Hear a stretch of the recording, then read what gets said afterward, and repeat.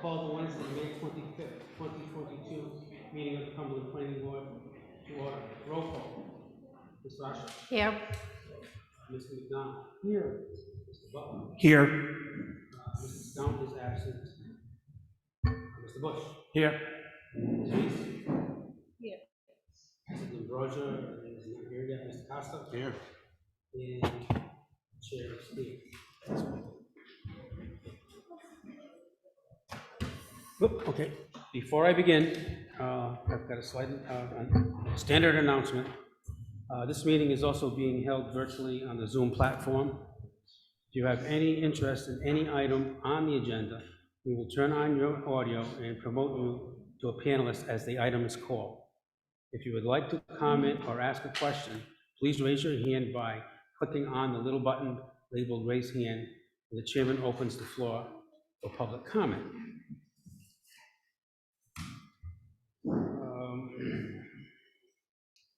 Approval of the April 27th, 2022 minutes of Cumberland Planning Board. Are there any additions, corrections, or deletions? Mr. Chairman, I'll make a motion that we approve the minutes as presented. Motion by Mr. Butler. Second. Second by Ms. Vrashich. All in favor? Aye. Opposed? Ayes have it. Director's report. Mr. Stevens, we have no report for this evening? Okay.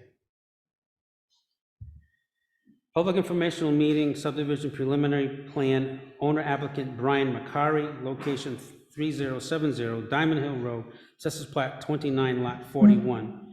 The applicant requests preliminary plan approval to subdivide the 13.3 acre property into two lots, one 11.4 acre lot that will include the existing house and a 1.84 acre lot. Mr. Modica. Thank you, Mr. Chair.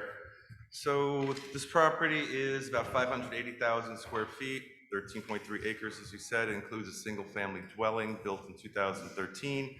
The applicant is proposing to subdivide the property into two lots. Record Lot 1, which will include the existing home, will be about 500,000 square feet, or about 11.4 acres.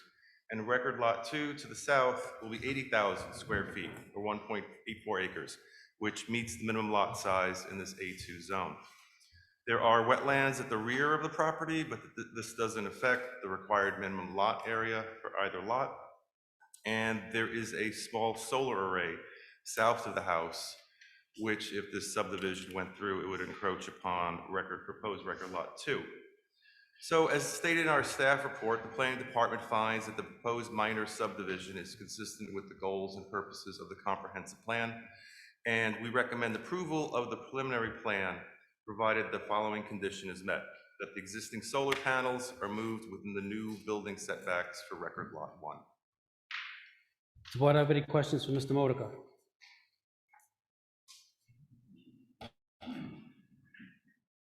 Is the applicant present? Yes, Okay, Mr. Partington? briefly, Mr. Coons, I do have the owner applicant present, Brian McCary, for any further questions. I just wanted to point out, as usual, and I find myself saying this a lot lately, is that the narrative provided by the planning department pretty much tells the story. But I would particularly point out what the future land use map indicates in Mr. Modica's notes with respect to the majority of the surrounding properties and the nature of those properties. And the fact that as a result of what he's pointed out in this narrative, that all the requirements are met for purposes of the minor subdivision. Again, Mr. McCary is present for any other questions. I just ask you to employ all of the findings of the Department of Planning in your decision. Thank you. Thank you, Mr. Partington. Okay, pleasure of the board.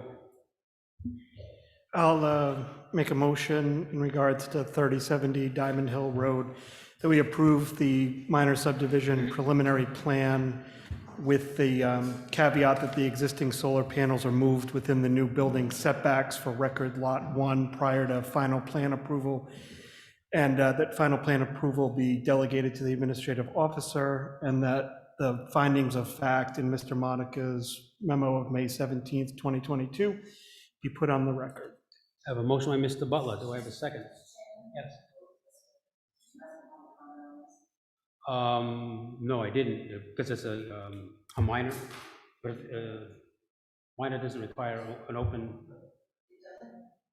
I don't, not a public hearing.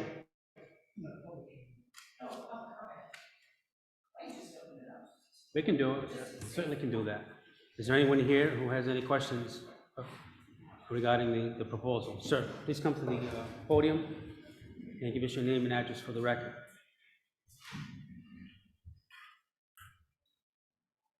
Paul Roy, 2988 Diamond Hill Road. My property abuts right to it. The only question I have, there's a farmer's wall there that's pretty much overgrown. Just wondering what he plans on doing with that, maybe taking it down and rebuilding it or something. It is overgrown, but it is there. That's the only concerns I have. Mr. Conington?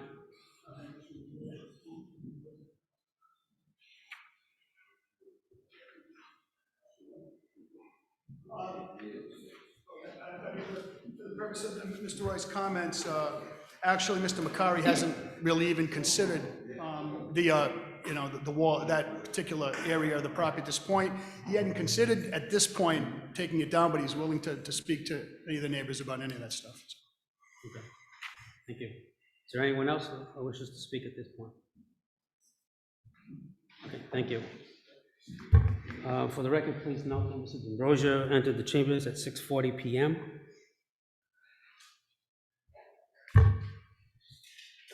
Mr. Butler, I have a motion. Motion Don't have a made. second yet. Second by Mr. Bush. Any other discussion?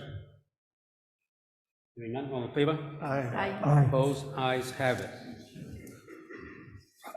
Mr. Chairman? Yes. Before we get to the next item, my children are scholars at Blackstone Valley Prep, so on the advice of the town solicitor, I'm going to recuse myself from the next item on the agenda. Okay, thank you. Okay.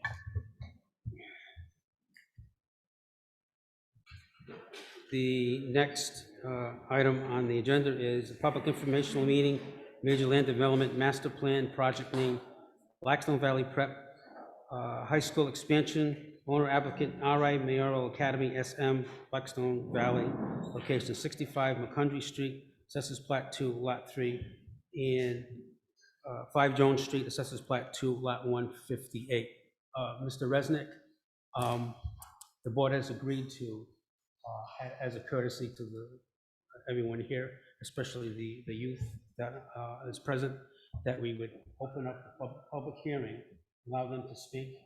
We ask that they limit themselves to 3 minutes, and then we'll go on to the rest of the business, and then continue the rest of the public hearing afterwards, as a courtesy to the students here. Sure. If that's agreeable. Understood, Mr. Chairman. I just want to make, first of all, good evening. Nice to see you, Mr. Chairman, members of the board. We do have 4 witnesses this evening, and there are some comments that I would like to specifically address before we get into our witnesses relative to the TRC meeting and some revisions and some changes that I think are very important to highlight. I just want to make you aware that I do believe we have a significant amount of time that we will be presenting this evening. Okay, thank you. So without further ado, I'll open the public hearing to the youth. Yeah, I just want to be clear that you will also have some comment at the end. Yes, I did. But there were some complaints about people not being able to speak last time, so we want to accommodate anybody, particularly who has school-age children here tonight. Certainly, that's why we are making this accommodation. And then Mr. Resnick, what we'll do is after the youth come forward, Mr. Stevens has some opening comments, and then you have the floor. Okay. So at this point in time, I'll open the reopen the public hearing, or continue the public hearing for those who wish to speak from the youth of the Blackstone Mayoral Academy. So if you would like to speak, please come to the podium and give us your name and address for the record. Don't be shy. This is what you're here for.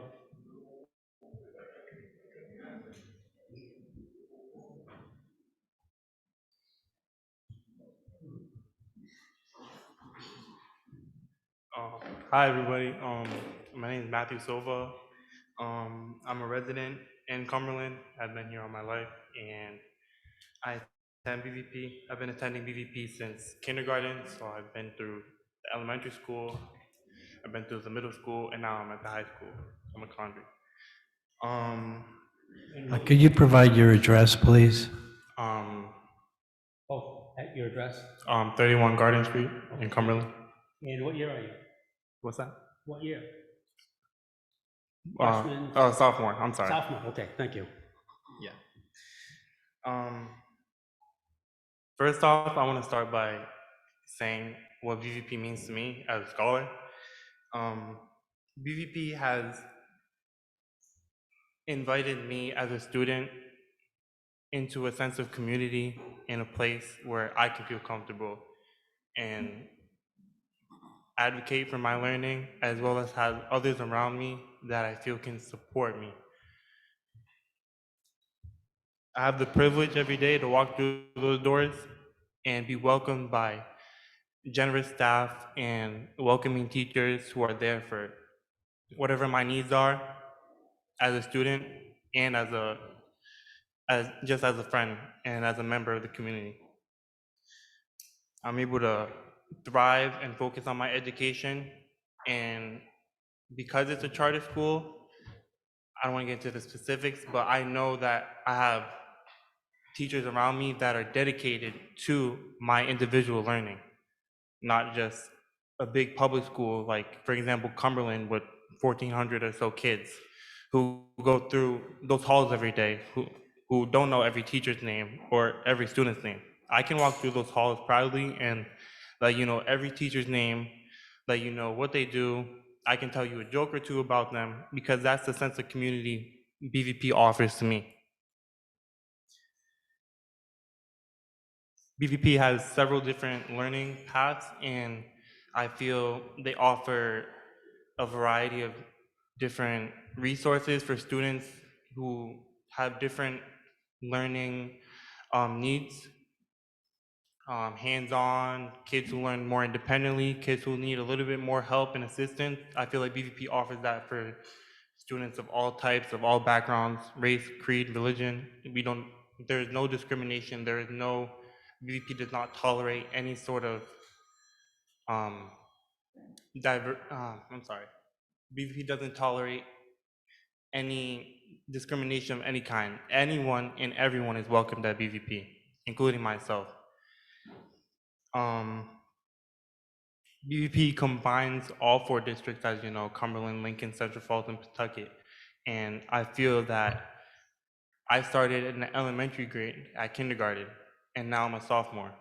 I got to grow up with those kids that I'm in that grade with, and I got to learn with them, I got to bond with them, and BVP just creates a sense of family for me where I feel comfortable and I feel wanted at school.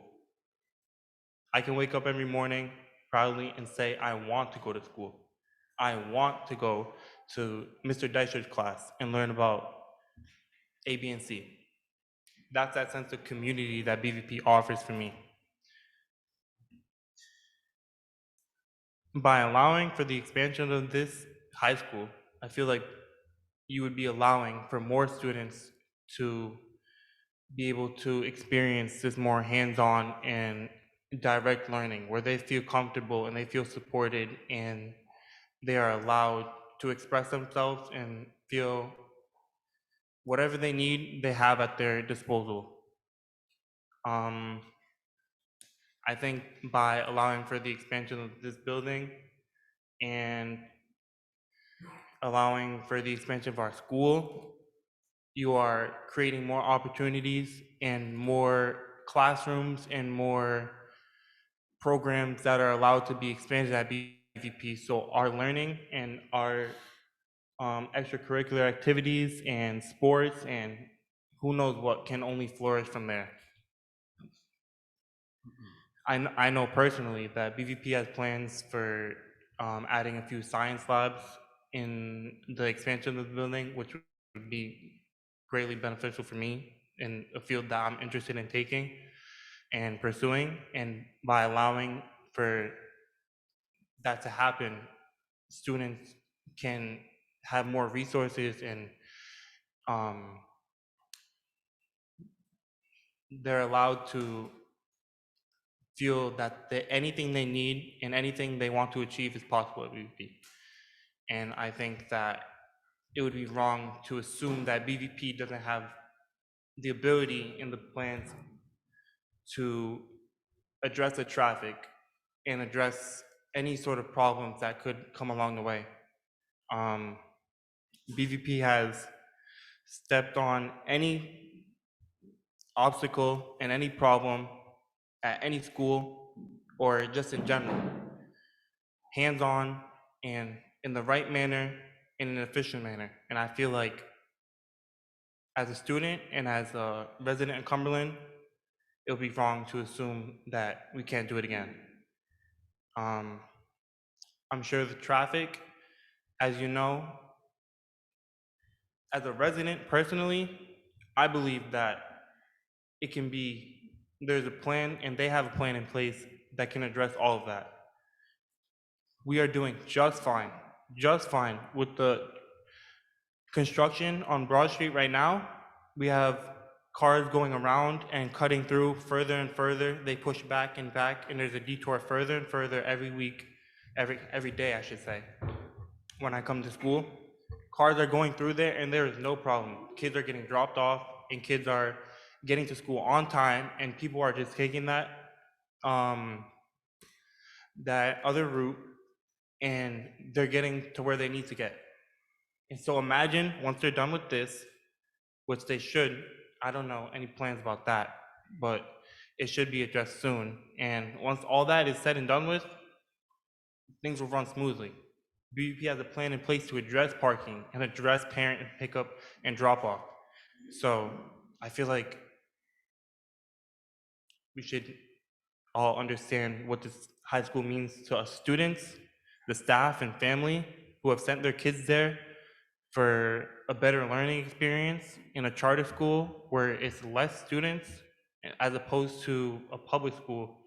You know, charter is more personalized and kids are given more opportunities and the opportunities will only begin to grow. So BVP deserves this, and I hope you approve.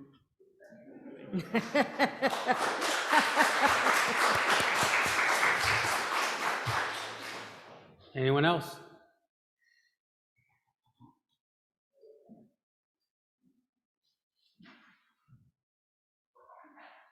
Wow, really short. Hi, my name is Haisha, and I have been going to BVP since I was in kindergarten. I am as well a sophomore. I do not feel comfortable giving out my address, if that is okay. I have Let me been, ask you this, are you from Cumberland? yes, Okay. Not that it matters, it just, yeah, it's fine. I have been attending BVP since kindergarten, and it is a place I get to feel like myself. I would have never gotten to meet such amazing and caring people like the ones at BVP who helped me gain confidence in myself. I would definitely not be the person I am today without the experiences I gained at BVP. My mother always told me that when she first received the letter saying I had been accepted, she said it had been a day so full of happiness and filled with amazement. BVP brought me an education she never had the opportunity to receive, and I should not be the only one to have received it.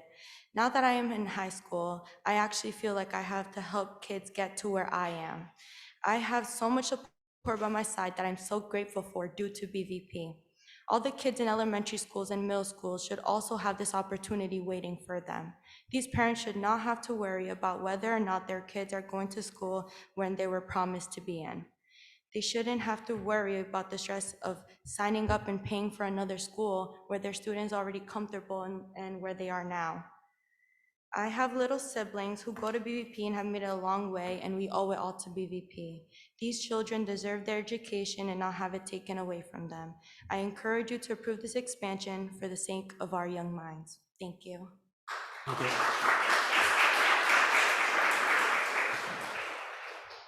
Next.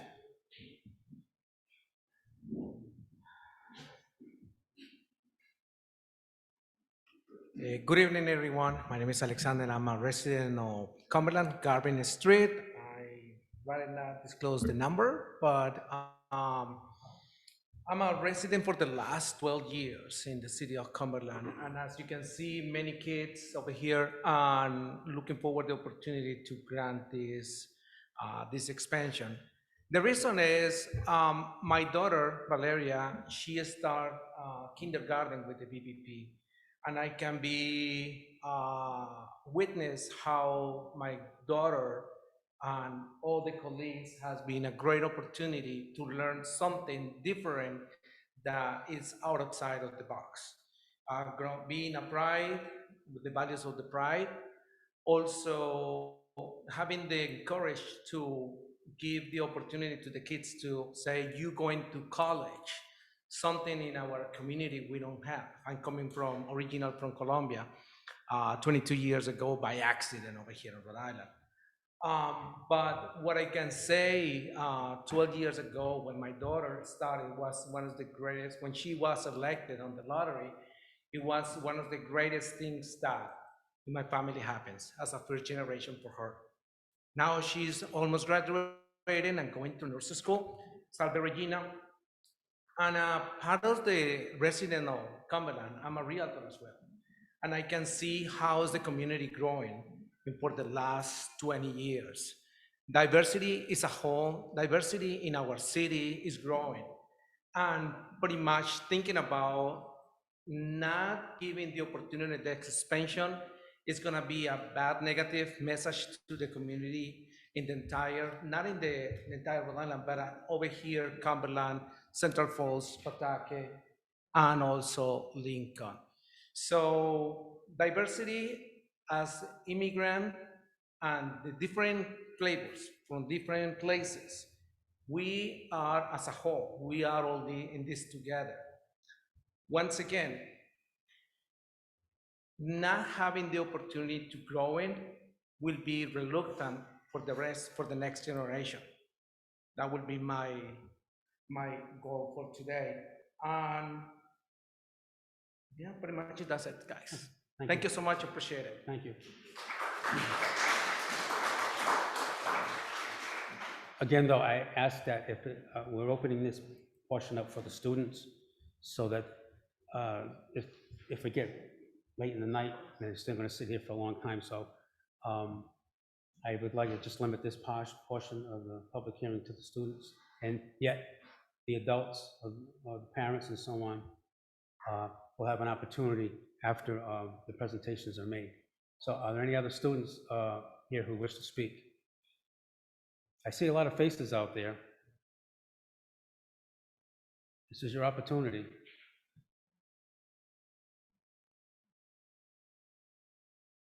Okay. This is a great opportunity for public speaking, something you can, use. And the gentleman over here, the young student, our sophomore, did an excellent job. So here's an opportunity to speak to us. Shake off the butterflies. Okay, then we will continue on with the meeting. Mr. Stevens, you have a couple of opening comments to make.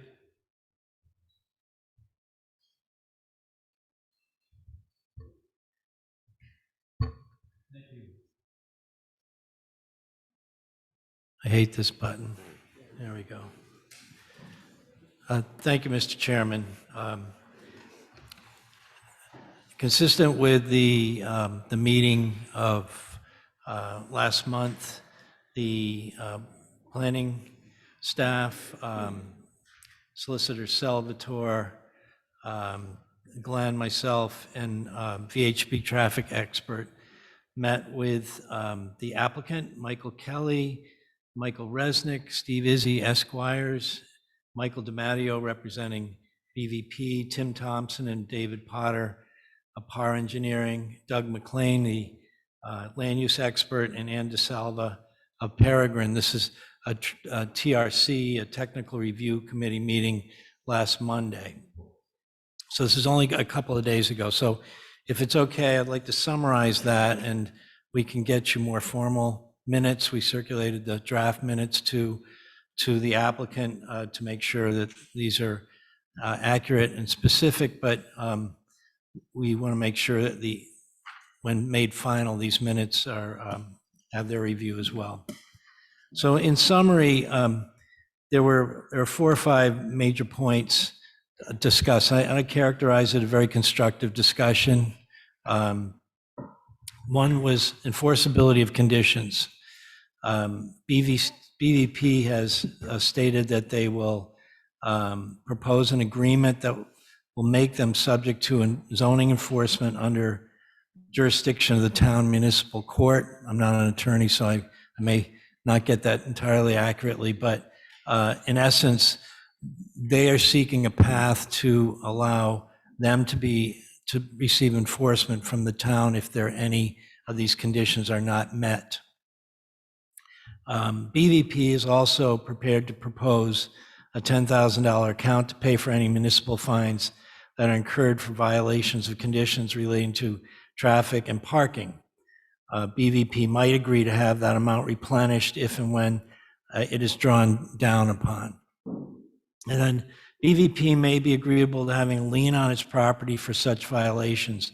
They have bond financing that should require prompt responses. So again, I'm seeking to make sure that the final minutes reflect an accurate description, but this is my accounting from what I heard and typed up in the last couple of days.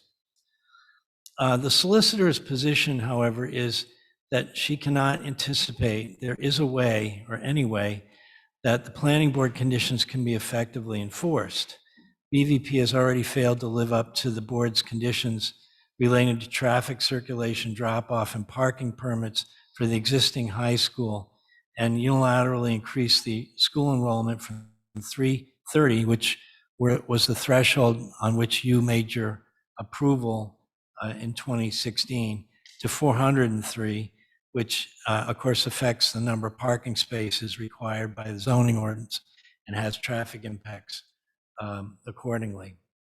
Also, Ms. Salvatore said that effectively the town cannot put a lien on BVP property and would not shut a public school down.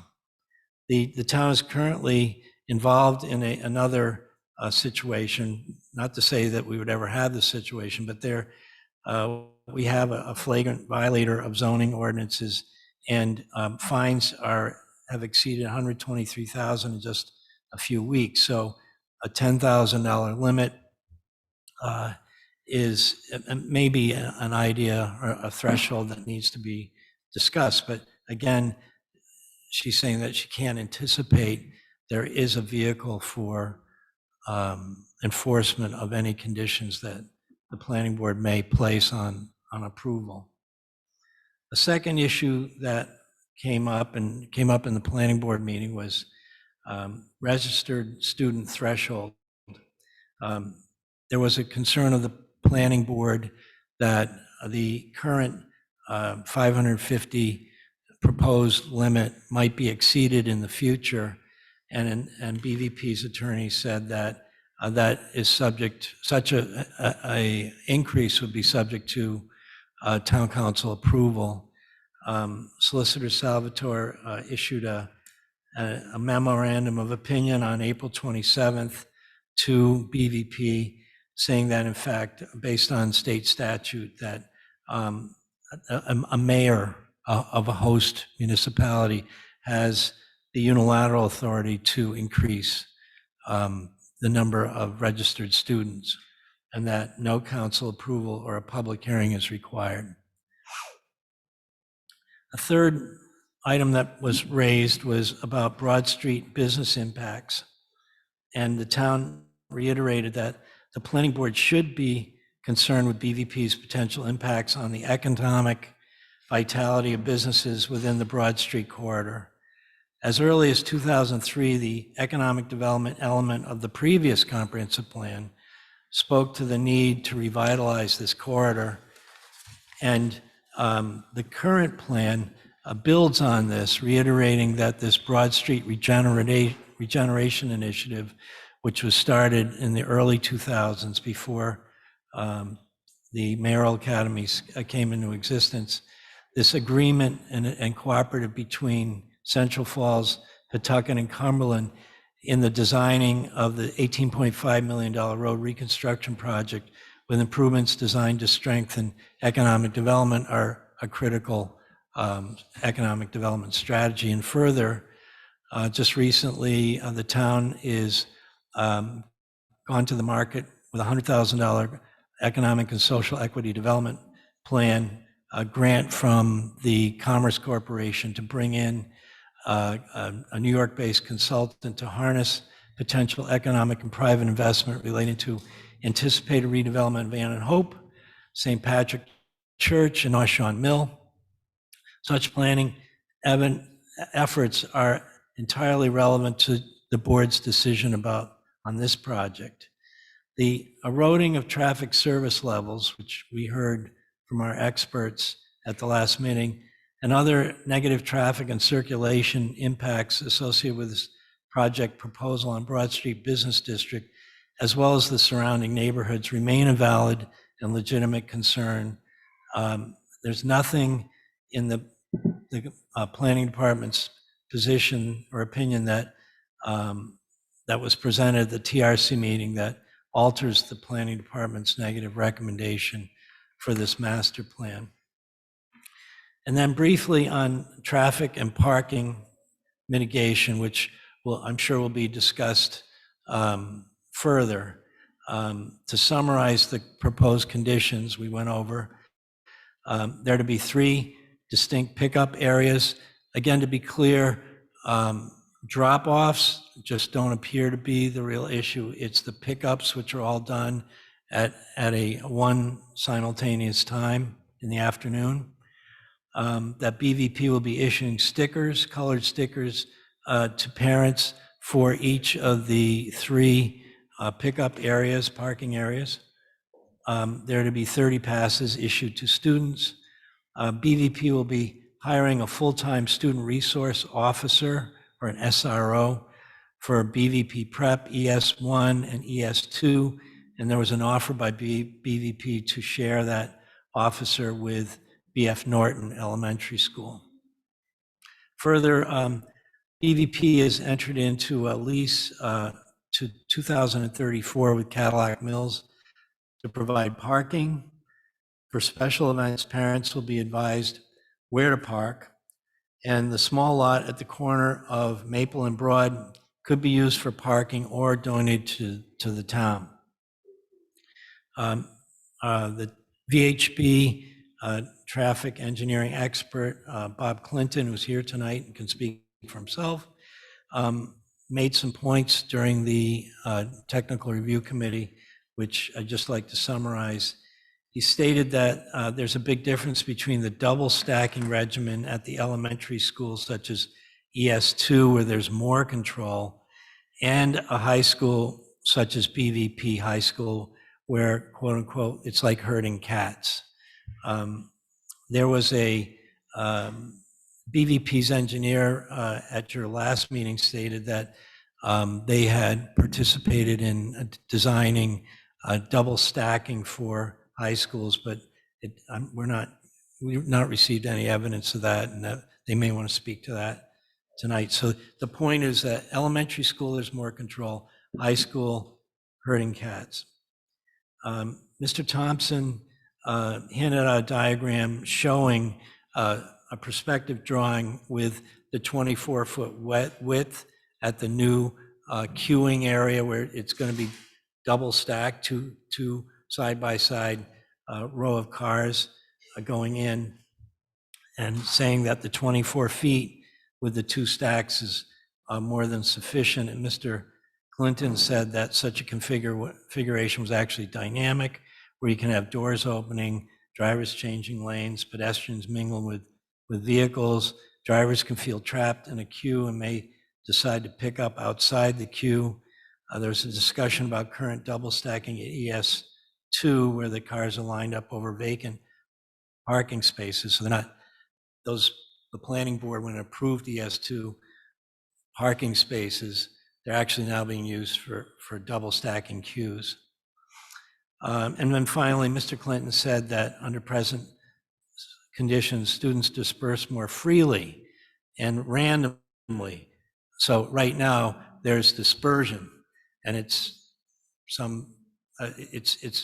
happens quickly, it's effective, it's a bit chaotic, but it happens freely and randomly, where now there'll be 3 specific areas where pickups will take place. So it'll be more concentrated. And then Ms. Salvatore asked about plans to mitigate traffic during the time of construction when 4 modular classroom units are to occupy the proposed new parking and queuing area. And so that is an area that still we need to have some clarity on. So I didn't want to belabor this. I did want to provide you with this summary. We did, at the request of BVP, have this technical review committee meeting, and I wanted to just 2 days later get you a summary. Thank you. Board have any questions for Mr. Stevens? Mr. Modica, I believe you have something to add. Yes. So I'm just going to be brief. There's one aspect of the project we haven't touched on, and I think the planning board needs to assess it, and the applicant should address it. It's the construction phasing and building the temporary modular units to house the students. So this is the original plan that was from November. It shows 2 modular units for the student classrooms. There were 2 units originally proposed, 36 by 60 feet. Last week, the building department received building plans for 1 larger modular unit, about 106 by 60 feet. So this plan has obviously changed since the beginning, and the driveways have also been widened as the parking has evolved. So, and there's also going to be construction over on Jones Street that it's going to eliminate the Jones Street lot for pickup and drop off. So I think as part of the planning board's understanding of the full scope of the project and its impacts, I would just ask the applicant to describe the staging and what the plan is to control traffic and circulation during this period. And also if the project is going to meet zoning requirements for parking. And last, I just want to follow up with what Jonathan said regarding the technical review committee meeting, that nothing has changed our opinion of the project. The planning department still stands by its recommendation and the required findings in the staff report, and that the project will have a negative impact on the built environment. And it is inconsistent with the goals and purposes of the comprehensive plan, and that we are recommending that the master plan be denied. Thank you. Thank you, Mr. Modica. Mr. Resnick. Thank you, Mr. Chair. And Michael Resnick on behalf of the applicant. I will be brief, but there's certain comments relative to the TRC and what Mr. Stevens and Mr. Modica just shared with you that I'd also like to address. And then I will turn the matter over to our traffic expert this evening, as well as 2 representatives from BVP and our land use expert, Doug McLean. So as this board is aware, at the previous master plan hearing, the board heard substantial testimony and an associated presentation from one of our traffic engineers, Mr. John Shevlin. We also had the opportunity to hear from the town's peer review traffic engineer, Mr. Clinton, as you're aware. And at the last meeting, Mr. Modica had requested on the record some clarifications from our team, which was provided to this board via written correspondence on May 17th, 2022. This evening, we're joined by another member of our traffic engineering team, Mr. Tim Thompson, who's worked on this development in coordination with Mr. Shevlin. He's here to provide additional testimony this evening. And for the record, he's also going to address, by way of testimony, clarifications that Mr. Modica had requested at the previous hearing. As you're also aware, and as was referenced by Mr. Stevens, Mr. Modica, we had the opportunity to participate in a TRC meeting on May 23rd, I'd like to thank the staff as well as the board for allowing that to happen. I share Mr. Stevens' sentiment that it was a very productive meeting. And I found that the focus of the meeting was twofold, and I don't think that this should serve as a surprise to the board. It was the PM pickup and double stacking methodology employed by PAR in their plans, as well as enforcement issues, which we know have been raised by your staff as well as the board. Again, Mr. Thompson will be testifying this evening. He'll be going over some items that we believe need some clarification, and also to supplement the testimony based on the feedback that we obtained at the TRC meeting. Prior to turning over the testimony to the board, I'd like to summarize some of the conditions that we have proffered to this board and which were discussed by Mr. Stevens moments ago.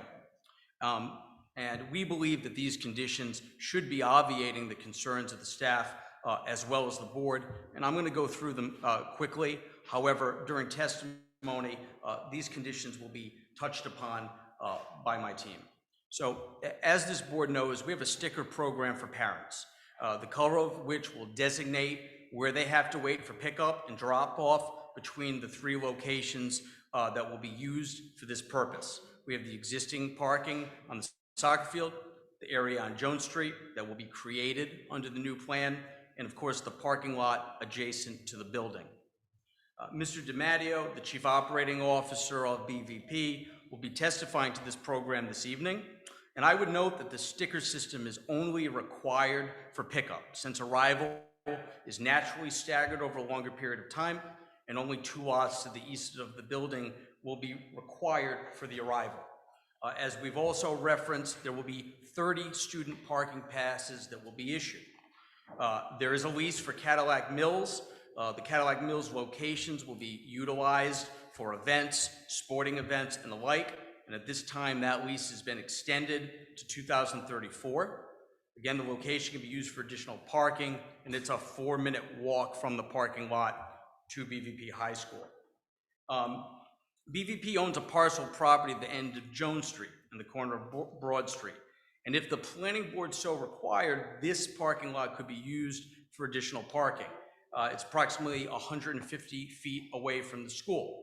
As an alternative, if the planning board did not believe that that lot would be required, we've discussed with the client, and BVP is willing to donate that land to the town for possible use in its efforts to revitalize, beautify Broad Street, perhaps a small park, or whatever the town may choose.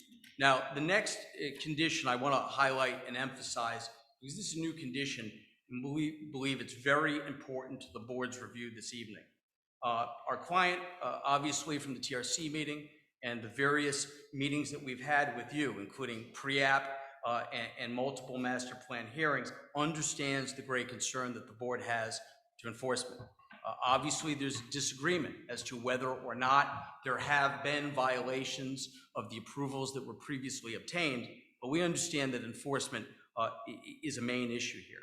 And we will have a minimum of 8 monitors in place in totality. And I know that concerns have been raised as to parents ignoring the direction of these monitors, and these monitors lacking enforcement authority. As such, I can report to this board that BVP's board has passed a resolution to hire a full-time police officer who will be at the school from 7 a.m. to 3 p.m. every day.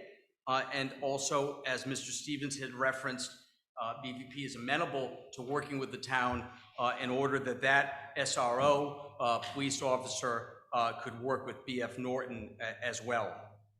BVP is also amenable to seeking approvals from the town council to post no parking signs along those areas.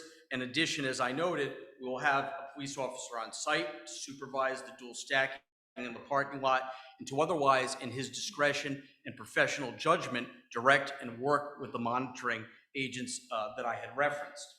Now, during the TRC meeting, there were other enforcement mechanisms that have been discussed in addition to that SRO officer. And I believe that some of them were appropriately recited by Mr. Stevens. And we have agreed to enter into a binding contract. And of course, the minutia, the drafting of it is something that would have to be worked on by myself and my team, as well as your solicitor.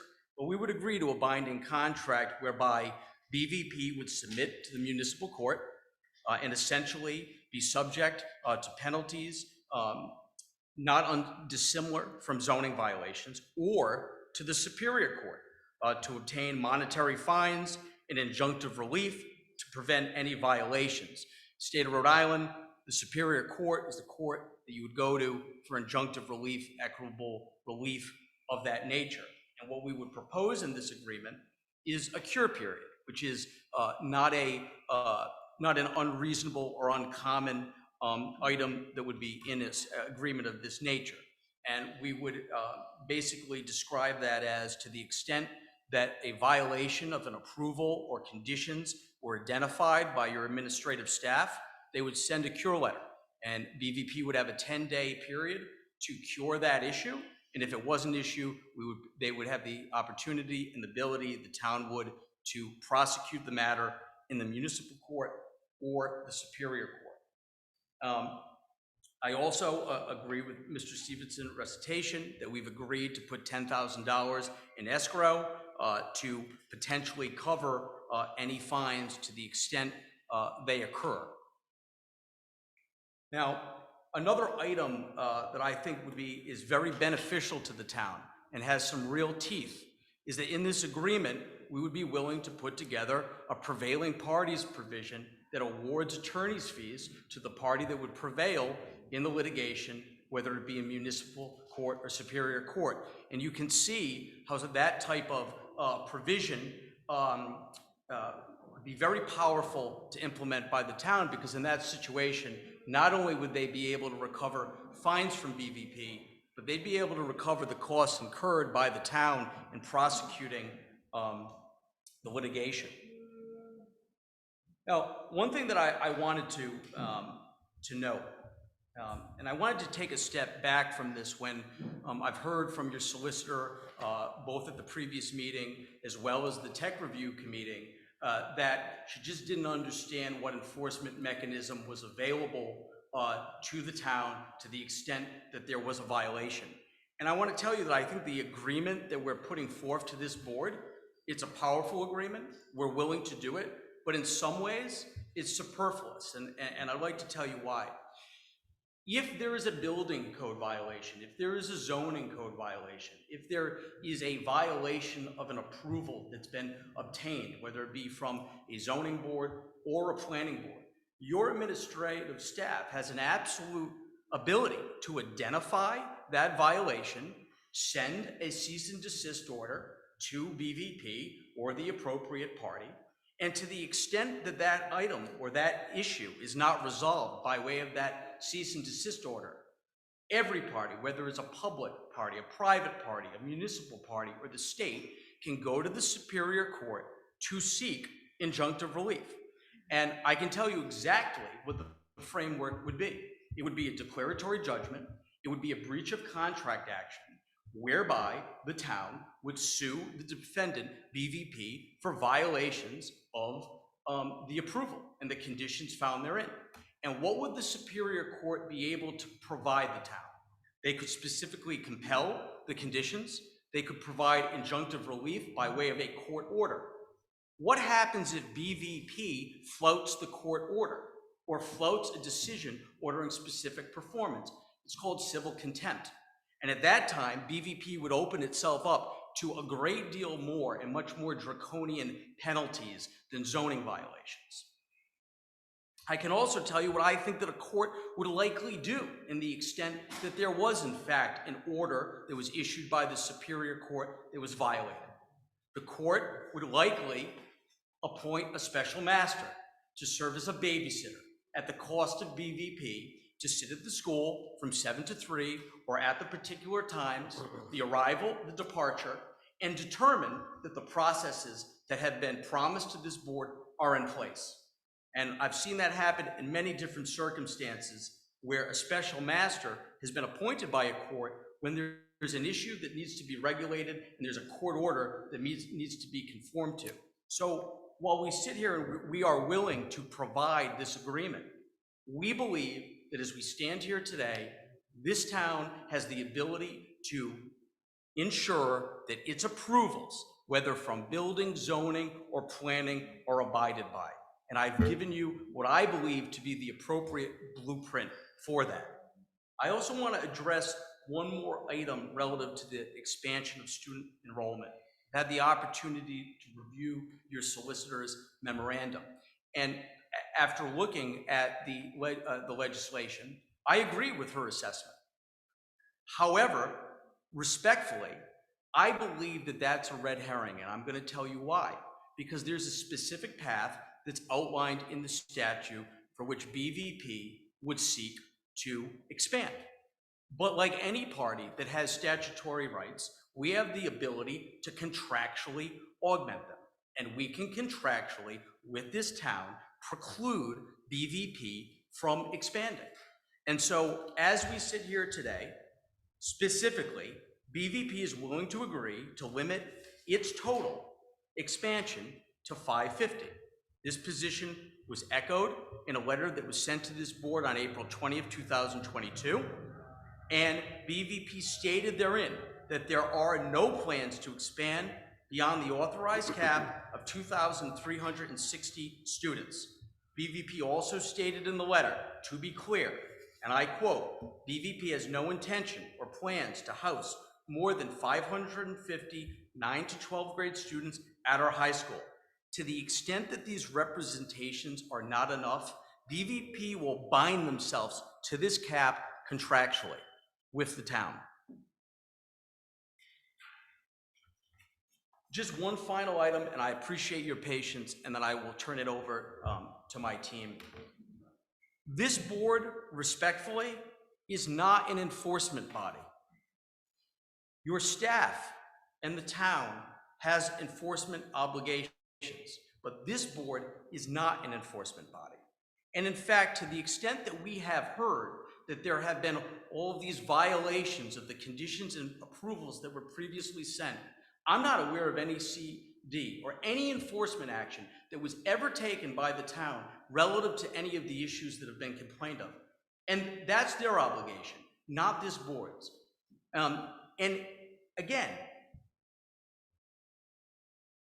we've assisted this in the ability for there to be an enforcement mechanism, in my opinion, gratuitously over and above what we need to do, because the town can always resort to the Superior Court for that type of relief. So I would ask you this evening, when you hear the testimony from my team, to remember that you are not an enforcement body.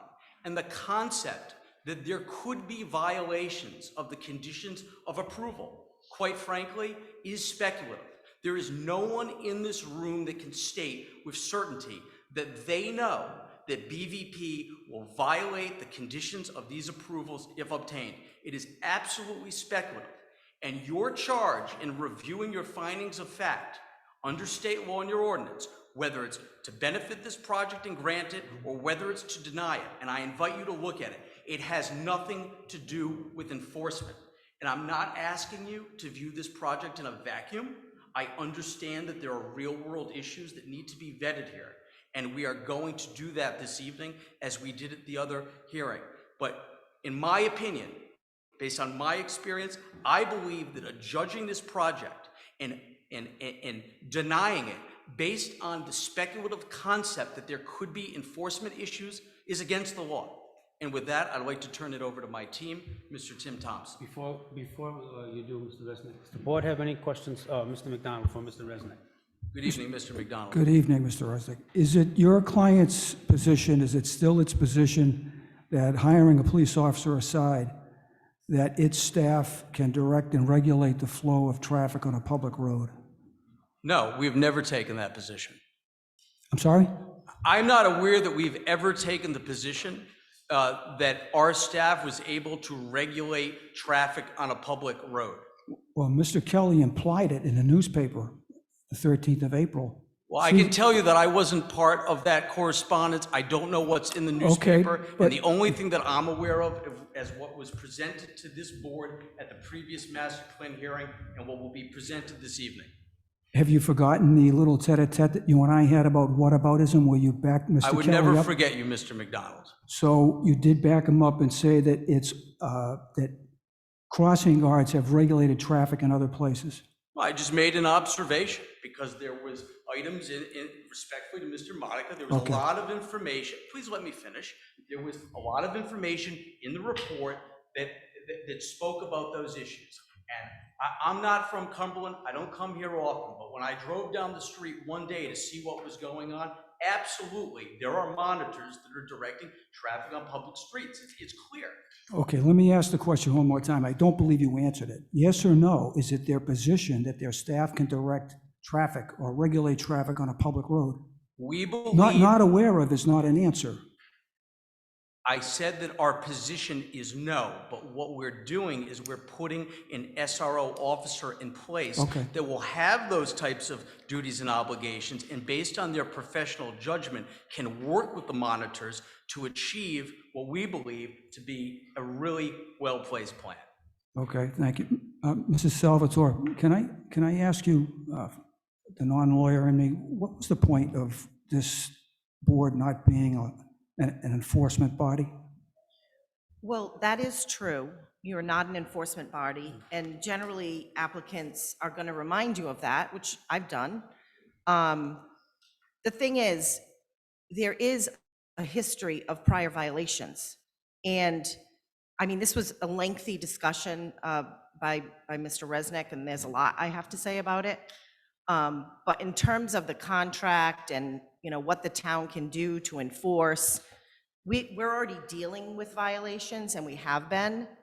And if you take it to the resolution, I don't know what he means by, you know, I can't remember how he phrased it, but what could happen in the end if there was injunctive relief. But I don't know, what does that mean? Throwing people in jail, or? No, it means a court order that stops individuals from violating. And then I keep saying, and then what? And if they continue to violate, by the way, all of this takes a lot of time. So again, I'm not taking a position, but you need to listen to the traffic experts.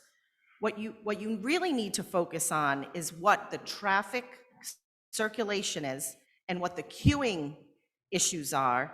And Mr. Stevens has already summarized what happened at the TRC, but you're going to hear Mr. Thompson and you're going to hear Mr. Clinton tonight, and they're going to talk about those issues.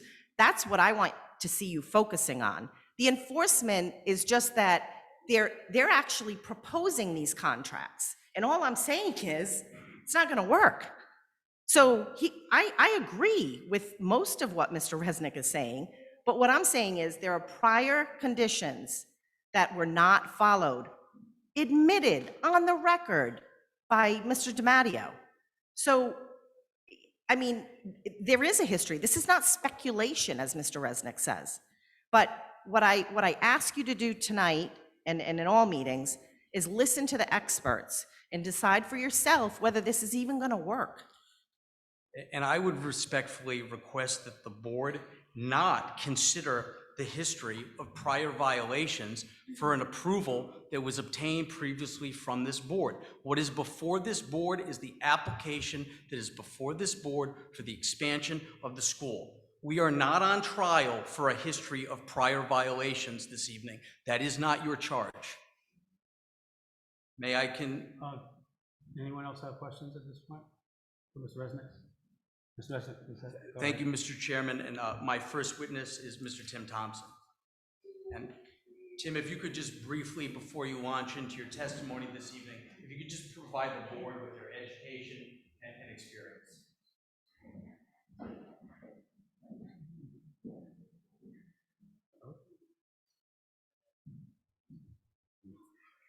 Good evening, Mr. Chairman, members of the board. My name is Tim Thompson. I'm a traffic engineering expert with PAR Corporation. I have been at PAR Corporation for 11 years as a transportation engineer. Prior to that, I completed a bachelor's degree in civil engineering from the University of Rhode Island, and I also hold a master's degree in transportation engineering from the University of Washington. I've been a professional engineer in the state of Rhode Island since 2016 and have worked on numerous school projects for charter schools, public schools, private schools throughout Rhode Island and Massachusetts over the last 11 years. And based on that testimony, Mr. Chairman, I would ask the board recognize Mr. Thompson as an expert in his field as a traffic engineer. Great. We do have a few slides that we'd like to go through tonight, so if those can be shown up on those screens, that would be great. Excellent. So tonight I'd like to provide you with an overview of our traffic study. I know that there was testimony provided by Mr. Shevlin from PAR at the last hearing, but there's some additional information I would like to provide this evening. So as we know, the project site is located on the west side of Broad Street, located between Maple Street and Jones Street. The limits of the traffic study that we conducted included several intersections along Broad Street. These intersections were coordinated with town staff during our initial TRC meeting. They include signalized intersection up at Broad Street with John and Church, the unsignalized intersections with Broad and Maple and Jones closest to the school, the unsignalized intersection of Mill Street just out in front of the town hall here, and also one signalized intersection down in Central Falls at High Street. The data collection that we performed for our study included traffic counts along the Broad Street intersections that I just mentioned. And those counts occurred in December of 2021. A couple things to note of importance related to those counts. They were completed during typical school operations, and they were also completed when there was no construction going on Broad Street, which we know has had an impact on traffic within this area of town. We also collected specific parent drop-off vehicles, both during the morning arrival period and in the afternoon dismissal period on December 15th. And again, those were conducted on a typical school day, again, without construction on Broad Street.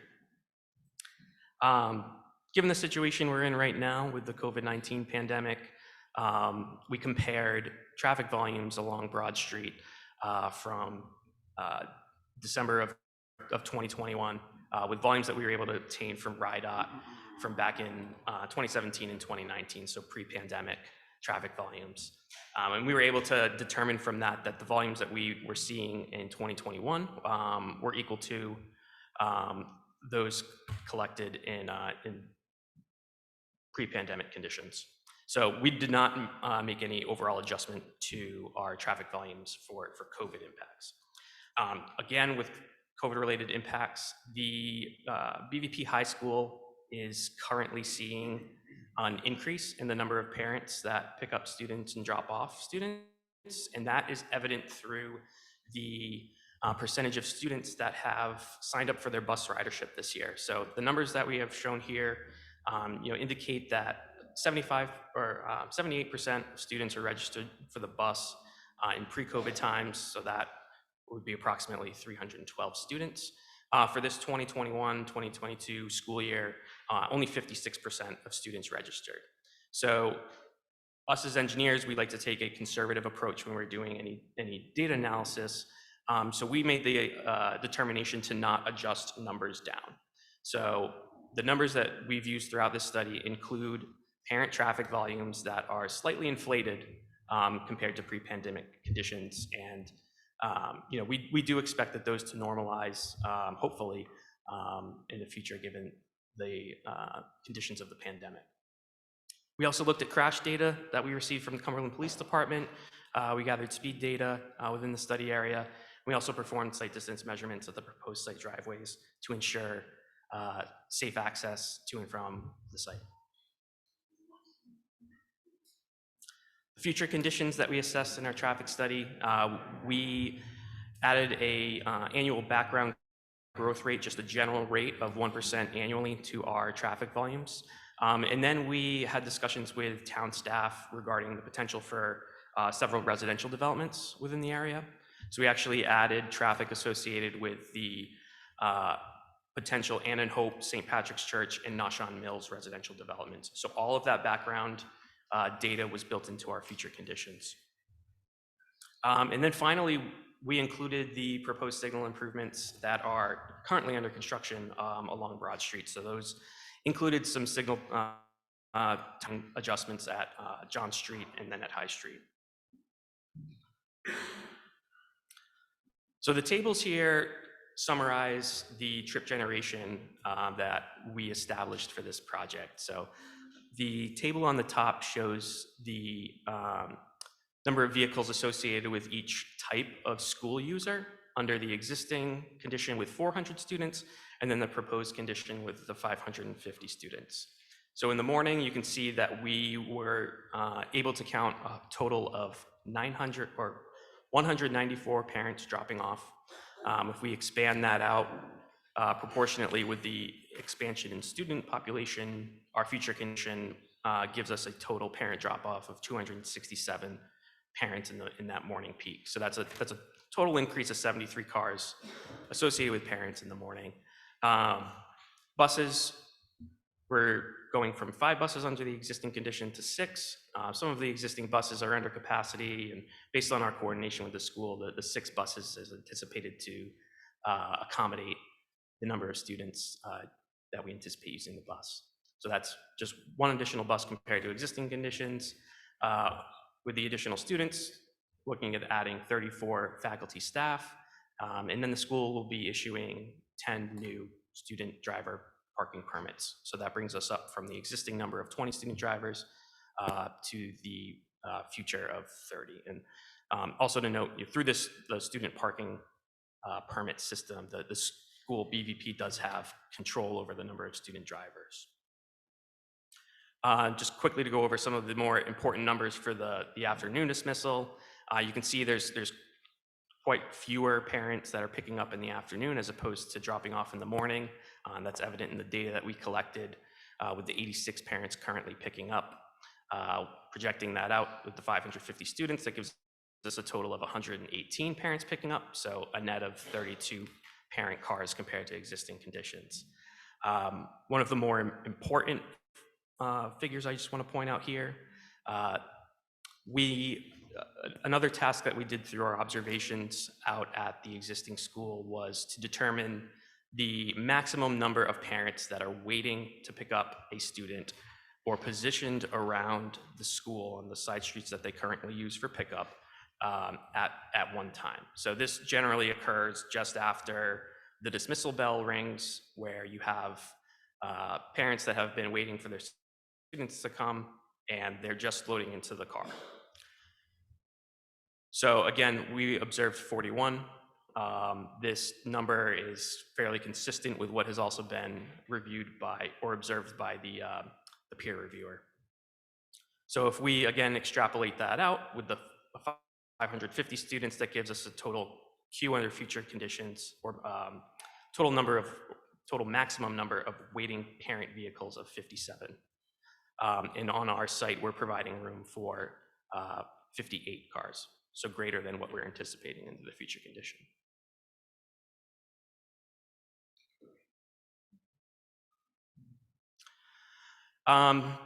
The results of our traffic study indicated that there's actually no decrease in level of service for movements on Broad Street. So comparing our future condition without the addition of school traffic to the future condition with school traffic, there is no change in level of service during both that morning peak period and afternoon peak period. We have suggested in our report 2 items of mitigation. The first being signal timing adjustments to Broad Street and Church Street. As I mentioned before, this intersection is currently under construction with traffic signal improvements being implemented. Typically as part of that process, this project is being conducted by RIDOT. Typically as part of RIDOT's traffic signal construction projects, there'll be a period of fine tuning where the signal operation is observed by an engineer and traffic timing within the controller is adjusted accordingly to react to demand. So we're anticipating that work is going to be completed by RIDOT upon the completion of this project and handle the mitigation that we're proposing here.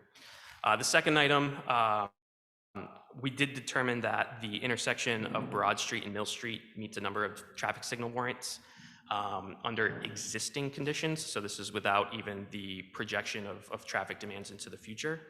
And through our coordination with the peer reviewer, we have recommended that if the town wishes to seek signalization of that intersection, they should raise that issue with RIDOT as it is an existing condition. So now I'd like to describe in detail what we are proposing for operations in and around the specific site. So the image you see here shows the existing school. You can see that in the white. That's right in the center of the screen. The proposed addition is in a light gray just to the south of the existing building along Jones Street. What's shown here is the morning drop-off period, and typically the morning drop-off period, it's staggered over a 20-30 minute period, so it's a lot different than the afternoon period as far as what you have for a peak demand. Parents generally drop off at a time that's most convenient for their trip to work or any other obligations they may have in the morning. So it's generally dispersed. You don't have a queue that builds up. So as you can see here in this depiction, we're showing parents entering from Maple Street into the lot that's located to the right of the building, dropping off. Parents also have the opportunity to enter the site from Jones Street, which is shown in red there, perform their parent drop-off, and then exit the site. Now this stretch of Jones Street is one way, so all traffic that would come in from Jones Street would have to make a right. And the quickest way to get back onto Broad Street from that position is to take Winter Street south. Buses will be unloading along McCondry Street, along the west side of the building as they do now. And again, buses also come staggered in the morning, so we're showing 3 buses in this diagram, but a total of 6 will arrive during this time period.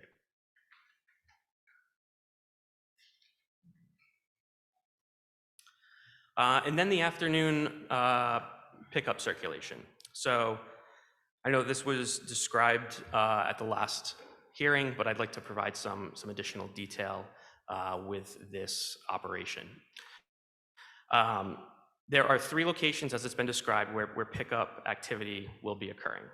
So the first location towards the left of the screen here, you can see a single file parent queue that is located within the soccer field lot west of McCondry.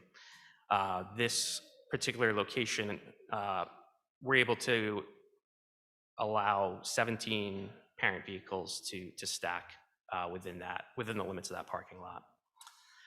Parents will also enter from Maple Street. They will form a queue 2 vehicles wide in that L shape that you can see there. So they will enter in close to the building and then travel towards the east side of the sidewalk that's extended between the Maple Street lot and the Jones Street lot. So they will be directed by staff and the school resource officer to move up to the head of the queue as they enter into the site. I should also note that buses will be stacked along McCondry Street. 4 buses are able to fit in the McCondry Street pullout currently, and there are no geometric changes proposed there, just the reduction from 5 buses that currently use that spot down to 4, so there's no bus extending out into McCondry. So that crosswalk that extends over to the soccer field lot will be free of any buses blocking student and pedestrian access. We're also proposing to add a similar pullout along Maple Street for the 2 buses that you see along the north side of the site. So we're gonna widen that out so those 2 buses are not impacting traffic flow along Maple Street. The red dots, or the red circles that you see on the plan here, represent BVP staff monitors. So there's a total of 8 shown here. These staff monitors will assist in making sure that students are abiding by the preferred method of entering and exit, or entering cars, and ensuring that that parents are also abiding by the proposed circulation patterns. The drive aisles that are shown in the Jones Street lot and the Maple Street lot are 24 feet wide. And I have some additional information I will share shortly regarding that 24-foot width and how we feel as though that is an adequate width to operate this loading of students in a safe manner. When a parent enters into one of these two lanes, as they're directed by staff, they're going to stay in that particular lane. So I think that there has been some confusion regarding whether parents are allowed to maneuver between lanes and have this crossing activity. That would only occur in the event that there is a vehicle that is continuing to wait for a student and is blocking traffic. And those parents would only be permitted to make that maneuver around a vehicle into another lane if directed so by staff or the school resource officer. So there will be no unauthorized, I should say, movement between these travel lanes.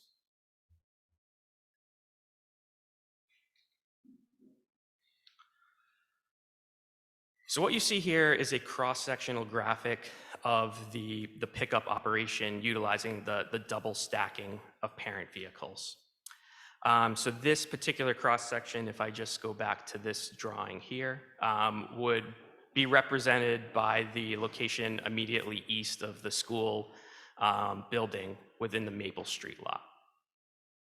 So imagine you're looking north, you have the school building on your left side, you have the parking lot on your right side. And what we have shown here in this graphic is the 5-foot sidewalk that is proposed along the side of the building between the parking lot and the building. We have a 1-foot buffer to allow a car to pull up alongside the curb with space to maneuver. A typical passenger car is 6 feet wide, so we're showing that 6-foot width there. We're then showing a 7-foot wide loading area between two vehicles that would be available for student to maneuver into the vehicle that's located in the outer lane. So you can see here, we're showing a student, grabbing the door handle to enter into that truck that you see in blue. So we also want to be representative of a number of vehicles that might be using this site. So we're also showing the typical width of a large pickup truck, which is 7 feet. So even in a situation where you would have two large pickup trucks, we wouldn't expect any larger of a vehicle to be picking up students in these lots. You'd still be left with a 6-foot wide loading area. And we're also showing a 3-foot buffer between that outer vehicle and then the edge of the parked vehicle. Now that 3-foot buffer could easily be reduced down to 1 or 2 feet if in the event that there were two large pickup trucks to establish a loading area between these cars that is what we feel, and in my professional opinion, is wide enough to support this activity. So I know that there's been a lot of questions regarding how this is going to work and the safety associated with it. So there are actually, BVP uses a strategy pretty much identical to this at 2 of their elementary schools. They utilize this at their elementary school 2, which is just across the street here. They also utilize it at their upper elementary school over in Lincoln. So at both of those schools, they have 2 active loading rows of parent vehicles side by side, and it works just fine based on my observations and from what we've heard from students, from school staff. So what we have tonight is a video of the operation that occurs at elementary school number 2, which we'd like to share just to show exactly how this operates and how we feel it'll be managed at the high school. And I'd also just like to add to that as well that the video you're about to see shows elementary school students, which we know require a lot more assistance when they're entering into vehicles. They take a little bit of a longer time than compared to high school students, which are much more capable on their own and aware of their surroundings and can maneuver more safely and independently than an elementary school age child. So at this point, I'd like to display a video that we have of the ES2 operation.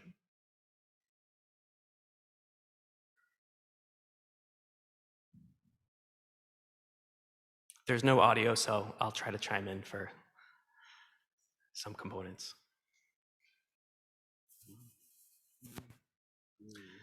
So what you see here, and we may cut this video short if the point has been made with going, perhaps halfway through it or so. But I do want to note that the elementary school, this is the only area that they have for any pickup activity. So the bus that you saw at the front of the school, the way the school operates is they stagger dismissal, where buses are loaded first and then parents enter into the site second. So what you see now, that first bus has finally left, and elementary school students are now about to be released from the school. As you can see with the note in the top left too, this video is occurring at 2 times normal speed, just for the purposes of this showing.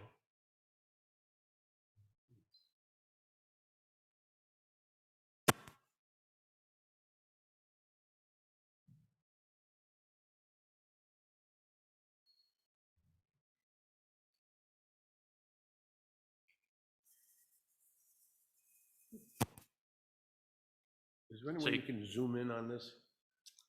Where all those green vests are? I'm not sure if that's possible. I don't think so.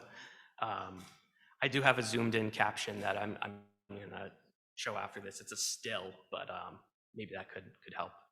But you can see now students have been exiting the building. Because they're elementary school students, there's a heavy staff presence out here that's walking students across the first row of traffic and into the second row of traffic.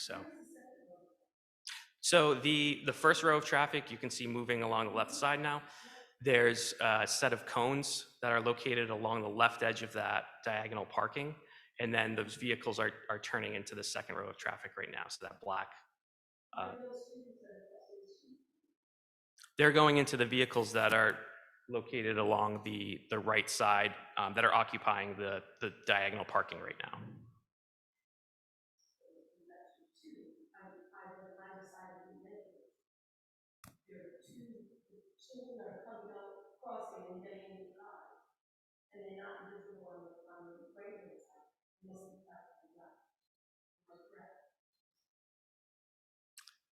I'm not sure I quite follow your Mr. question. Chairman, yeah, I'm not sure that you're allowing public comment at this point. No, not this moment. I'm sorry. So you can see the elementary students are gradually released from the building, and staff walking them over to the cars in the outer row.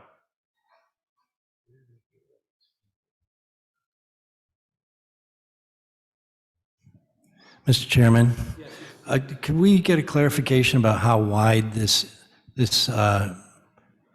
pickup area is? Curb to curb?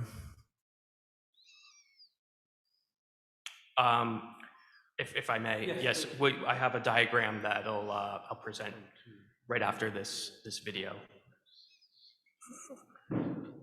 A ballpark? So the dimension from the face of the curb that you see on the left side along the sidewalk to the left edge of the diagonal parking is 16 feet. So approximately from the face of that curb to where those cones are is 16 feet.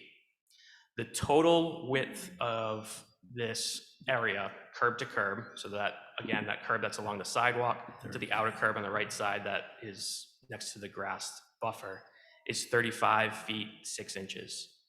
Now, the point of the face of the curb along the sidewalk to the right edge of the car on the outer side is approximately 24 feet, which is what we are proposing for a width at the high school.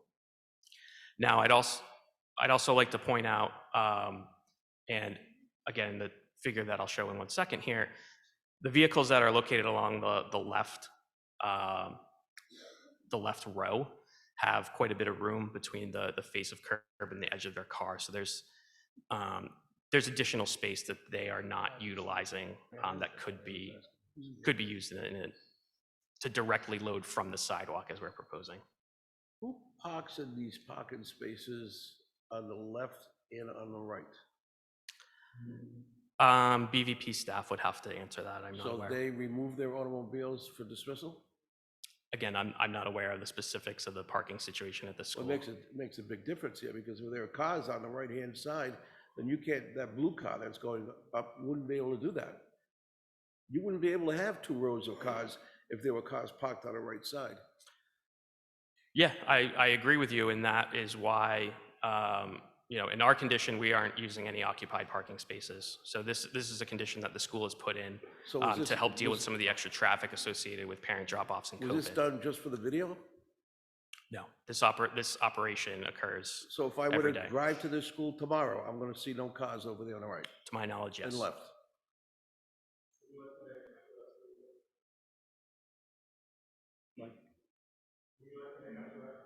Sure.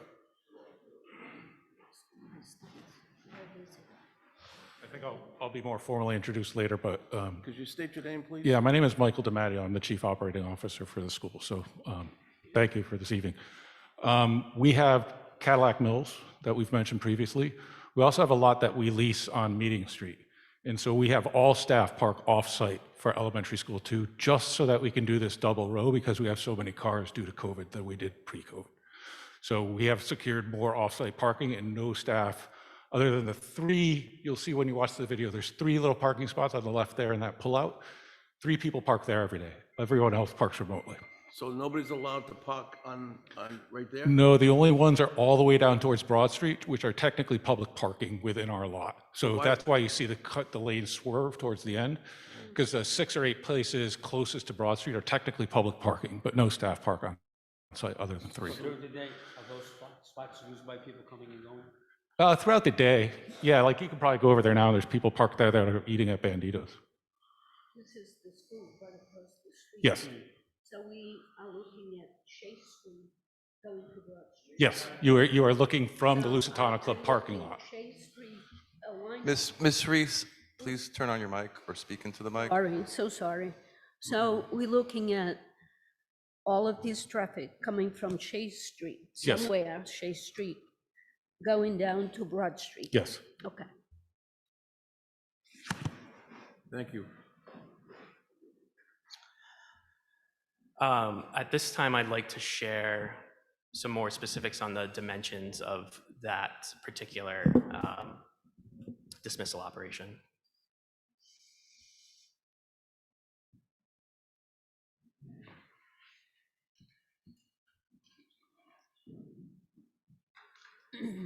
So what you see here are the dimensions that I had just mentioned previously. Firstly, there's 16 feet from the face of that curb along the sidewalk to the edge of those diagonal parking spaces. Then again, there's 35.5 feet from face to curb to face to curb. But if you look at where the face of curb is along the school side and where the edge of that car is in the second row, that's approximately 24 feet. Now, I say approximate because there's not a solid line. There's vehicle edges that vary as parents travel through here. But if you focus in on where that 24 feet dimension is, you can see that there's vehicles on the left that could certainly get closer to that curb and load directly from the sidewalk rather than having a student step down into the roadway and into the car. And then you can also see the wide space that is located between both sets of vehicles here. So I just want to show this to support my professional opinion that I think that the 24 feet that's proposed on the site can function in a safe manner. And again, this is a great example that BVP currently implements, which is essentially the same as that proposed at the high school. And they're doing it right now, and they're doing it with elementary school children as opposed to high school age children.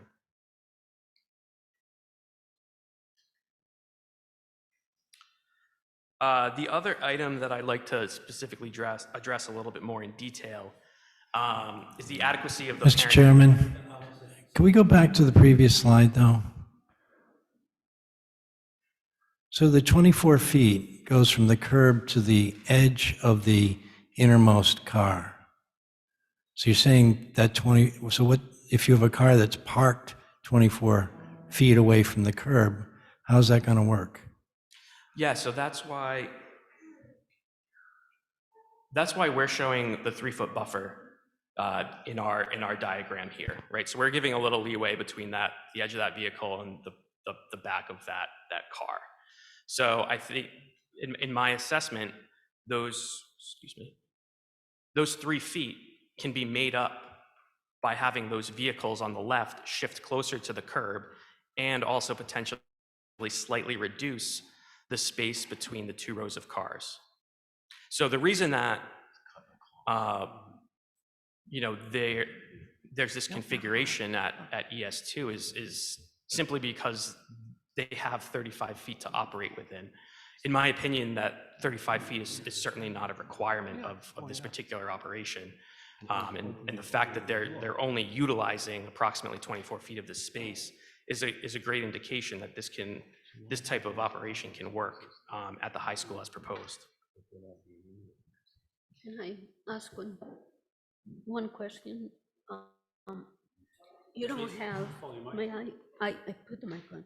Can I, you don't have anything on St. Patrick's School, the further up school, right, for traffic and patterns, because that's very different. That would be a very different, even though it's double pickup also, a little different, but double. Not as much space either. So I'm not aware very- of the existing Okay. operation at St. Thank Patrick's. you. It's not part of our, Okay. our work. So the other item I'd like to address with a little bit more detail is the adequacy of the parent vehicle storage.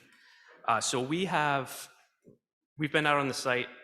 We've measured the maximum number of parent vehicles that are parked on the side of the road, waiting for students to be dismissed at one time. So again, that maximum queue develops right around the time that school is being dismissed.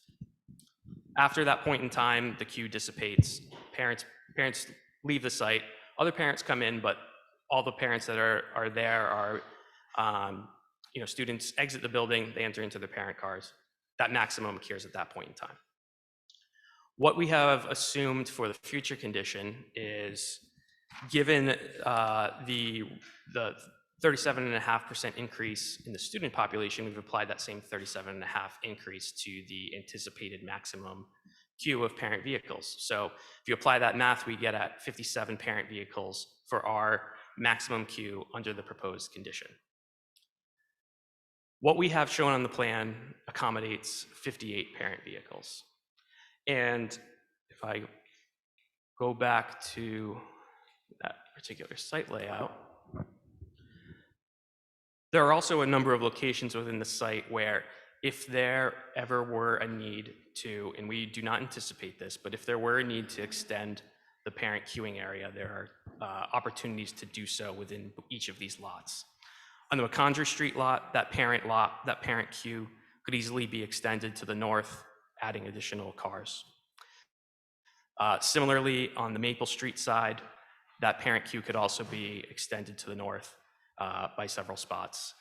Again, we are not anticipating for this to occur based on the assessment that we've done, but I do want to provide that this is an option in the future if there ever is unanticipated need to do so. I also, again, want to stress that 41 vehicles that we counted was done in December.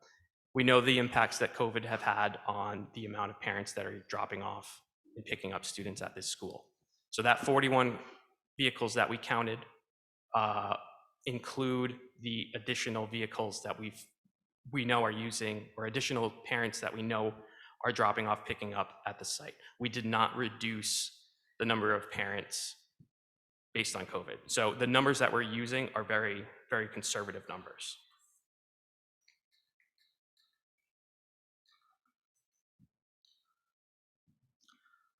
I also have another resource that I'd like to share with you regarding recommended length of vehicle stacking. This table that you see before you is a table that is presented by the Texas Transportation Institute, which is a nationally recognized research center that applies traffic and transportation knowledge throughout the country. It's widely accepted throughout the country. It's not specific to Texas research. I just want to make that clear. It's nationally recognized. And in this recommendation for vehicle stacking, they include a school type, a school population, and then the recommended length of the stacking for parent vehicles. So I've highlighted here the school type, which we have as a high school, and then we have 550 students proposed under the future condition. So that falls within that 400 to 800 range. And if you apply the rate that is the more conservative rate when looking at how the recommended length relates to student population, you look at that 400 number and that 800 number, and you get 2 feet per student is what they have recommended for providing for a high school parent queue. So with the 550 applied to the 2 feet per student, that gives us 1,100 feet of queuing that we would be recommended to provide on the site to accommodate all parent traffic.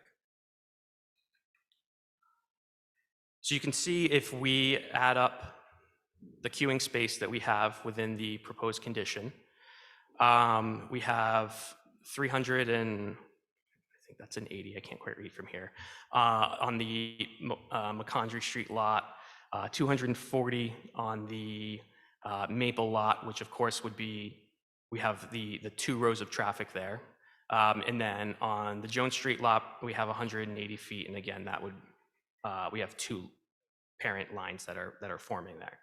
So if you add up the storage area that's being provided on the site under the proposed condition, we hit a number of 1,180, which exceeds the 1,100 recommendation per recommendations from the Texas Transportation Institute.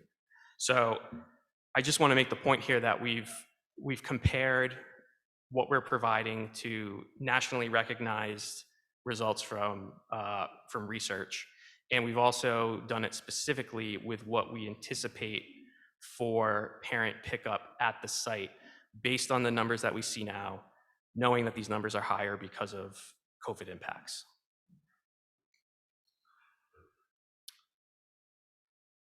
And finally, I'd like to discuss parking on the site. Currently, the school has 71 spaces. With the expansion to 550 students per existing zoning, which requires 1 space per 5 students, our requirement for the 550 students is 110 spaces.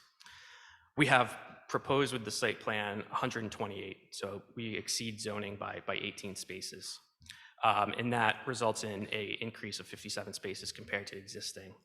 And you can see with the breakdown that's color-coded here, how we anticipate vehicles being distributed throughout the site based on the user type. So what's represented in green is students parking. So they are located farthest away from the building next to the soccer field.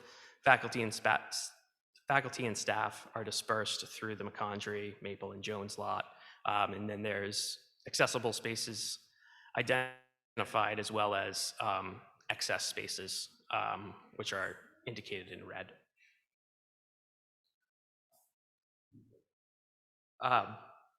BVP also provides a number of lots for overflow parking for events. 3 lots are located within a 5-minute walk. Those include the Cadillac Mills lot that's shown in purple there, ES1, which is located on Broad Street to the north in yellow, and then ES2, which is shown in blue towards the south on Broad Street. Additionally, the Meeting Street lot is also controlled by or used by BVP during events, which is less than a 10-minute walk away.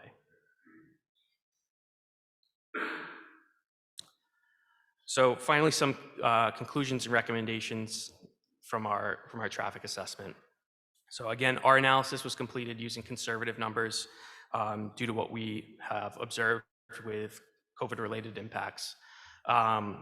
We have observed no significant impacts, I should say, to Broad Street intersections compared to the future no-build condition. We have identified an opportunity to improve conditions at Broad Street, John Street, Church Street, and the CVS driveway with implementation of some traffic signal timing adjustments we anticipate will be complete as part of the RIDOT project. And finally, as I've noted before, under existing conditions, there are 3 traffic signal warrants which are met at the intersection of Broad Street and Mill Street. So we are recommending that if that is something that the town wishes to pursue in the future, that that coordination with RIDOT be initiated.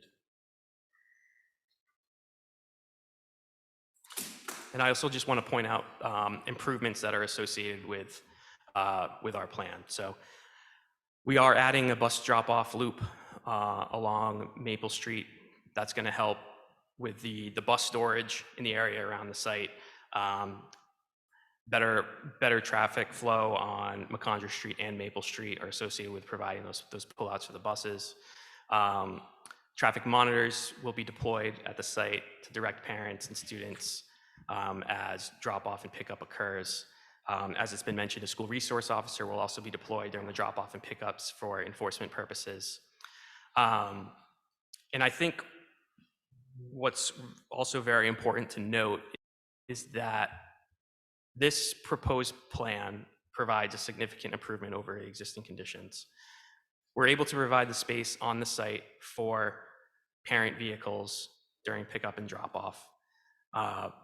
We've shown that the site can accommodate the amount of vehicles that we anticipate at the site, and that really helps the school staff, the school resource officer, control pedestrian and vehicle movements in a safe manner when those are actually occurring on the site and within the site, where you have slow vehicle speeds, you have eyes on drivers and pedestrians. So we do believe that this is a significant improvement to safety over the existing condition. I also just want to mention too that we have included some other design measures. I didn't specifically mention them earlier, but fencing along Jones Street has been included to help discourage the parent pickup and drop off along those side streets. And finally, our additional parking spaces exceed the parking requirements per zoning. That's all I have.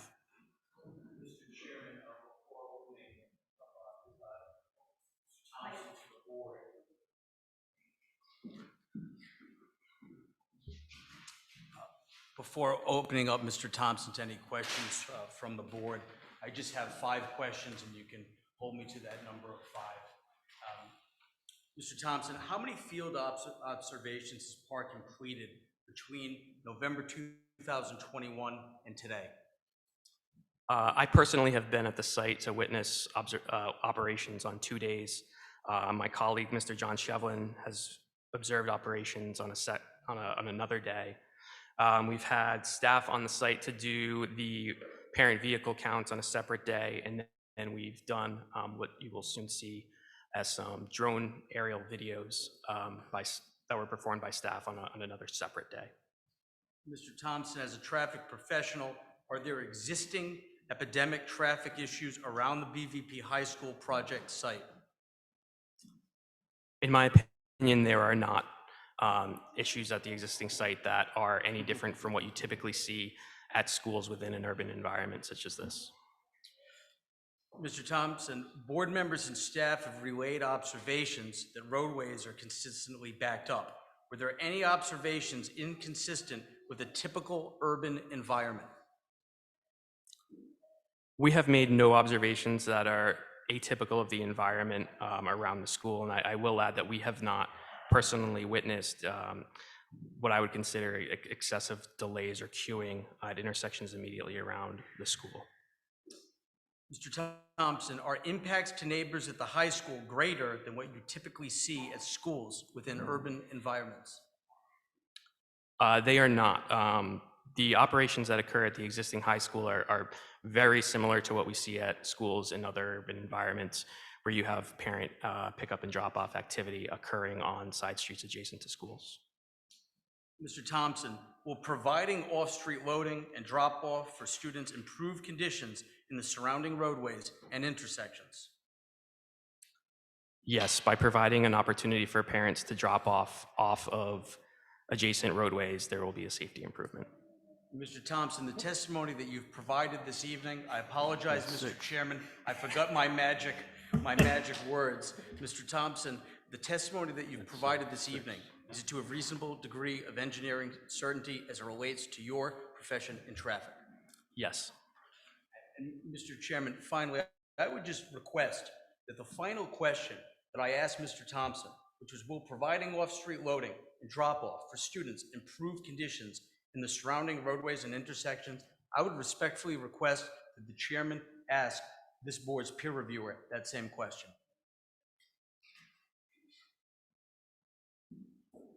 What have questions? Yes. Mr. Bush. Okay. Oh, he's leaving. Not so fast. First of all, we might have a different definition of what an urban environment is. This is not Providence or Pawtucket or Central Falls. But anyway, I want to ask, how many students are currently picked up by the bus in the afternoon? Yeah. So I don't have an exact number on the amount of students that are currently bused. And per our analysis, that was not an item that was relative to the results that we were providing, given that we had counts associated with the number of buses. We specifically counted the number of parents, and we also had the number of faculty and staff. So well, one could deduce from the information that we gathered the number of students using the bus, but really for the purposes of our assessment, it doesn't provide any information relevant to the findings of our study. Okay, well, what I'm just looking at and wondering about is the number of parent pickups. First of all, you've got approximately 150 new students, or will be when we get to 550. And you said there's only going to be one more bus needed. Obviously, all those students won't be on that one bus, or even a number of them, but you don't know how many additional students will be bused? I don't have those numbers in front of me, but we did coordinate with school staff regarding their projected demands for the conditions, 5 years out when the school's operating at full capacity. So we did make an assessment of the bus capacity as part of our response to a peer review comment, and the specific details associated with the capacity of the bus can be found in that letter. All right, I'm just wondering about that because right now you say you have 41 parent vehicles pickups and you're expecting an additional 15 based on the 37% increase. But you're saying you're going to have an extra 150 students on 140 to 150, but only 15 more parent pickup vehicles. Yes. How do they get 140 kids on the bus and in 15 vehicles? Yeah, so I can clarify that. The 15 increase that you're referring to is with regards to the maximum queue of parents, the maximum number of parents picking up at one particular time. That is not reflective of the total amount of parents that pick up. So what happens now and what we anticipate to happen in the future is there are parents that accumulate at or around the site until that point of dismissal. That does not include all the parents that pick up. It's approximately 50% of the parents that pick up accumulate at the site prior to dismissal. The rest of the parents come to the site after dismissal, within that 5-8 minute window after dismissal to pick up their student. So there's a dispersion of when parents are picking up, and that queue only forms when parents are arriving before dismissal. Okay, that's how many queue up before dismissal? Yes. But not this? Not the total amount. It's kind of led to believe that there's only be 37 more, 15 more cars in the area with 150 new students, but that's not what you're saying, obviously. Correct. Right? That's Okay. just the queue. And obviously there's 41 vehicles now queued, but that's not how many cars are coming to pick up right now. Exactly. And do you have that figure of how many actually pick up? I do, and Nicole, if we could bring back up the presentation, there's a table that I have in here that summarizes those numbers.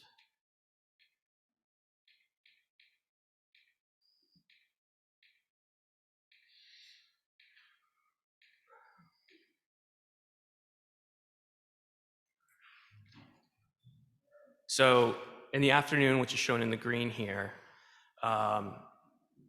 existing conditions, we have a total of 86 parents that pick up. In the proposed condition, that total is 118. So that's a total increase associated with the 150 students. We're anticipating that there will be 32 more parent pickups in the afternoon.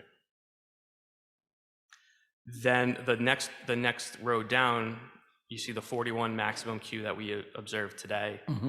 And you also see the projected to 57 maximum queue under the 550 condition. So that 16 or 15 that is being referred to is actually, it's the number of cars at the site at one time.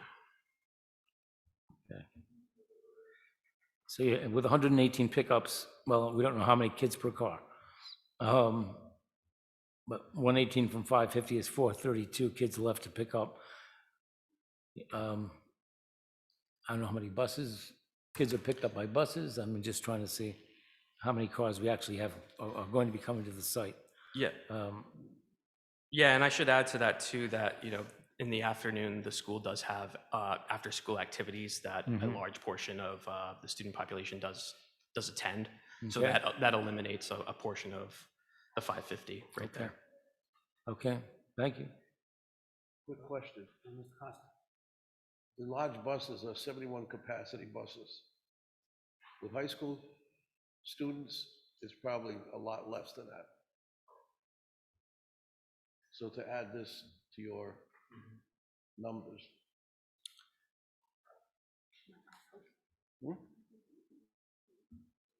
Oh, I'm sorry. The large buses are 71 capacity buses, and I don't think you can fit 71 high school students in those large buses. Just a statement. Yeah, I'm sure that the school can provide more details associated with their specifics of bus capacity, but we as I mentioned, we have provided bus capacity in a response to your peer reviewer. Elementary.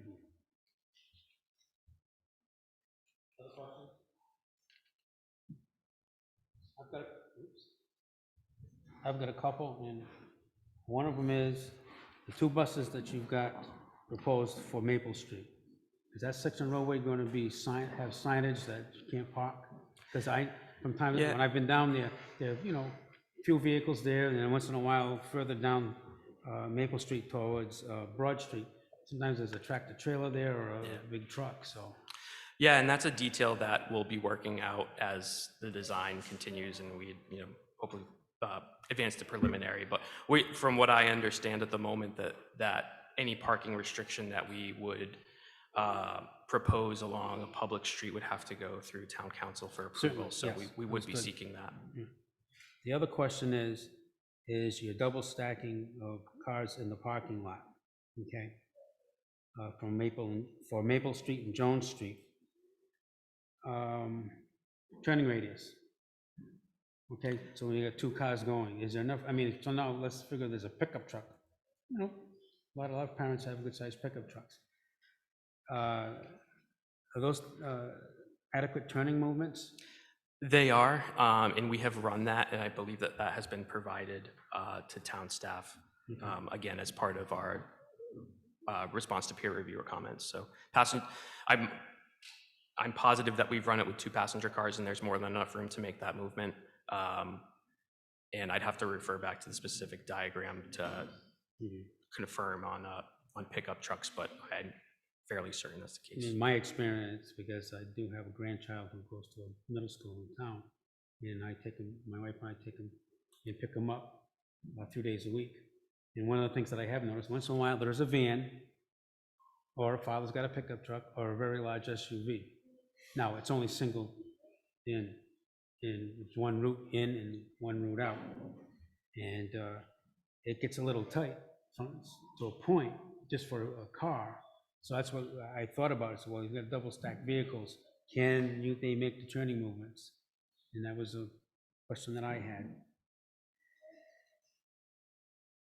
Other than that, at this point, I don't have any other questions. So, Mr. McDowell? Thank you. Mr. Resnick? Chairman? Yes. Just, I don't know if this PowerPoint was made a part of the record, Tim? Has it been? It has not, but So we'd like a copy of the, and then I would just ask, in case our peer reviewer or any other witness needs it, can you just have it, ready to go? The PowerPoint? yes, Yeah, we can bring that up at any time. Yeah. thanks. Thank you. Mr. Resnick? Mr. Thompson, the answers that you provided to the board, were those answers provided to a reasonable degree of engineering certainty? Yes. Thank you. Mr. Chairman, for my next witness, I'm going to call a representative of BVP, the principal head of the school, Josh Falk.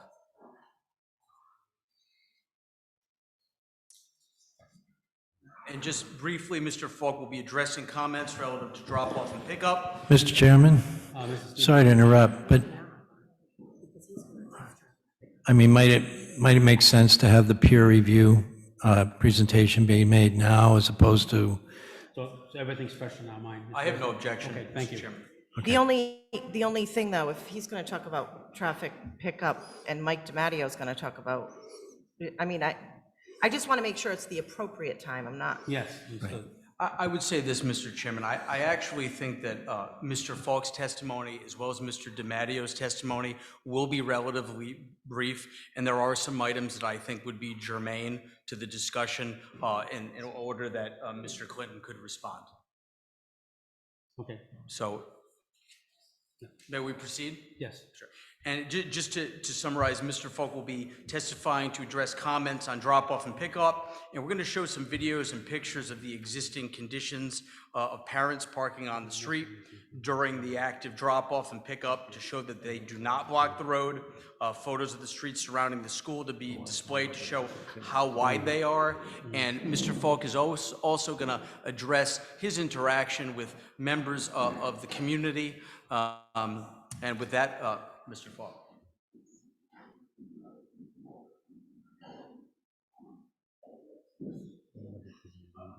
Mr. Falk is going to be providing some narration with some videos and some photography that will be shared.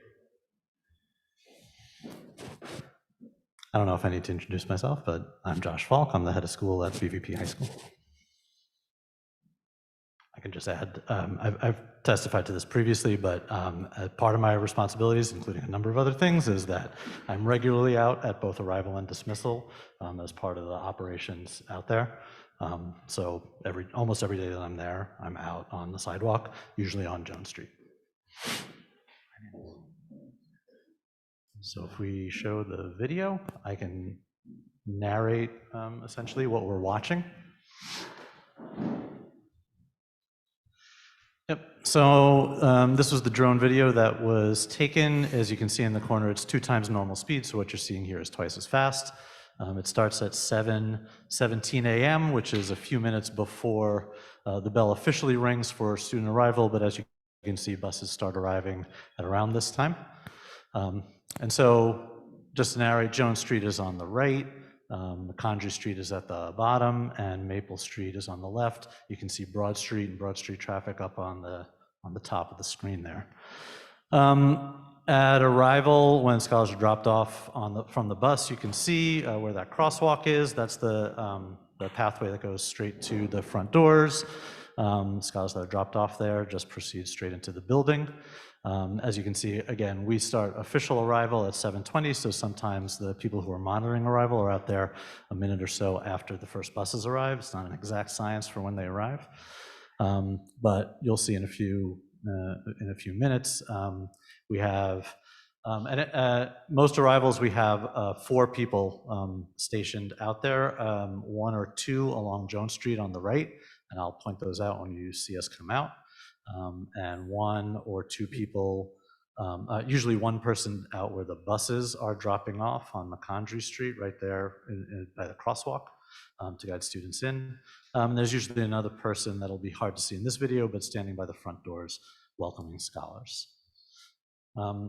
Much of this really speaks for itself. I think, as you'll see, arrival is drawn out more than dismissal is, because people just kind of arrive, trickle in, if you will, starting at around this time, 7:17, and the majority of students are dropped off by 7:50. That's when the first class starts. Our homeroom starts before that, so technically they're considered late after 7:40.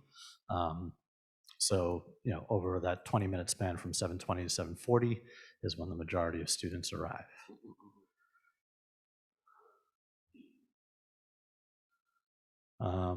I believe on this day, I don't know if Mr. Thompson can confirm, but I think this was a day where Broad Street traffic southbound was being rerouted onto Jones Street. So as you can see at the top there, from Broad Street down to Jones Street, the detour signs then direct traffic to go left onto Winter.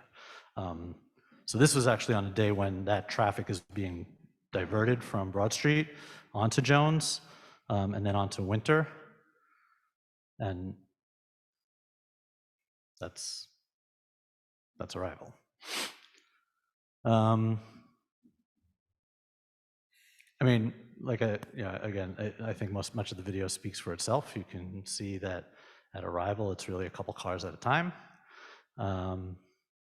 There's somebody patrolling on Jones, and we've advertised. There are signs on Jones Street that say no stopping anytime, and so we patrol. We have two signs, like I don't know what you call them, but the signs that are just set up on the sidewalk that are also reminding people not to drop off there, and we just kind of walk back and forth between those signs.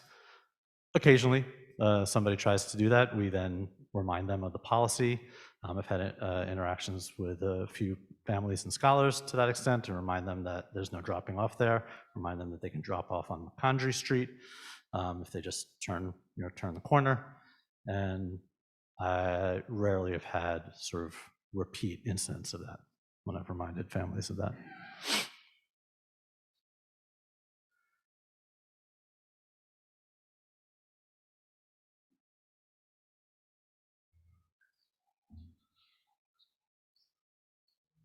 You can also see Winter Street, right halfway up the right side. That's Winter Street. I should say that we held an open event to neighbors at some point. I think I made a statement to this at a previous hearing. Because we had heard we had heard that some neighbors were concerned about parking or blocking driveways. We held that event. Two neighbors showed up. One expressed those concerns about Winter Street. So we gave both of those neighbors our contact information, my personal contact information. I gave them my card and said, reach out the next time that happens. We haven't really noticed that. I've never been contacted by them or anybody else regarding that. I've also been outside and paid close attention to that Winter Street area in the mornings and at dismissal. And again, I haven't seen students parking there. Nobody has reached out to complain about that. Nobody said that their driveways have been blocked. There's somebody at our front desk all the time. Nobody has come to the building to point out something that's been happening. I did talk to the neighbors, the corporations that are down to the bottom left on Macondri Street. There's a construction company, and I think it's a Pick and Pull, right? Pick and Pull. And just introduce myself again, just asked, do you have any trouble with people blocking anything on your streets? Both of them said emphatically no, that they actually have had a very good experience with our families. I think we submitted some things in writing to that effect as well. A couple of them said that they think it's good for business. So, we've made an effort to be out in the community and address, if there's any concerns, please reach out to us. We just haven't had any. I don't know how many minutes on this we are on, but.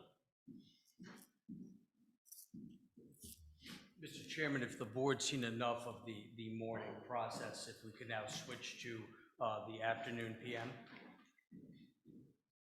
Yes, okay. Thank you, Mr. Chairman.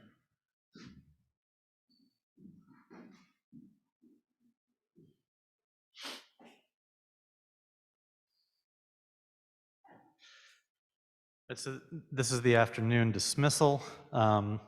Dismissal, the bell rings for dismissal at 2:38 p.m., so that's when this starts. You'll see dismissal, looks very different. It's much more concentrated. All students come out one of two front doors, the front door that's sort of in the elbow of the building there, that's the main front door. There's also another exit right at the front at the bottom on this screen, so right by that first bus, there's another door there. Students are dismissed from either of those doors, just helps, particularly the ones going to the bus or from the second floor.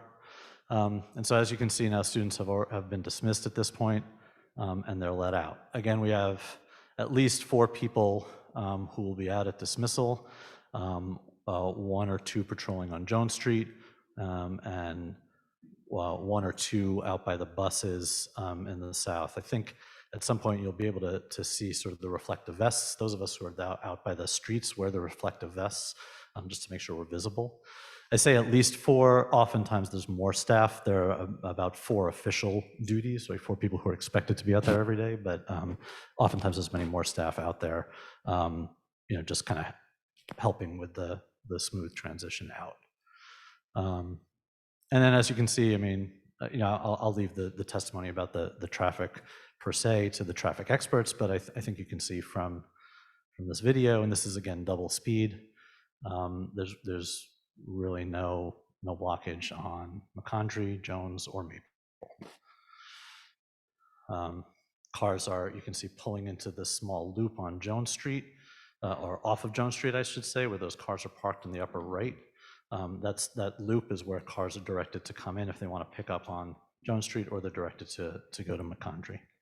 Some cars pick up are usually waiting on Maple as well for a few minutes, but as you can see, they tend to pull away.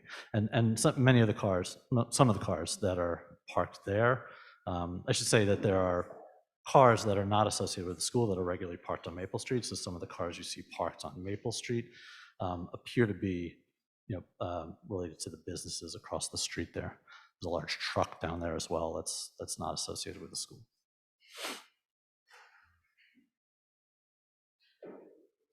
Mr. Chairman, I'd like to make clear for the record that these drone videos have been provided to your staff, and they can be made part of the record. And I would also ask Mr. Falk, with respect to the shooting of these aerial videos, did you provide any future notice to any of the parents or school children relative to this videoing operation? No, not at all. In fact, I wasn't 100% sure of the date that this was going to be taken either. And based on your observations, I think as you previously testified, you're out there every day viewing this operation, correct? Every day that most days, and if not, I usually get somebody to cover, so somebody is out there. And I would ask you that the drone videos that we've seen this evening with respect to the morning pickup as well as the afternoon pickup, are they a fair and accurate representation of what you observe on a daily basis at BVP High School? Yeah, I got a chance to review this video before this evening just to confirm that, and I would say yes. Mr. Chairman, we can certainly play the video as long as the board would like, but I'd also share we do have some photos we'd like to show of the various streets, applicable streets, and the width as another demonstrative, but I'll wait for you, Mr. Chairman, to advise me when that's appropriate. One thing I'd like to add is the time frame for dismissal is actually, in my opinion, very quick. More than my opinion, I'll give you the data is that I've timed it, since we've been discussing this and paying close attention to our dismissal. I can say that rarely, if ever, does it take more than 6 or 7 minutes for the majority of the students. Many students stay in the building for a late dismissal for practices, clubs, office hours, but from when we release the kids from the end of the school day to when it is almost entirely cleared out and there is very few cars coming by to pick up, that whole time window is 6-7 minutes on a regular basis. Mr. Falk, I have a question. Who is parking in the McCondry Street lot closest to McCondry Street? In this lot on the bottom here? The bottom. Yeah, so most of the cars you see there are staff. The student parking is along that, the road to the side, and then out of view further down, there's more parking there. There's also Cadillac Mills. We have a number of students who register to park in Cadillac Mills. So when does staff usually leave the school? It varies, but Do they leave during dismissal? I would say, like, I don't have numbers. I would say very few do. Most staff are remaining for office hours, coaching, clubs, other support. The earliest ones who leave usually leave after dismissal. Also, everybody stays there while there are kids before, the majority of kids leave. Okay, because there are about 5 or 6 cars that left that lot, and PAR's last report said staff do not leave during dismissal, because one of our concerns was staff being blocked in the parking lot. Yeah, so again, it takes about 6 or 7 minutes. And so I think, we have also can set the timeframes or the expectations for the staff. So if necessary, if we wanted to set an expectation that staff wait till the end of dismissal before they leave, I think that that's something that we could easily accomplish. And Mr. Chairman, with respect to Mr. Modica's last question, I actually think it may be more appropriately answered by our traffic engineer. And if that's okay with you, Mr. Chairman, I'd like him to provide a response. Just a question. What day was this video done? Day of the week? Day of the week. I don't know the answer to that. There's my understanding that. Oh, I'm sorry. I apologize. It was my understanding that because you have some students that are not in school on certain days because they're elsewhere doing something, school, other work. Am I correct? Not following. Well, I'm trying to figure out is a typical day versus a light day, because my understanding is that there are lighter days somewhere during the week. So what you're saying is you're having 100% of the students are there from Monday through Friday. So I don't remember the exact date, but I do remember, I have a recollection of this being taken, and it was a typical day. Most days, like, we don't have something where there's distance learning, for example, like we did earlier in the pandemic. That's my question. But we don't have that anymore. It's now a regular day. 100% of students are invited into the building every day. There are different things like, if we do, for example, we run SAT testing one day, right? Then there might be a day where the only people coming in are taking SAT testing. This was not such a day. This was a normal day. Okay, thank you. Mr. Chairman. Mr. McDonald has a question. I just have a comment. Perhaps it's coincidence, but the lower left-hand corner, McCondray Street, west side facing south, north of Maple. On a couple of trips through there, I observed double-stacked parked cars on McCondray. One day, I sat in the line because I got there early. Yeah. And Isabel Reese, another board member, happened to come by, and she saw me, and we chatted a bit, and she said it's worse when it rains. Yeah, so that trailer sort of building to the lower left is Cruise Construction. I spoke with them and asked if they had precisely that issue at any time or on a regular basis, and their response to me, because I asked because I would want to enforce that or try to ameliorate that, their response to me is that they themselves have never had any trouble getting out over there. Well, that's not my point. These were live parked. These were people waiting to pick up loved ones. Okay. If it matters, it's against the law to double stack parked cars. Mr. Chairman, you had asked a question relative to the dates that the drone Yes. videos were shot at the high school, and that was Monday, the 25th of April. Thank you. It was 2 days before our previous hearing. My question was basically, is it traffic lighter or heavier on a Monday than it is on a Wednesday or a Friday? Not substantially. Okay, thank you. Mr. Chair, Mr. Costa? I don't have my notes from my observation or what day of the week, but the planning department does have it. But the day that I was there, I saw one person on Jones directing traffic with an orange vest, lime green vest, and I only saw one staff member assisting students getting on the bus. I just want to make that, put that on the record. Contradicts what I see here. In what way? There were more cars coming down that street. There was only one staff member, again, assisting students to get on that bus. So we have multiple staff members during dismissal most days. At least one is on Jones, and there's usually one or two where the bus area is, and then there are usually others scattered throughout. Not everybody wears a vest, I should add, so sometimes staff members. They were out in the street. Yeah, but on the This person street. was out in the street. Yeah, on the, like, in the street or on the sidewalk? In the street. Yeah. I mean, Very I don't know the very specific visible. time, but, Yeah. right. But just this video is very different than what I observed. And mine too. I'm sorry? And so is my observation very different. And I after the meeting, I can show you my pictures compared with those. Mr. Chairman, just for the record, April 25th was the day, did you have April vacation the week before? April vacation? Because for Cumberland schools, that was literally the day they came back, you know, so that may be the reason why there were less children. Well, I mean, is that a question? I think it's important, I think a lot of people are questioning, what was the day you took the video? I So, don't, do you have the exact date? Yeah, again, the date was Monday, April 25th, and the students were going to school. So I'm not sure I understand your comment, Madam Solicitor. the comment is that it was the first day back from a vacation week.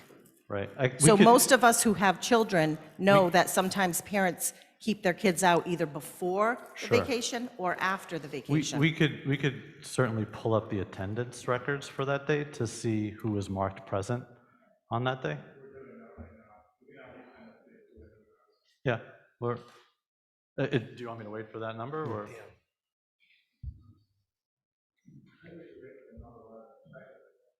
Right.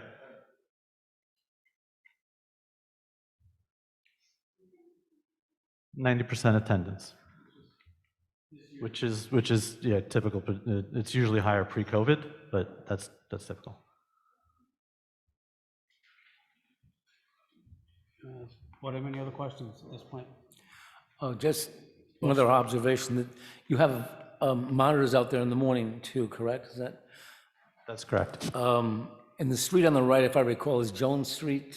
In that video, yes. Right, and there were a number of drop-offs there on that little parking area.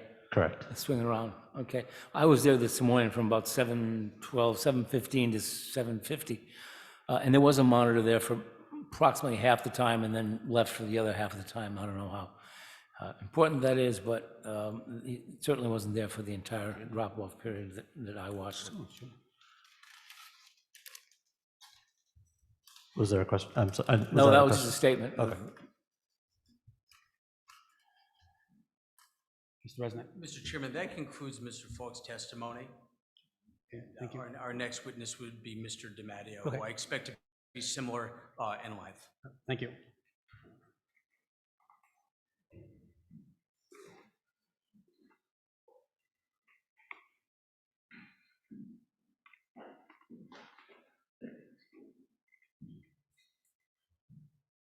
Sure.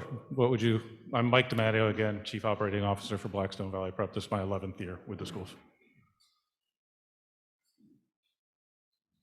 Thank you, Mr. Chairman. And just to summarize, Mr. DiMatteo, who is the Chief Operating Officer, will be discussing the role of the monitors, the plan for directing traffic. He'll also be describing in detail the sticker program that we had referenced for the PM pickup.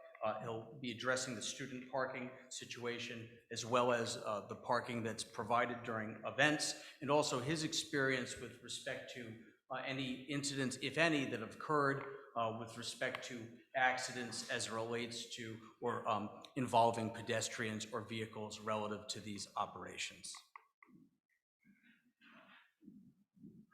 So do you have specific questions, Mike, or do you want me to just go through high level those points? Okay. So first, when we talk about parents at our schools, one thing Mike wanted me to talk about is just compliance in general. I think similar to what you heard from Mr. Falk, do we have 100% of parents that listen to us 100% of the time? Obviously, we do not. But generally, our parents understand that they're going to a school of choice where we set the rules, and they're generally fairly compliant when we ask them to do things. In terms of the idea of these monitors that have been talked about quite a bit, our idea is to have 8 people outside that are staffed on duties in the proposed plan. Those people will be coordinating with the SRO that we're proposing, and they would listen to the SRO for directions and ideally for training. The idea is that these people are at the entrance points to our parking lots so that they can help, not on city streets as been asked, but on our lot in terms of helping to facilitate traffic. And so those will be staff duty assignments. We'll have more staff in the future building, so we afford more staff to actually patrol the lots than what we have currently. In terms of the parking system, it's been described briefly. Essentially, we'll have 3 lots. And every August, as we are working through transportation planning and we see who has registered for buses versus who is going to be a pickup, we're going to have to assign parents to lots. Obviously, carpools, families with different age kids will be assigned, but generally we'll be assigning people by grades to the different lots based on the capacity that the lots have. And then it'll be the monitor's duty to make sure that people are going to the right place. And say I, a parent, I'm only a 2nd grader, but say I had a parent or a child rather in high school, if I'm supposed to be at the blue lot and I show up at the white lot, it's the monitor's job to go tell the SRO so that the next day, the SRO can be in the white lot to talk to me and say, Mr. DiMatteo, you're supposed to be in the blue lot. So that's how we would enforce it. We have 8 people outside. We'll talk to the police department that we're hiring to help us make sure that parents are doing the right thing. In terms of student parking passes, we have student parking passes now. These will be assigned to only 30 kids. They'll have to leave them in their dashboard so that we can identify who they are. And then what Mr. Falk and Mr. Howarth, who leads operations at the high school specifically, they regularly patrol the neighborhood and they look for cars that shouldn't be there that aren't ours. If we see students regularly parking outside that don't have a pass, student will be addressed because they can't park in the neighborhood. That's something that we've agreed to. And then lastly, this was also talked about briefly as well, but we do control a number of parking spaces in the area between ES1, ES2, and Cadillac Mills. So when we do have events, when we do have things like graduation, college signing day, things that don't happen often throughout the year and typically happen on weekends, we will address with families where they should park so that we're not parking within the neighborhood because we control a few hundred spaces within a 4-minute walk, as was described. Anything else, Mike? Or are there any questions? I have a question, if you don't mind. Certainly. My question is about the Mill Street parking lot, which I know, Meeting Street, right? Meeting Street, yes. Meeting Street parking lot. I know we use that for the majority for this school rather than the high school. Yeah, we're using it for ES2 across the street, and again, largely because of COVID. Right. We've never needed to do that before. Is this Meeting Street parking lot part of those development that is gonna go up? Or is this another? No, it's on the parking other lot? side of the street from where the Okay, Marshawn Mills is. Thank you. Whatever, any other questions? Yeah, maybe it's a legal question for the attorney. Can a school tell a student they can't drive the car to school? They never have a right to do that? No. Yes, based on my co-counsel's statement to me, yes. Really? My children attend URI as freshmen. They are not allowed to park at fields. But they can drive and park somewhere else? Or you can park on a public street. No, okay, that's all I'm asking. You have 30 parking stickers, which means they can park in a lot, but if somebody else wants to drive there, you can't stop them from driving to school and parking somewhere else. Somewhere other than school. Right, yeah, okay. Yeah. All right. Mr. Chairman, I just had 2 or 3 more questions for Mr. DiMatteo. Here we go. Mr. DiMatteo, how long have you served as the Chief Operating Officer for BVP? I've served with BVP, this is my 11th year. I started as a Director of Operations, and I was promoted when I started overseeing human capital work, I'd have to say, close to 7 years ago. In respect to that period, could you please describe for the board members what incidents, if any, have occurred with respect to accidents or injuries as it relates to either an accident with two cars or involving a student or staff and pedestrian type incident? Very infrequently. I can only think of one or two times where we've had like a minor fender bender within a parking lot between two parents. Nothing really of any result. Thank you, Mr. Chairman. That's all the questions I have. You had three. Okay. I'll save that one for later if you don't mind. Okay. That brings to mind, trying to remember what was in the traffic report. As a course of doing a traffic analysis, we do go to the police department, do not, and look at traffic data, accidents and so on. We did collect traffic data from the police department. The findings of our assessment indicated no significant trends in crash data, other than the issue at Broad Street and Mill.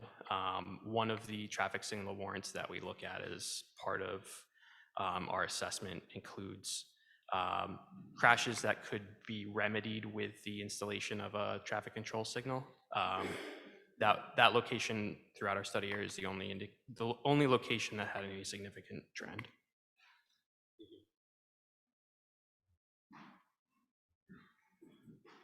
President.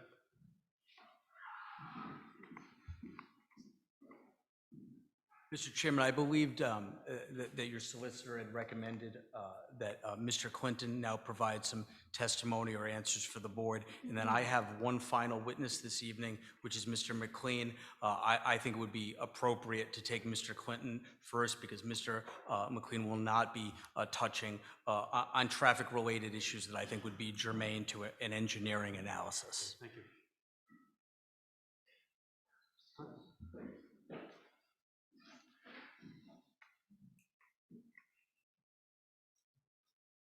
Good evening. My name is Bob Clinton from VHB.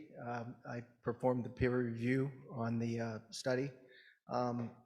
First of all, I'd like to make a statement, not as a professional engineer, but just on, I just like to commend the school, the town, and the community for the education, the opportunity that they're providing these students.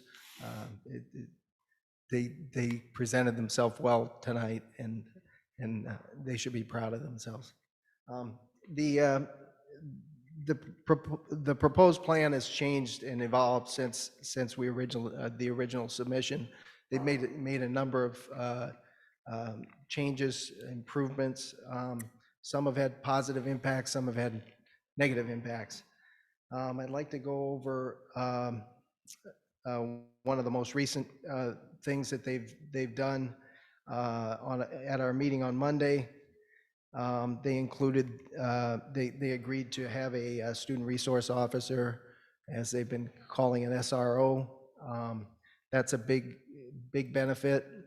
That SRO will be used at the multiple schools. The only negative is he can't be at all three schools at the same time, but there is a good enforcement mechanism where an SRO commands more compliance with the rules and things. They also brought up another good point that their students are they're typically more compliant than other schools because it's an honor to go to the school. So those are 2 positive points. While the plan has evolved and improved with each submission, VHB still has some concerns. The issue with the double stacking still remains a concern. And I guess we could, do we have some slides that they're the applicant's documents. So double stacking is not typically a desirable condition. It's done when you don't have adequate stacking. Day of the week. When you go to their drawing here, it appears to show a 7-foot clearance in the middle between the cars. Like they said, um, cars will only be switching lanes if directed to. And if you have a larger vehicle on the curbside, like an SUV or a truck or something, and a car and a student passes in front of that car, the sight distance between the vehicle passing and the student, there's not adequate sight distance to see a student doing that. And then if we can go to the next slide, this kind of shows the dual movement, and I don't know if we can zoom in, at the turn. The example that was shown at ES2 was a straight shot, traveling between, you had cones between the two lanes of travel. If you zoom in even more, to the turning movement, the inside vehicle is just missing the curb, and the distance, well, go up just a little bit. For the Maple Street. Down. There we go. The vehicle's just missing the curb, the curbed island, and then it's passing. Look at the overhang of the car is a foot or two, a couple feet away from the outside lane. So the vehicles they have shown on their diagram are just like placed on the, it's a caricature figure. I think everybody can kind of, well, I don't know which one to point at. So, so if you look in here, this vehicle is almost just barely hitting this island, and then the dash line here is the overhang of the vehicle. So it is very close to the car in its outside lane, and then as you see on the approach to the turn, the car veers to the right so it can make the left-hand turn. So there is some, and these are two passenger cars. So like the point that you brought up earlier, some people have larger SUVs, things like that, aren't the best drivers. So that's a concern that we have. And when you have students and staff walking between vehicles, it's not typical or desirable. It's typical to have a bypass lane so that if somebody is caught in the queue, that they can go around that other vehicle. This is it is gonna impact the turnover and the processing, and Parva's going to provide some additional information on that, which would be helpful to see how they're going to turn over the cars, because you can only process the next batch of cars as fast as you can get them out of there. But what about when there's snow on the ground? Yeah, but snow someplace. But but I would imagine, the lot is going to be cleared, and they can adequately clear the lot. So on the there's one more diagram that I'd like to quick show. Like I said, these cars are just placed. Let's go to the top real quick. The condition that I said. Let's go to the Jones Street lot right here. This vehicle, in order to get kind of in that position, they would need to kind of start over, like side swiping this car. So this is just a diagram just to show the stacking. It's not meant to show the turning movements, but just the point I'm trying to make is that, it's a complicated thing having a dual, especially with curves. On a straightaway, it's a little bit easier to negotiate.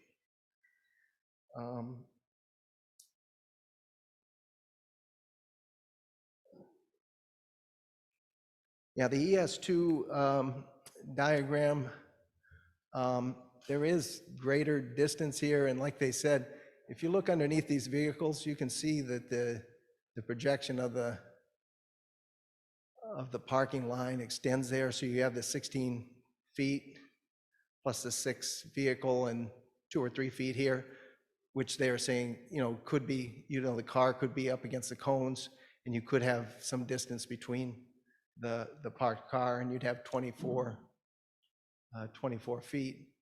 However, you also have doors opening, you have different things going on in between there. And this is a straight shot again.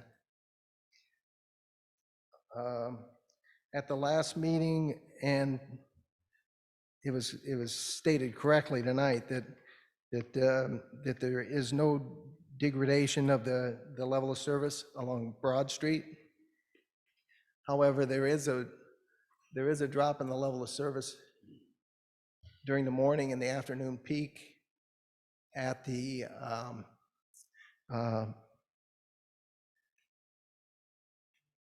at Broad and Maple. So you can see on this diagram, you have level of service C during the existing and no build, and then it drops to level of service F. And again, during the PM, you see C. This drops to an E. However, the next sheet shows an update that they provided with the redistribution of traffic, which shows the PM also dropping to level of service F. And that primarily is because of the drop-off, the location of the dual drop-off and the driveways. It's concentrating more traffic to and from Broad Street, whereas today it is kind of spread out. It's good from a traffic perspective, where you have traffic dispersed. However, the community sees that, all these people in their neighborhood.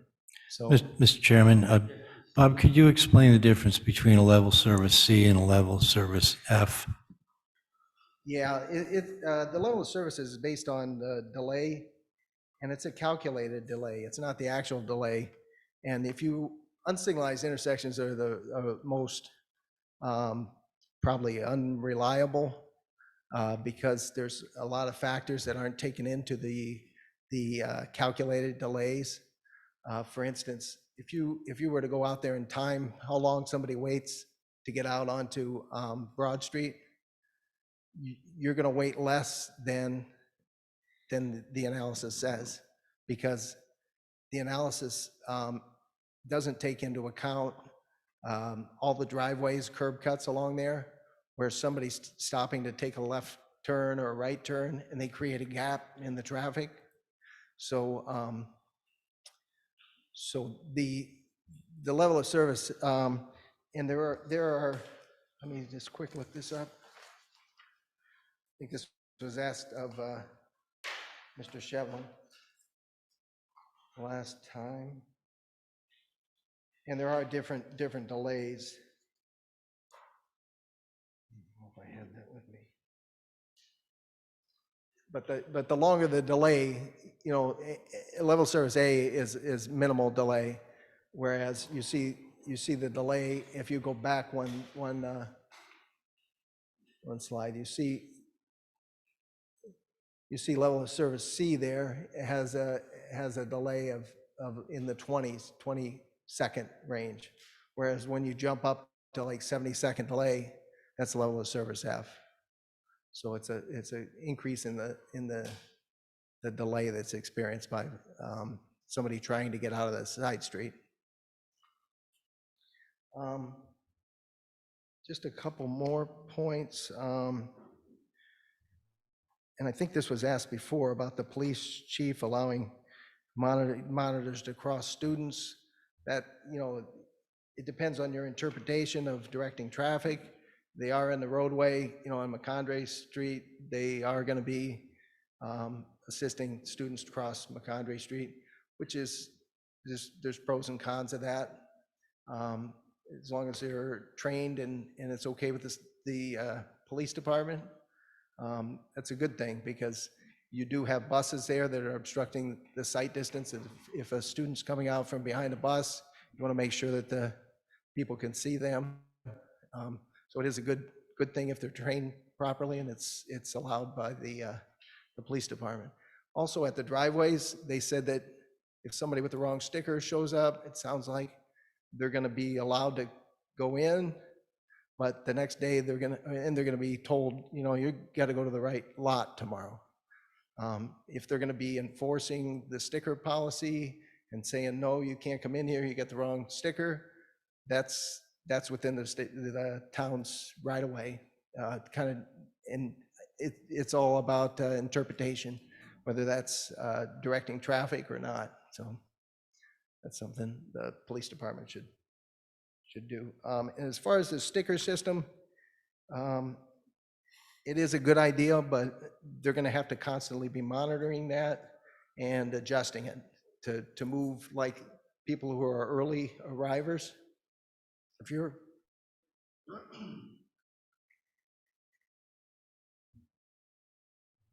excuse me, if you're an early arriver and you have too many early arrivers in one lot, you're gonna have to redistribute those people.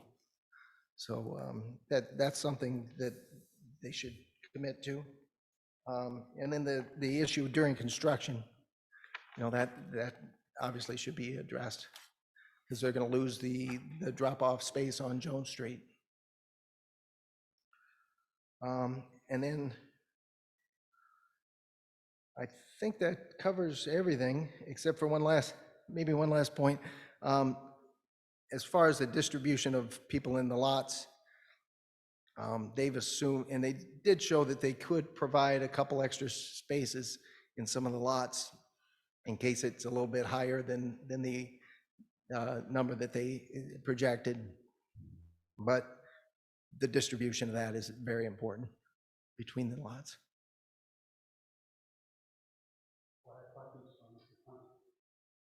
I do have one. I think I know what you mean, but if you could explain it.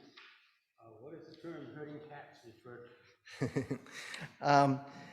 It's another term that I like to use is like playing whack-a-mole, and it's kind of like, and that's a term that I would use for the safety officer. He's going to have people with non-compliance, and he can't be all places. They are doing a good job of recommending that a safety officer be out there, and the compliance, we've seen it at schools.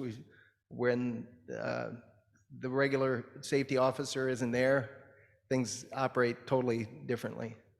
And they do have a presence. It's good for the community. I recommend them on all my school jobs. I think every school should have one. That's pretty much what my take was on it. I understand. Oh, sorry.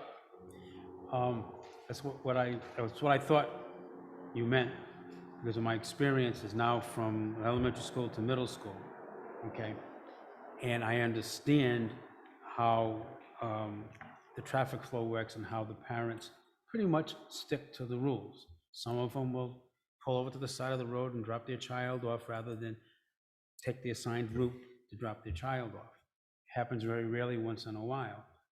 But I understand that as you move along from elementary to middle school to high school, and especially with high school kids, students, I shouldn't use the word kids, students, okay?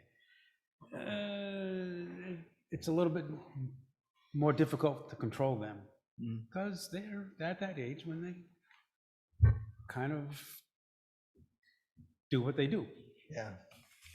Yeah, one last point that I forgot to make is the COVID condition. I tend to be a little more pessimistic that things are going to return to normal because there's a new hybrid system that most companies are implementing.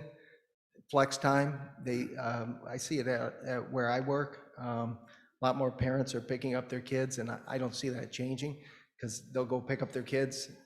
Even if they do come, they'll come into the office 2-3 days a week, and the pattern's not the same every day. And it may even out, like some parents are different days, so it may even out day to day. But I see parents that do come into the office leave to pick up their kids and then jump back online, and I see them working after they pick up their kids. So I'm a little, they have been conservative by using the higher numbers that they have now, but think the new normal is, we may be at the new normal. I kind of agree with you. We're going to be in a new normal, and we're never gonna go back to the old normal. It doesn't seem like it's ever going to happen. If it does, it's gonna be a long time down the road. So things may, get a little bit easier, but I agree. Well, I think there's a new normal that's just starting, and I think it's gonna be here for a while, at least. Any other Mr. questions? Chairman. Mr. Stevens. I was hoping Bob could address the question, have you seen double stacking in a high school in your experience? I haven't seen it in a high school. I've seen it at elementary schools. I just haven't experienced it. Well, based on the video that we saw about, was it ES2? If I understand, because it's like watching little ants from here.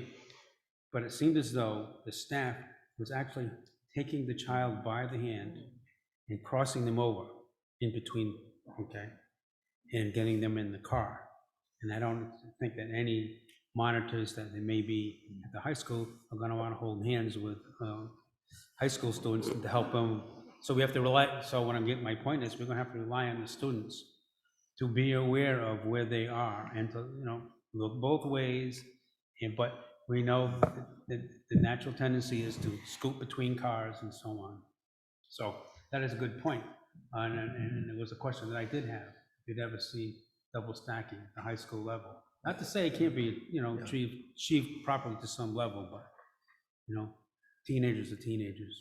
Well, another thing, if a parent gets frustrated and doesn't want to be stuck in a lot, and it happens to them once, they're gonna, I don't know how they can prevent this, but, they do have some walkers, some people that walk to the school. So who's to say that, hey, I'm walking home with this guy or this girl, and the parent picks them up a block away or whatever? Because if I'm a parent, I'm gonna say, walk over to this corner, I'm not getting stuck in that mess. Yeah. Also, I think you mentioned, and it was in the TRC minutes, that right now their dispersion happens almost randomly and over a wide area. Many, the full the linear feet of the entire complex. Now it's going to be concentrated in 3. Again, I don't think that the morning drop-off is really the issue. It's the afternoon pickup. So now it's going to be concentrated in 3 areas where there are going to be queues. So a question came up during the TRC. It was like, why is the turnover so important? And again, I thought, the ES1 or ES2, you had a lot of control. You had a lot of monitors. I think there were probably maybe 10 monitors I saw. We counted 10. Yeah. I mean, it's a good example for elementary school with a straightaway, but now you have high school with 3 points and they have curves and everything. So how is that with human nature, with parents and kids trying to connect and get out of the complex only to get on Jones and Maple and McCondry and Broad Street's already jammed up? Can you walk us through that? Yeah, I think my biggest concern is maybe the concentration of the departures, and you have all of these cars in the new parking lot, and they're going to be entering and exiting so close to Broad Street, whereas today they're dispersed on all the streets. You see them coming in from everywhere and exiting from everywhere.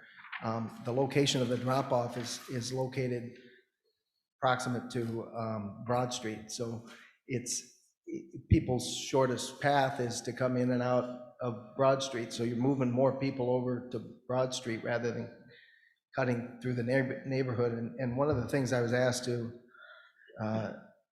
by the applicant's attorney to answer is, Is this a better thing or a worse thing that exists today? And there are some positives and there are some negatives. If you can get the compliance, you're gonna move these vehicles from off the street into the lots, which is a good thing. However, you're moving them closer to Maple Street, closer to Broad Street, where, you know, they're less likely to go out of their way to find another path to get out. So you're gonna have an increase in traffic trying to get out at the Maple Street, Broad Street intersection. But if there's a backup, don't you think that more than likely they're gonna, True. you know, it won't be the shortest route, but it's the quickest route, so they're going to take side streets and work their way. Yeah, and when people do that, you end up with people complaining that they're speeding in the neighborhoods, things like that, because it's out of their way, so they want to make up time. So then you're gonna have to implement some traffic calming measures or something like that, so. Yes, the old zip through the gas station to avoid To the miss the light. light, yeah. Ms. Reese? It really doesn't matter because they all gonna end up on Broad Street. There's no other roads going the other way.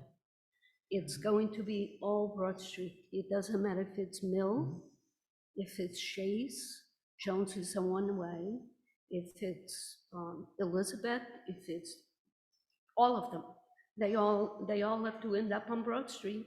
Yep, but they may not like the queues that they see at Maple and just cut through and try and beat the queue and get down further. So you're just moving the problem to another location, so. And Can I ask hopefully- another question is, if the Cadillac Mills lease elapses and they choose not to renew it, or these other leases, what impact does that have? Yeah, that's a question that I had. If we're assuming that, I think you, one of the leases you mentioned is extended to 2034? That's correct, Cadillac Mills. Okay, but there are other leases, right, besides just that one? Please, yes. With respect to the specific durations of the lease, I would defer to Mr. DiMatteo. Mr. DiMatteo, do you have that information? Look like as a peer reviewer, I don't think they've included that in any of their calculations or anything, right? They haven't included those lots in any of their calculations. So what I would say, and they also have control over as far as parking, is that's your concern, parking? But they haven't included that in any of their, and they have control over how many student passes they hand out too. So they could just reduce the amount of student passes and have more parking on site. So that's just my opinion. Over that's where. Mr. Resnick? Thank you, Mr. Chairman. Before calling Mr. McLean, I would like to request that my expert have a brief opportunity to rebut some of the testimony that was just provided by the peer reviewer, if the chairman would so indulge us. But I do want to just reference that we have not viewed our discourse with Mr. Clinton, especially at the TRC, as an adversarial endeavor. And I would remind the board that we are at master plan, which is conceptual in nature. And what I've heard from your peer reviewer is that the remedial plans that have been presented through this process have created positive gains and negative gains. And I want to say to the board that we would not be opposed at all to agreeing to work with Mr. Clinton as a peer reviewer in connection with our preliminary application, where we provide a refined plan. And it would be our hope, if we were to be able to obtain a master plan approval, that we would have that opportunity to refine this plan and to work with Mr. Clinton in that regard. And I think that the refinement that I'm speaking about is more appropriate in connection with a preliminary plan, because again, master plan is conceptual. We've obviously provided a very robust study. But again, I think that many of the issues that have been addressed by Mr. Clinton, I think in collaboration and in working with the TRC again, at the preliminary plan stage and potentially getting some recommendations from your peer reviewer as to how we may further improve the plans that we've put forth. I think that that would be a wonderful opportunity. We wouldn't object to it, and we would invite it. And with that, if the chairman would find it acceptable, I would like Mr. Thompson to have the opportunity to just briefly rebut. Your request, I'd like to defer to Ms. Salvatore, because we went down that road, didn't we, before? Yes, so I'm just looking up the required findings so I can state the standards specifically. Hold on, I just want to read it to you. Can't remember, what is it, 61? Anyway, I'll just paraphrase. One of the required findings is that you make a positive finding that there will be no significant impacts to the surrounding area, and I am paraphrasing.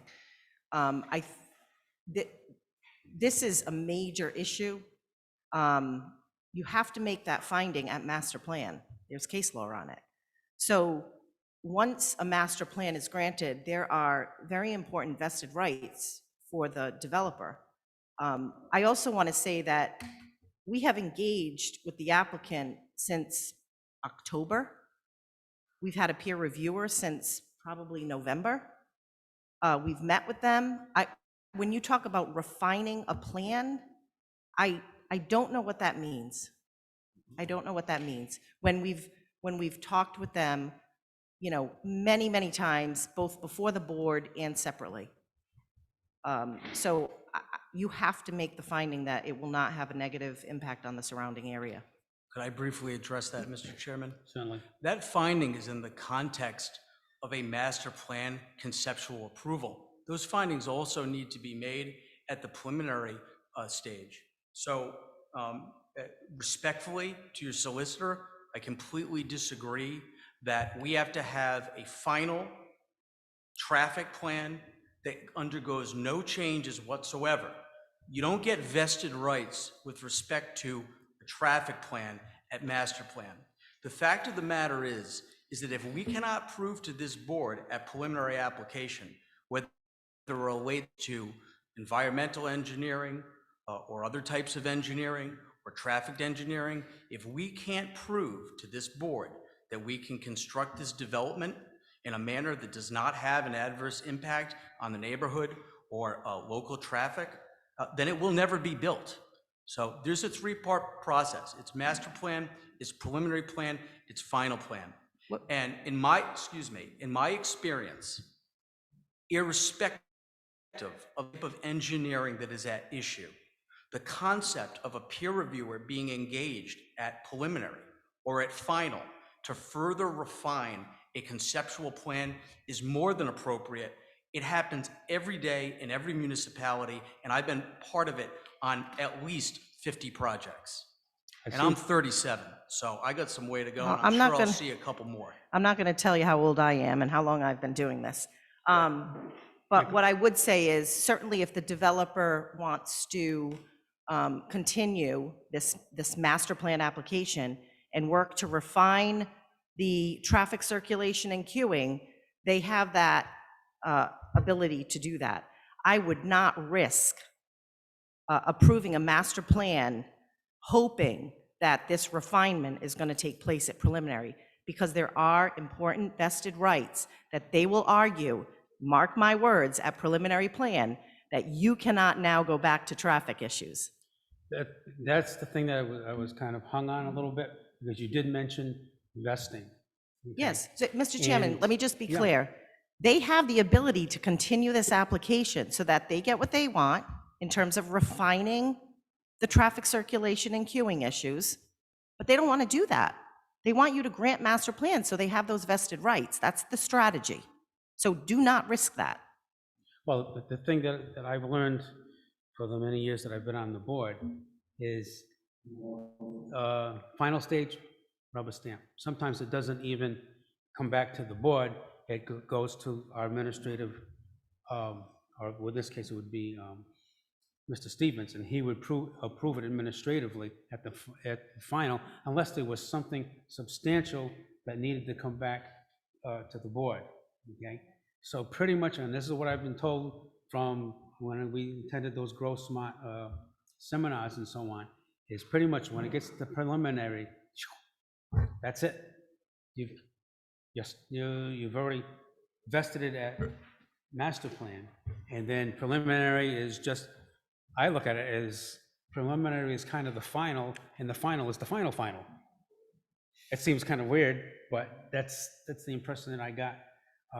That's the way I describe it, absolutely. Preliminary, final is preliminary plus any little conditions that you put on it. Correct, okay. Mr. Chairman, Yes. If I may, I have a differing opinion, and I believe that the type of items that would be vested in a master plan are items like density, are items like conformance with a comprehensive plan, are items like in conformance with zoning. There is no case law or law that I'm aware of in any manner that would restrict this board from revisiting the traffic issues and refining that and providing a master plan approval at that stage to allow for that. The concept that our traffic plan becomes vested is not something that I'm familiar with, and I think that we could potentially work out a condition that would provide some surety to this board that that's not going to be an issue. But all the time we see projects change between master plan and preliminary, and I think that this is a perfect opportunity to allow for that. And again, it's more appropriate in preliminary, in my opinion. Obviously, I have a differing opinion from your solicitor, but I respect her opinion. Mr. Chairman, Mr. McDonald. respectfully, can we shut this down and hear from the next witness? We've got an opinion from our solicitor. Yeah, all right, I've got one more point to make, and that is, just we've been down this road before, and, excuse me, that the applicant was made aware at the very beginning that traffic was going to be the main issue, not the idea of expanding the school and what's in the best interest of the students. I'm all for the students. That's who I've been all my life, okay? But with that being said, it was agreed upon before we got into the master plan, that we would have a peer review, and traffic was going to be the most important issue. And that's why the applicant agreed to these conditions. So that's where we are. Am I correct, Ms. Salvatore? Yes. Okay, thank you. Ms. Resnick, you've got another witness? I'd like to give my traffic expert an opportunity to rebut some of the testimony that was just provided, and then I'll call my other witness, and then we can shut it down. Okay. Is it for purposes of clarification? Yes, thank you.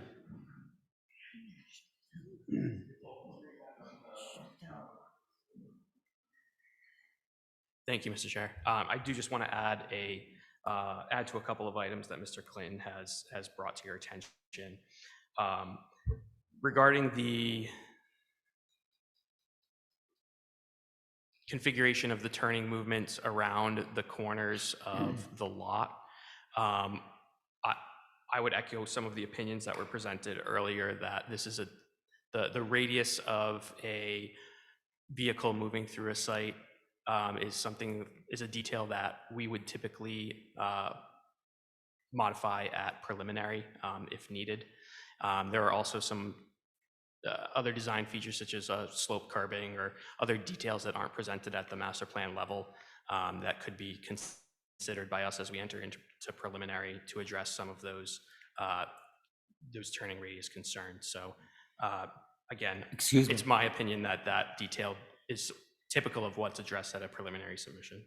A question about that, it's how do you modify a turning radius when you have a finite amount of space? That's not going to get any bigger. Well, we have islands that are located on each of these corners that landscaping is provided. So those could certainly be modified to provide some additional area around the turn. I just want to be clear. When I made the comment, okay, it wasn't a sticking point with me. It was something, it was an observation that I had, and I thought that might be a little bit of an issue that would have to be worked on. I anticipated that. So it wasn't something to detract away from anything. It's that kind of thought that that might be a potential problem. And evidently, according to Mr. Clinton, it's a little sticky there. So it's not a sticking point for me. It's just an observation that I want to make, you aware of. Sure, understood. Moving forward, Mr. Resnick.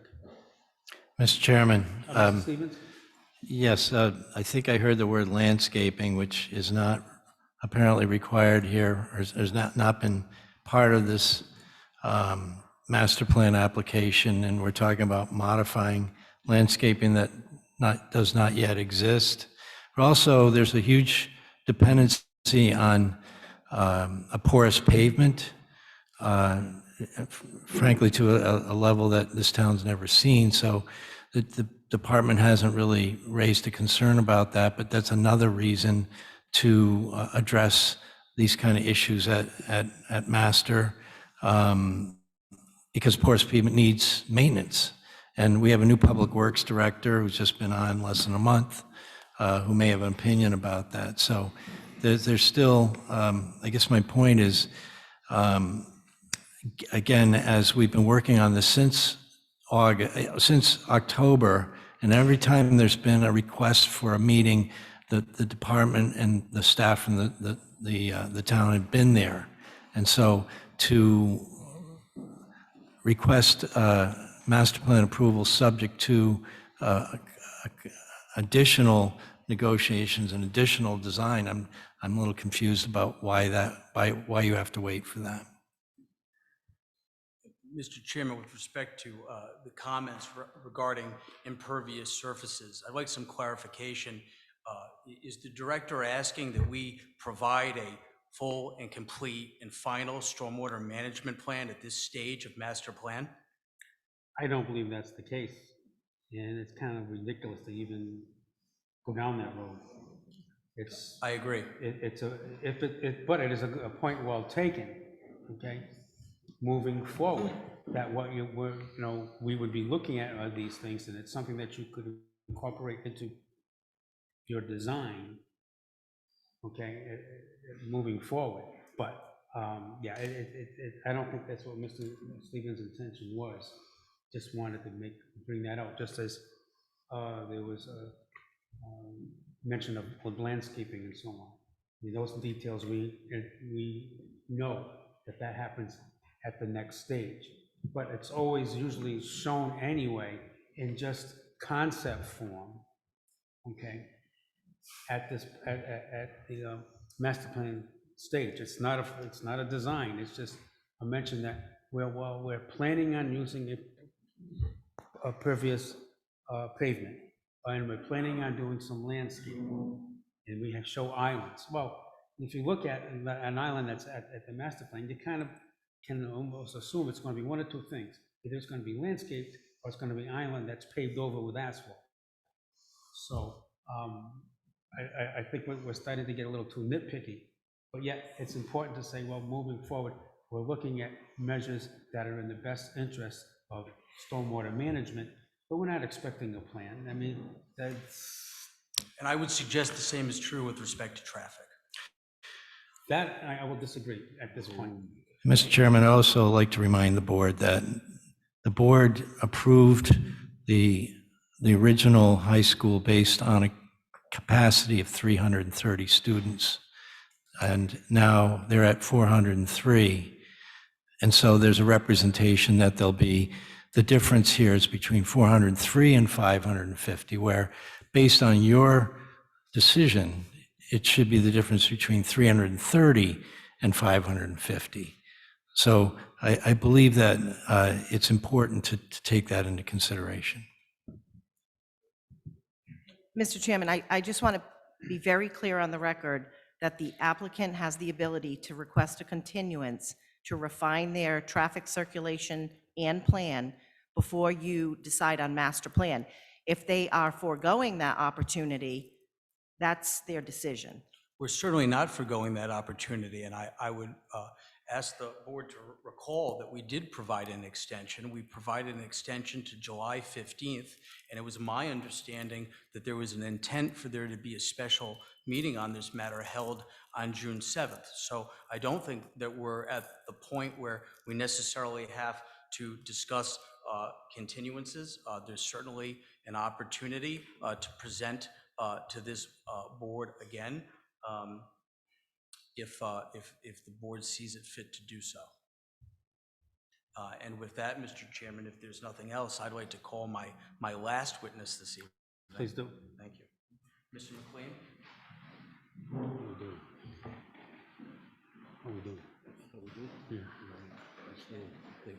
Mr. McLean, before beginning your testimony, if you could please list your experience, your education, and your experience in particular with respect to presenting before municipal boards in the state of Rhode Island.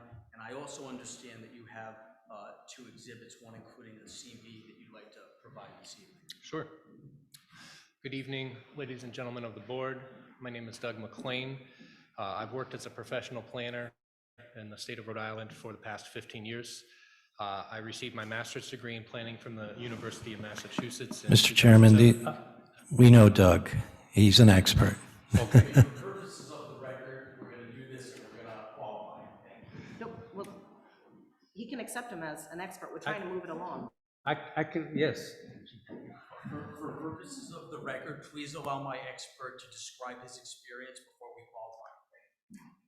If that's what you want, but Ms. Salvatore is correct. We're very familiar with him, and in many cases, when somebody's appeared before us before, nothing's changed. So Respectfully, that's not my practice. I think each application, each hearing is independent, and so will the Superior Court to the extent there needs to be.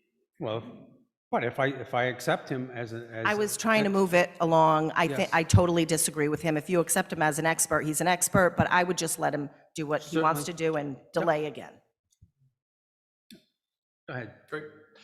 I tested for and successfully passed the American Institute of Certified Planners exam in 2009 and have maintained my certification to date.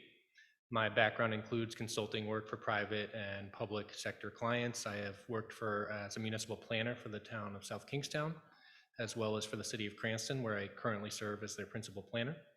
I've been accepted as a planning expert by multiple boards in the state, including the planning board here in Cumberland. And I have my resume available that I can submit as an exhibit. You may submit it as a market exhibit A. Any questions on my experience before I move on? Absolutely not. Great. Mr. Chairman, I would ask you to qualify Mr. McLean as an expert. I accept him as an expert. Thank you. Through the course of my presentation tonight, I'll cover 3 main topics. First, I've conducted a neighborhood analysis of the subject properties in the surrounding area, and I'll discuss my findings of that with support of mapping and photo evidence.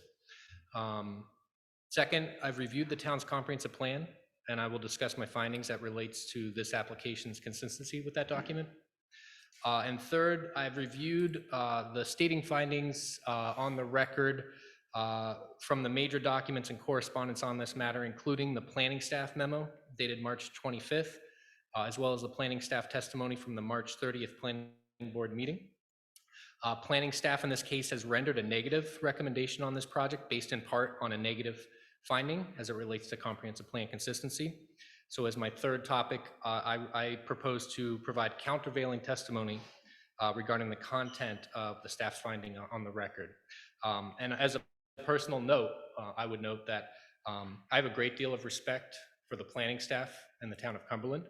I have worked with particularly Jonathan and Glenn in the past. We've overlapped positively on other projects. With that being said, on this particular project, I have a very different view from the planning staff stated position. So I'll begin with my neighborhood analysis. I've conducted an analysis of the proposed school expansion as it relates to the surrounding neighborhood based on 3 metrics. 1 is the surrounding zoning districts. 2 is the surrounding existing land uses.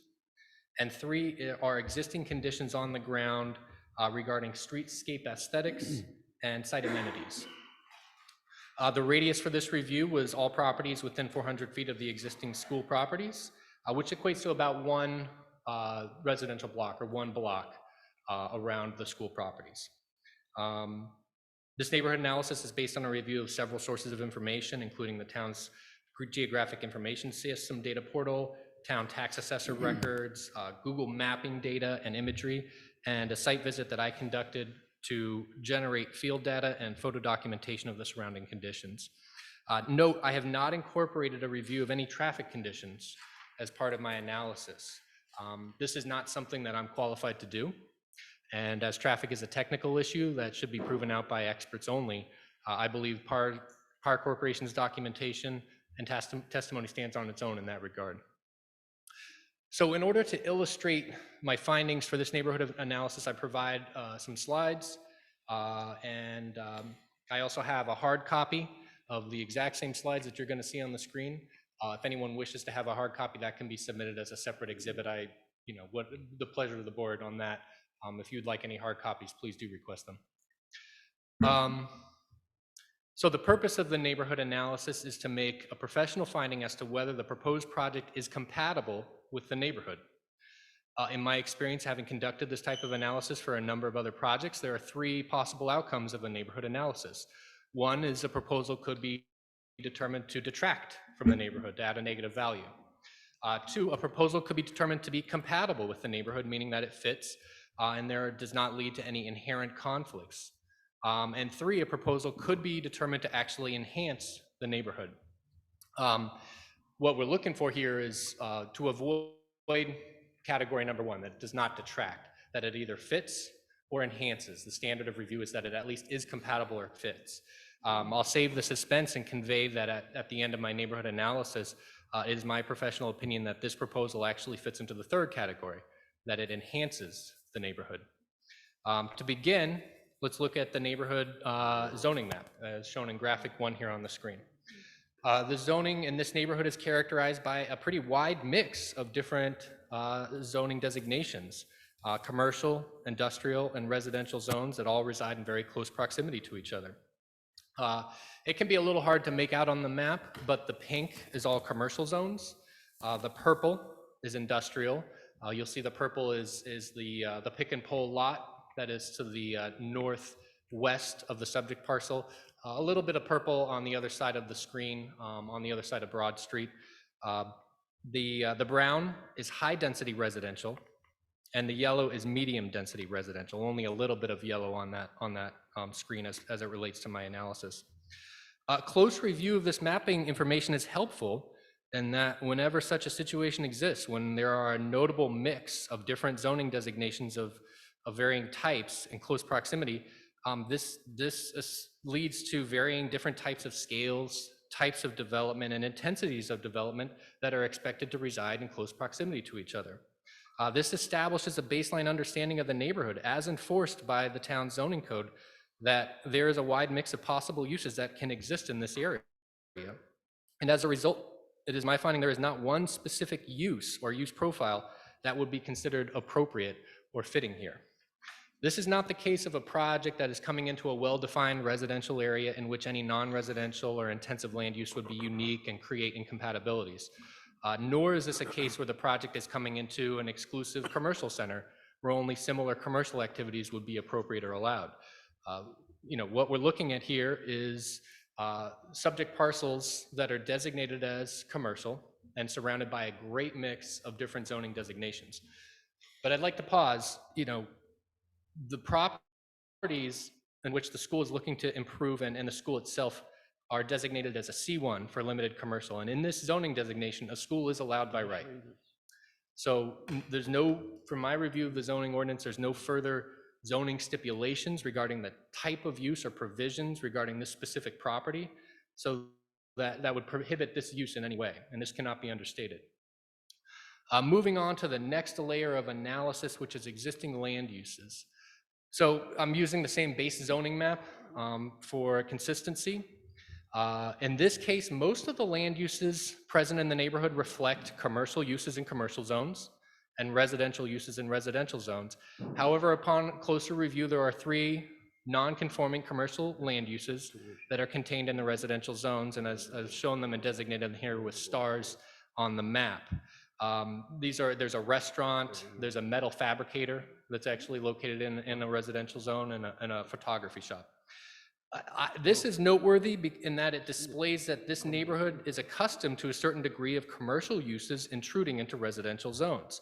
Whenever such a circumstance occurs, there is a reasonable expectation that the impacts of these non-conforming commercial uses on abutting residential uses are considered part and parcel to the land use pattern in this neighborhood. The intrusion of commercial uses here further demonstrates the neighborhood dynamic of existing land uses that do not lend itself to one specific land use profile, and that it does not lend itself to one appropriate use given the number of non-conforming uses that exist. In fact, it is my finding that in this neighborhood, impacts from commercial uses are to be reasonably expected in direct proximity to residential uses. Taking a deeper dive on the specific characteristics of land uses present, there is a predominant theme of auto body and auto maintenance uses in this area, as shown by this graphic. You'll see I put a little denotation for the car on every parcel in which there is an auto body or auto maintenance use on the lot. There's 7 total businesses that I would define as fitting that criteria within direct proximity to the subject parcels.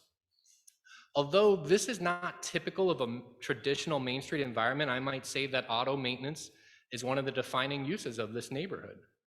Such a use, in my professional opinion, is considered a heavier commercial use, and that it has the potential to create conflicts when situated in close proximity to residential, bringing impacts such as noise, odor, vehicle storage, and the typical aesthetics, this typical streetscape aesthetics of the use.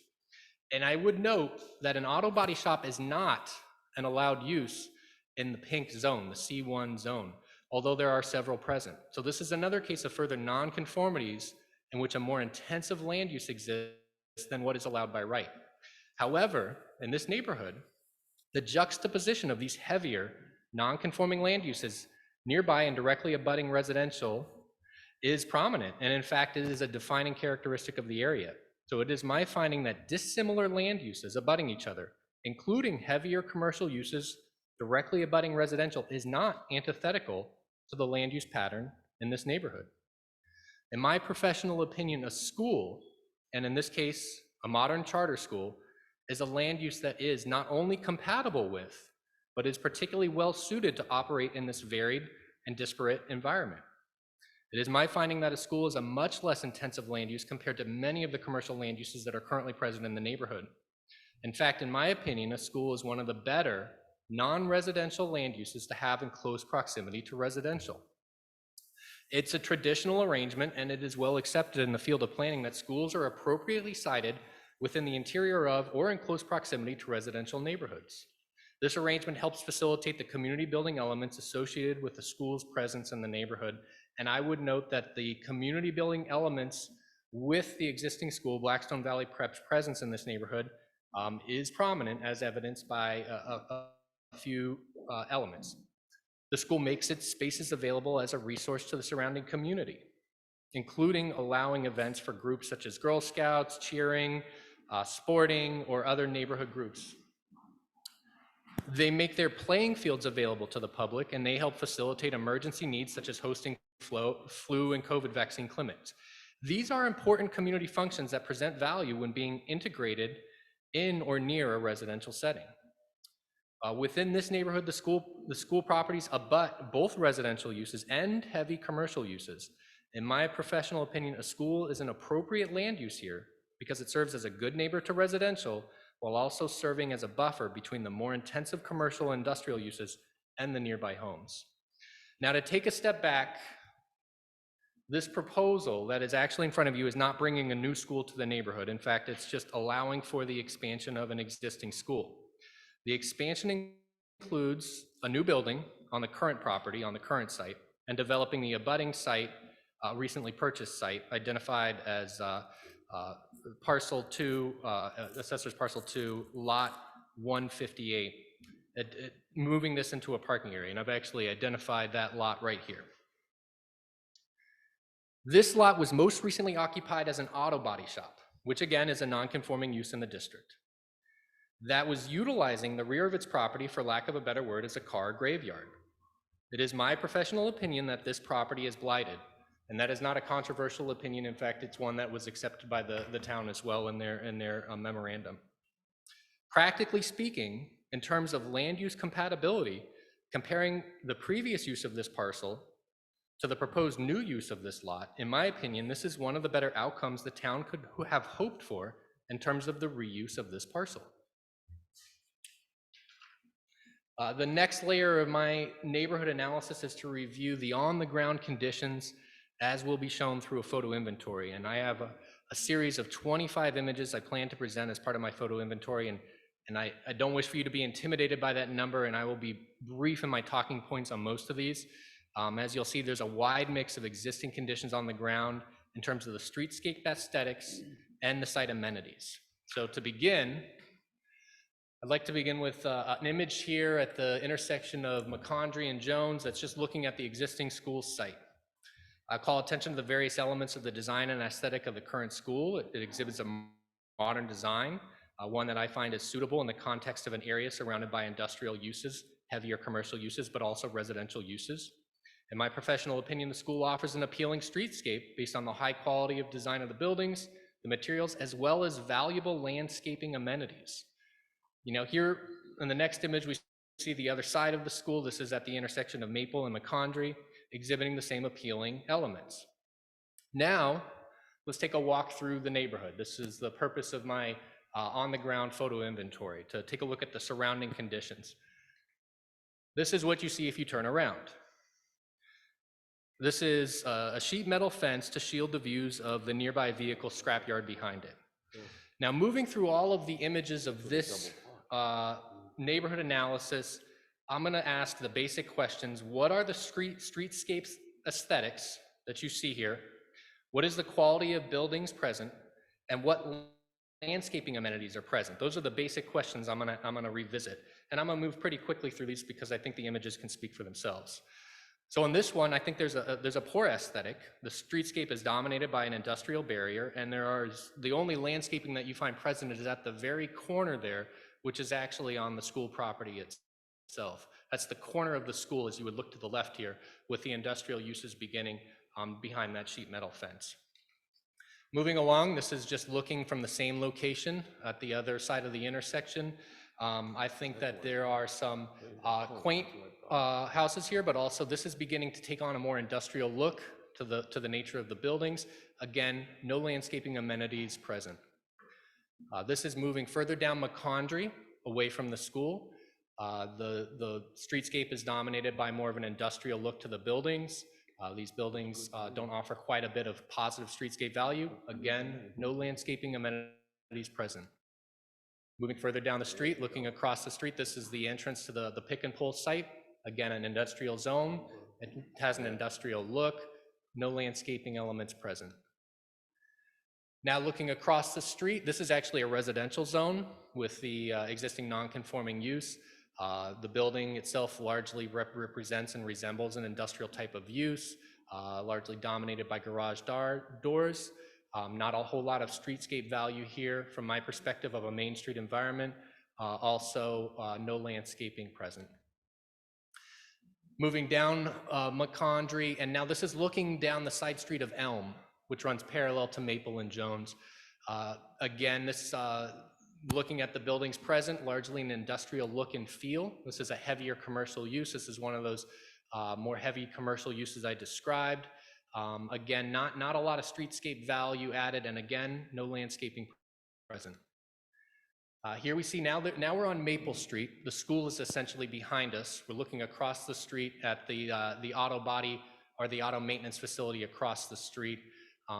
You know, I would say that you've got vehicle storage in terms of your major site aesthetics and the streetscape aesthetics, some storage of some materials, piles of materials. Again, garage doors is one of the prominent themes. No significant landscape elements present. A little bit of the trees there in the front, but nothing really significant. Moving down Maple, this is with the school to our back and looking across the street, and actually this is where the residential zone picks up. I think that this is actually an appropriate streetscape you might expect in a New England Main Street Village area. There may not be much landscaping, but the buildings themselves are appropriate to this type of neighborhood and zoning setting. Moving closer now we're actually just turning the corner and looking at that lot that I had previously discussed as being blighted. You know, the cars at this point in time have been cleared, but without that, you might have seen, you know, random, you know, cars or metal being stored in the back there, an unkept property that's currently fenced off with a fence that is in need of some repair. This is at Maple, nearing the intersection of Broad. Again, you know, it's more of an auto-oriented industrial look to the buildings that you have here. Here's the same look at that lot right on Broad Street. This is an important view. This is actually what's in the foreground here, that parcel that is lined with fences. That's the parcel the applicant proposes to donate to the city, or to the town as part of this proposal. So worth noting that this is a potential redevelopment opportunity in which the town would have the ability to provide its own vision for how it would add to the streetscape value of the community end of Broad Street here. Moving down Broad, this is moving towards the north. This is one of those, this is an auto retailer. Just looking at the buildings, nothing necessarily substantially positive in terms of streetscape, but nothing that this is more of a mixed environment of residential and some commercial operations. You might note there's no landscaping elements present. Looking across the street, again, maybe a typical commercial building on a main street, no landscaping elements present. Now, here we are on Broad. We actually see some of our first green. This has at least a significant tree towards the rear of the property, but the buildings themselves aren't really oriented towards the street. It's not providing a lot of heavy and valuable streetscape amenities in terms of the landscape values, or in terms of the site amenities and the building quality themselves. This is a look at one of the more recently redeveloped parcels. This is one of those auto-oriented uses that's set back from the street. A little bit of the landscaping in the front. You can tell this is a parcel that was recently redeveloped because they did add landscaping. I think this is the planning board and the planning team adding landscaping where they can on redevelopment opportunities. But I would add that there's not a whole lot of streetscape value added with this environment in terms of a setback from the street on that main street where Broad is. They're trying to create a vision for that in terms of a commercial corridor. Looking a little further down Broad, this is just a pretty average and typical look on Broad Street. No landscaping amenities present. Here we are across the street, moving back towards the school. I think this is actually, probably one of the more positive images and maybe what the town is looking to replicate or have seen through, its goals for streetscape appeal. I think this is an appealing building, but again, no landscaping amenities present. Again, moving back closer to the school now on Broad, and you can tell I'm taking a focus of Broad because that is one of the character-defining streets in this area. This is buildings that are further set back. The predominant view here is of parking. Again, no landscape amenities present. Here we are turning up Jones. So now we're getting close to the school. This is actually approaching the school, not too far from it. This is an old residential building that's being repurposed for commercial purposes as a bar. Not a lot of streetscape value here, and also no landscaping amenities present.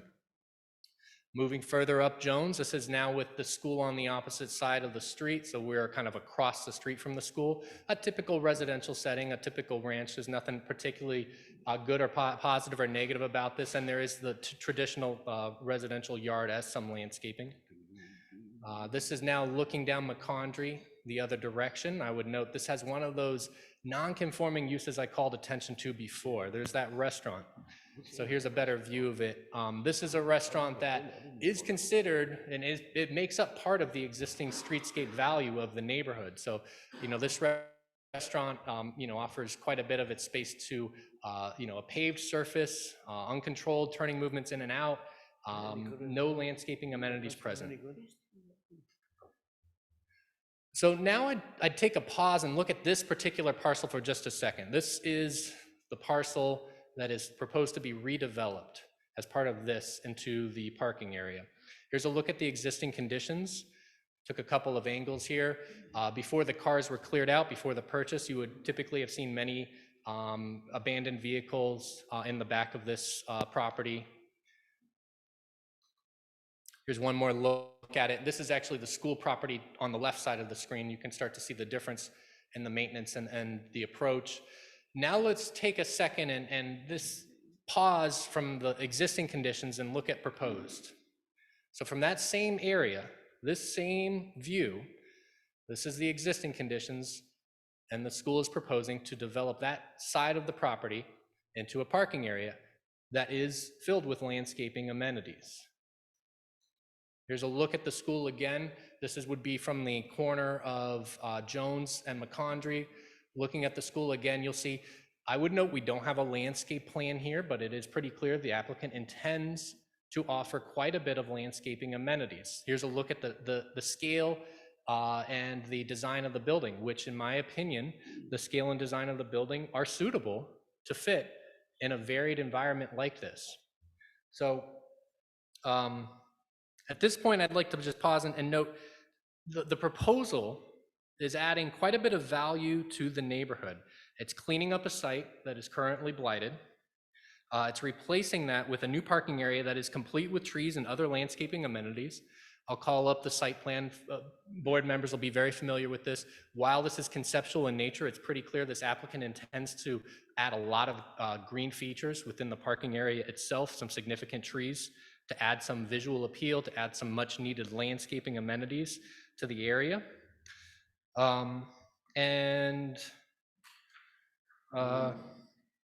I think that this demonstrates quite a bit of the juxtaposition of what exists on the street now, what exists in the neighborhood now, as well as what is the proposed aesthetic in terms of the streetscape value, in terms of the quality of buildings, and in terms of the landscaping amenities of what is being proposed.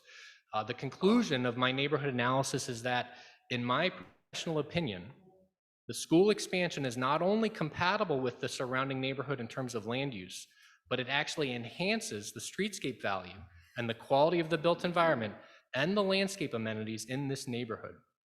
Now, you may be asking, what is the relevance of this neighborhood analysis and how does it relate to the required findings for a major land development master plan application? And this analysis speaks directly to Rhode Island General Law 45-23-30 regarding the purpose of subdivision regulations, and the exact same requirements and standards are found in the Town of Cumberland's subdivision and land development regulations in section 1C. So I'm sure the planning board is familiar with these regulations and the 9 criteria it outlines, but just to be clear for the record, this section of the regulations is documented in full on page 27 of the March 25th Planning Staff Memorandum as part of the required findings for this project. And of note, number 4 of these regulations states that you're seeking projects that promote design of land development and subdivisions which are well integrated with the surrounding neighborhoods with regard to natural and built features, and which concentrates development in areas which can best support intensive use by reason of natural characteristics and existing infrastructure. It is my professional opinion that this proposal is well integrated with the surrounding neighborhood and meets this section of code. Additionally, when looking at the remainder of section 1C of the subdivision regulations and the other 8 criteria, it is my finding that the project is consistent with all of the applicable criteria as laid out.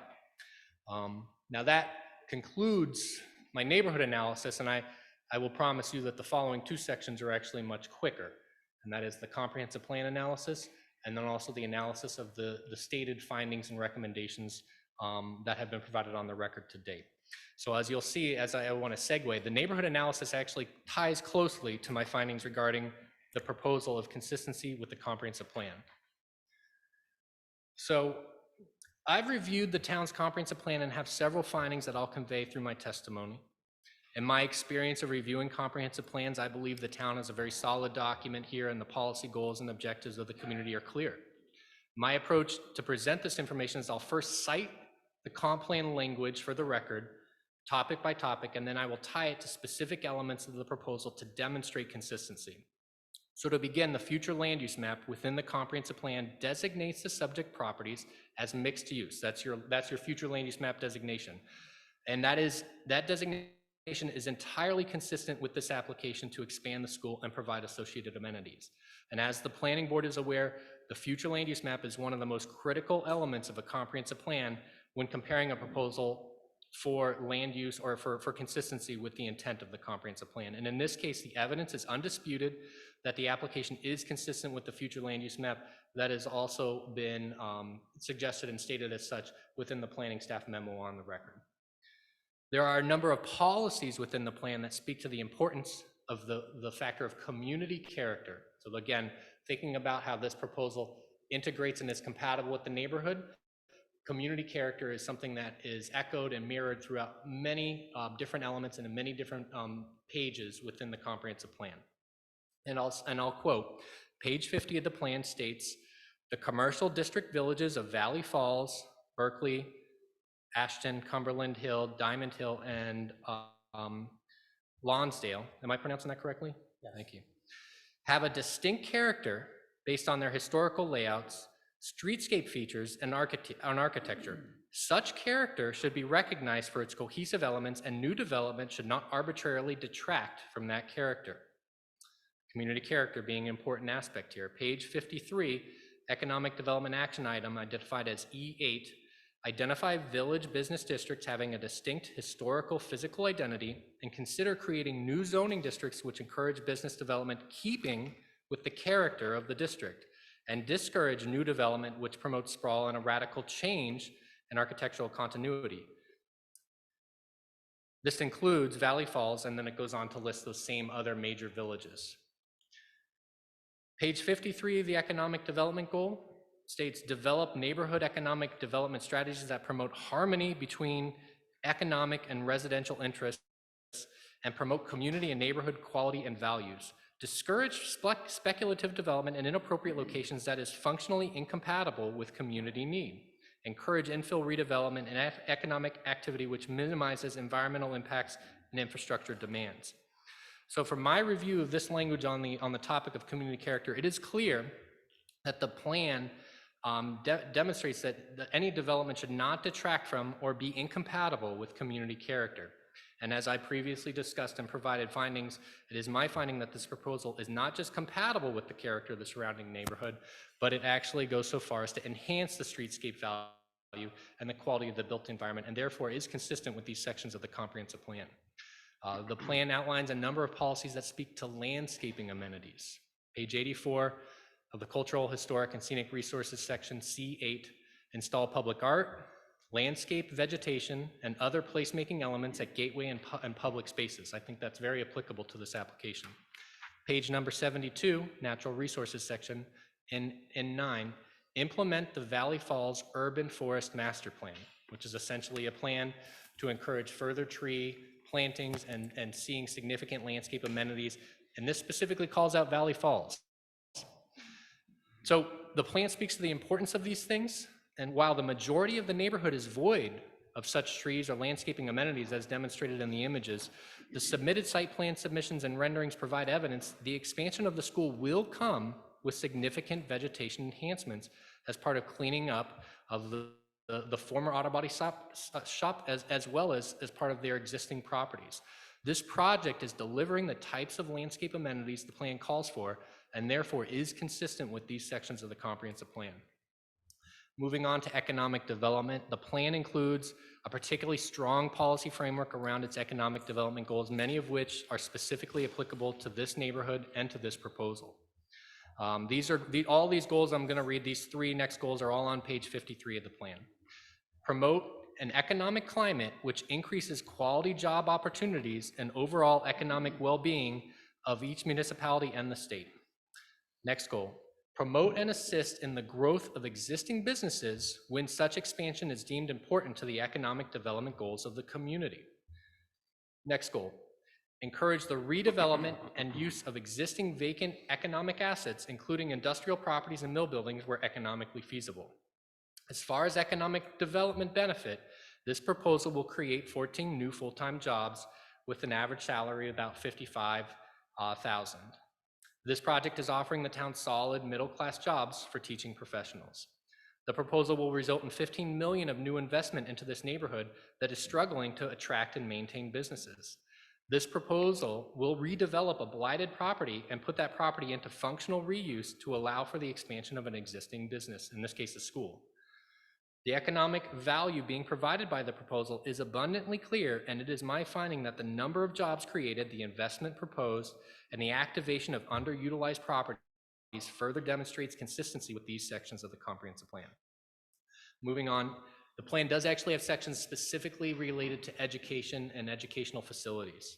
As page 87 on the plan states, Cumberland is committed to working cooperatively with the public schools, private schools, and other education providers, including adult education and ESL programs, and meeting facility needs, fostering a safe and healthy school environment, and recognizing the critical role that all types of education play in Cumberland's vitality and character.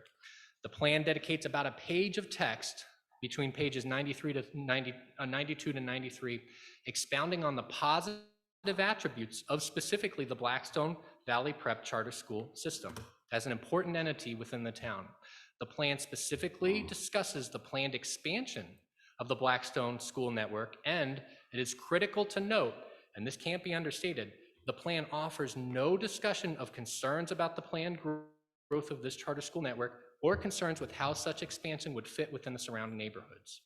Now, let's not forget that schools, as a land use, should be reviewed within the context of what their ultimate mission is, which is to educate the next generation. So the school itself, in this case, is a nonprofit organization focused on educating all levels of income, and tuition is free.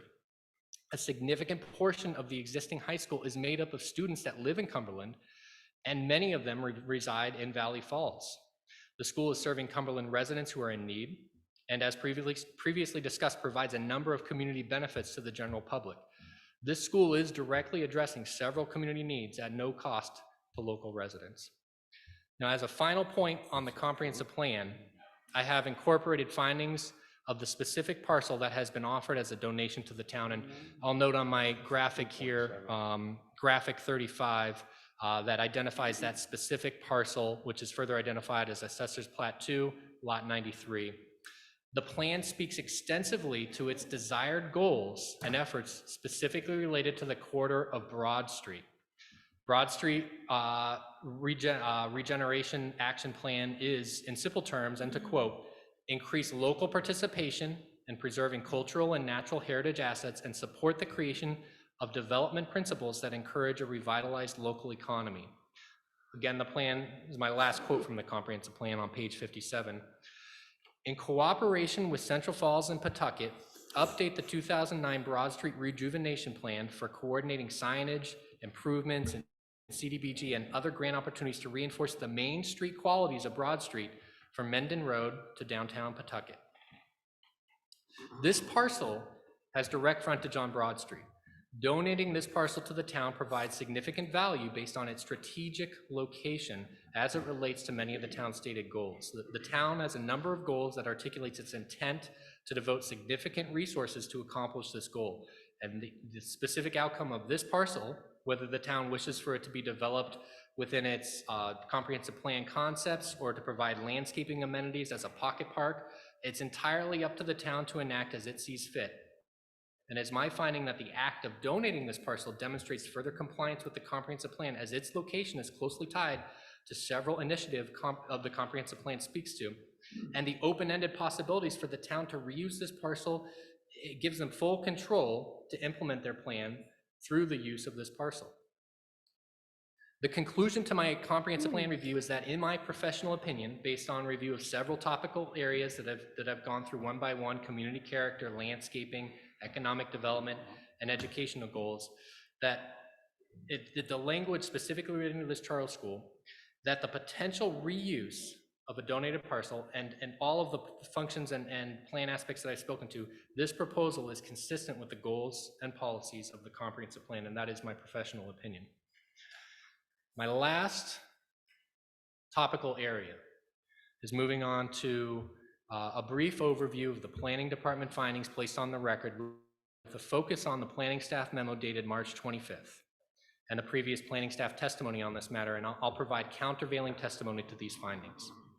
In reviewing the March 25th memo and the attachment A to that memo, which also contains a significant amount of information, a good portion of the correspondence is dedicated to the topic of traffic. In my opinion, the nature in which traffic is discussed in this memo is problematic. The memo opines that the peer reviewer has concerns with the proposal. However, the memo also introduces many staff concerns on the topic of traffic that appear to go above and beyond the peer reviewer's comments. In the memo, there is a description of how staff conducted field observations or made its own general observations of traffic issues, and based on its observations, staff makes its conclusions about the traffic conditions and the appropriateness of the submitted traffic mitigations by PAR. The staff then make the argument that the proposal is inconsistent with the comprehensive plan based entirely on the memo's conclusions about traffic. This has led to staff making negative findings of the comprehensive plan and a negative recommendation on the application as a whole. Now, there are many problems with the approach as provided in the memo. A planner is not trained or certified to reach qualified conclusions on the topic of traffic based on their own observations. It is simply not part of a planner's expertise. And especially if there are two verified traffic experts who are making their own conclusions on the record.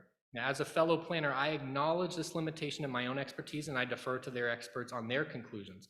Now, this limitation is equally true for planners, attorneys, members of the public who may wish to comment on it, and actually the planning board members themselves. It is well understood and established that within land use case law, that for planners or non-traffic experts, it is not expected, nor is it appropriate for them to reach firm conclusions based on their own observations of traffic in order to refute or replace the findings of an expert in that field. Another problem with the staff memo dated March 25th is that based on my review, it is not clear which concerns are stemming directly from the peer reviewer materials and which concerns are stemming from the planning staff's observations. The memo does not present the peer review and staff concerns side by side in a way which clearly delineates who is the source for specific concerns. Instead, the memo intermixes all of the traffic concerns together. It provides a vague understanding that there are some of the concerns are coming from an expert and some are coming from staff. However, based on my review of this memo, and I've read it a few times, it is impossible to discern where the expert opinion ends and where the staff's opinion begins. This muddies the water, and in my professional opinion, it makes it impossible to depend on this memo as a reliable source of expert-based information. As I had previously mentioned, that the regulations from Rhode Island General Law and Section 1C of the town's subdivision, land development and subdivision regulations, again, this was referenced as part of the required findings for this project on page 27 of this memo, and I quote, number 8, to promote thorough technical review of all proposed land development and subdivisions by appropriate local officials and other experts. So appropriate local officials and other experts. Number 6, require measures for mitigating the impacts of new development on the community that are based on clear documentation of needs and are fairly applied and administrated. It is my professional opinion that the staff findings and recommendation on this project are in conflict with the town's own regulations in terms of its technical review process and a fair application of these regulations. This is because planning staff are not trained experts in the field of traffic and therefore relying on the staff observations, which then lead to staff conclusions and staff recommendations on the point of traffic, would not be based on clear and expert-based information. And to conclude, and to be absolutely clear on this point, it is my professional opinion that traffic observations made by someone who is not qualified, or any information generated by someone who is not qualified and then uses those observations or that information to reach their own conclusions about traffic, especially when there are two qualified experts reviewing the matter, that is not appropriate for a non-traffic expert to reach their own conclusions based on their own observations. You have to rely on your two experts. The evidence and testimony that has been laid before this board by the experts should be the sole source for legitimate evidence on the topic of traffic. And I should note that this issue is still evolving, with expert testimony presented just tonight and further opportunities to address the issue of traffic in future stages of this application. And since so much of the stated concern about this project directly relates to traffic, the primary question in front of this board is whether you feel there is sufficient evidence on the record from the traffic engineers to demonstrate that there is a clear and unmitigatable conflict as it relates to traffic. Unmitigatable. Is there clear evidence that it is unmitigatable for the traffic conditions of this project? The overall, and this is to wrap up my final points. The overall proposal is for a by right use, and the applicant has provided an impressive level of detail at the master plan stage of application. In my professional opinion, the foundation of information that has been submitted on the record, including the expert traffic submittals, provides clear evidence supporting an approval at this application at the master plan stage. And where there may be opportunities to continue to work on this traffic information, to answer additional more detailed questions, to refine the details that have been discussed here tonight, I believe the preliminary plan stage of application is the appropriate setting for such further details to be resolved and discussed. And that concludes my presentation for tonight. I appreciate your time this evening. And before I turn it over to questions, I'll just ask if Mr. Resnick or anybody else has anything that they wanted to clarify on my testimony. I have no further questions at this time. What are the questions? Yes. Mr. Bush.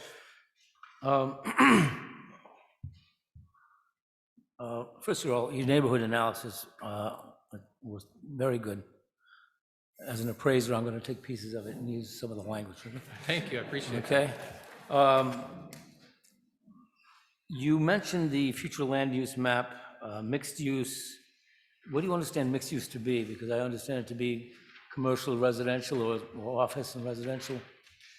I actually have the definition of what the future land use map designation of mixed use is, if you would like me to read it. Sure. And it requires interpretation. But I would say that my interpretation is that a school does fit within this. That is also, as has been stated on the record by planning staff, that this proposal does fit with the future land use map designation of mixed use. Commercial/residential mixed use and commercial industrial mixed uses. Most of this future land use will take place within the commercial or industrial zoning districts. The intent of this future land use category is to identify the parcels that have former historic mill sites that could be candidates for adaptive reuse for a mix of residential apartments and economic or industrial uses. Some of these sites have been noted above in the housing and economic development sections of this comprehensive plan. This future land use category is expected to be flexible and that it identifies areas of current or potential mixed uses which are compatible with smart growth principles and tailored choices that are appropriate for individual settings. I don't know if that was helpful. So basically, it's just about anything. It's pretty flexible. So, yeah. I think it's designed to be flexible to allow a wide range of different types of uses. We could debate that, but I won't waste our time. Okay, I just want to make a couple of comments. One being, thank you for saying that school enhances the neighborhood. That was my reason for voting yes for this school. But at the same time, I want to thank you for showing the underprivileged and low-income area of Valley Falls. Now, the buildings are the way they are. There's no greens or landscaping because they've been there thousands of years. And I don't know where you want to put the greens on Broad Street unless we plant trees on the sidewalks and nobody keeps up with those, as we know, on Forest Avenue. So I'm a little, I like your presentation, but to an extreme, we know what we're dealing with. As far as being traffic experts, I'm not a traffic expert. I'm only an expert on dealing with the traffic because I live this traffic every day. And even though the two traffic experts are a little bit far apart from a C to an F and an A to an F, my experience right now is that we are at a higher level. The plans they have for fixing it are great. They better, but they're still gonna be there. They're still gonna be there, one way or the other. So thank you for showing us those pictures of the land we already know that it looks like that. And I wish that some of these people would sell it and make it a little, so we can make it a little better, but for now, it is the way it is. And there's no greens going on because there's no room for greens in there. It is challenging, and just to It's- reflect on it's what you stated, challenging. it is You challenging. have a sidewalk and a house. Yeah. I don't know where you want to put the trees.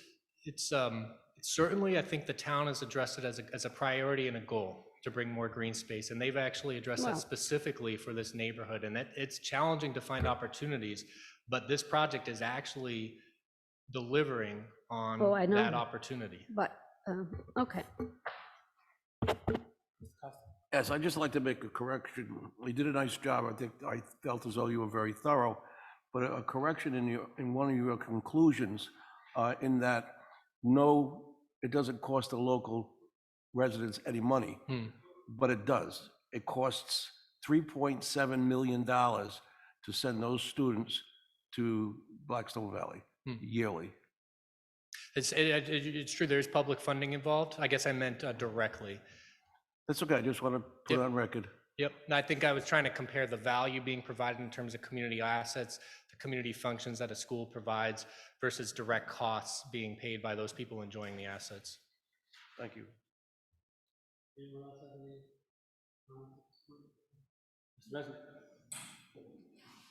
Mr. Chairman? Yeah, I think that Doug obviously did a thorough job with his neighborhood analysis.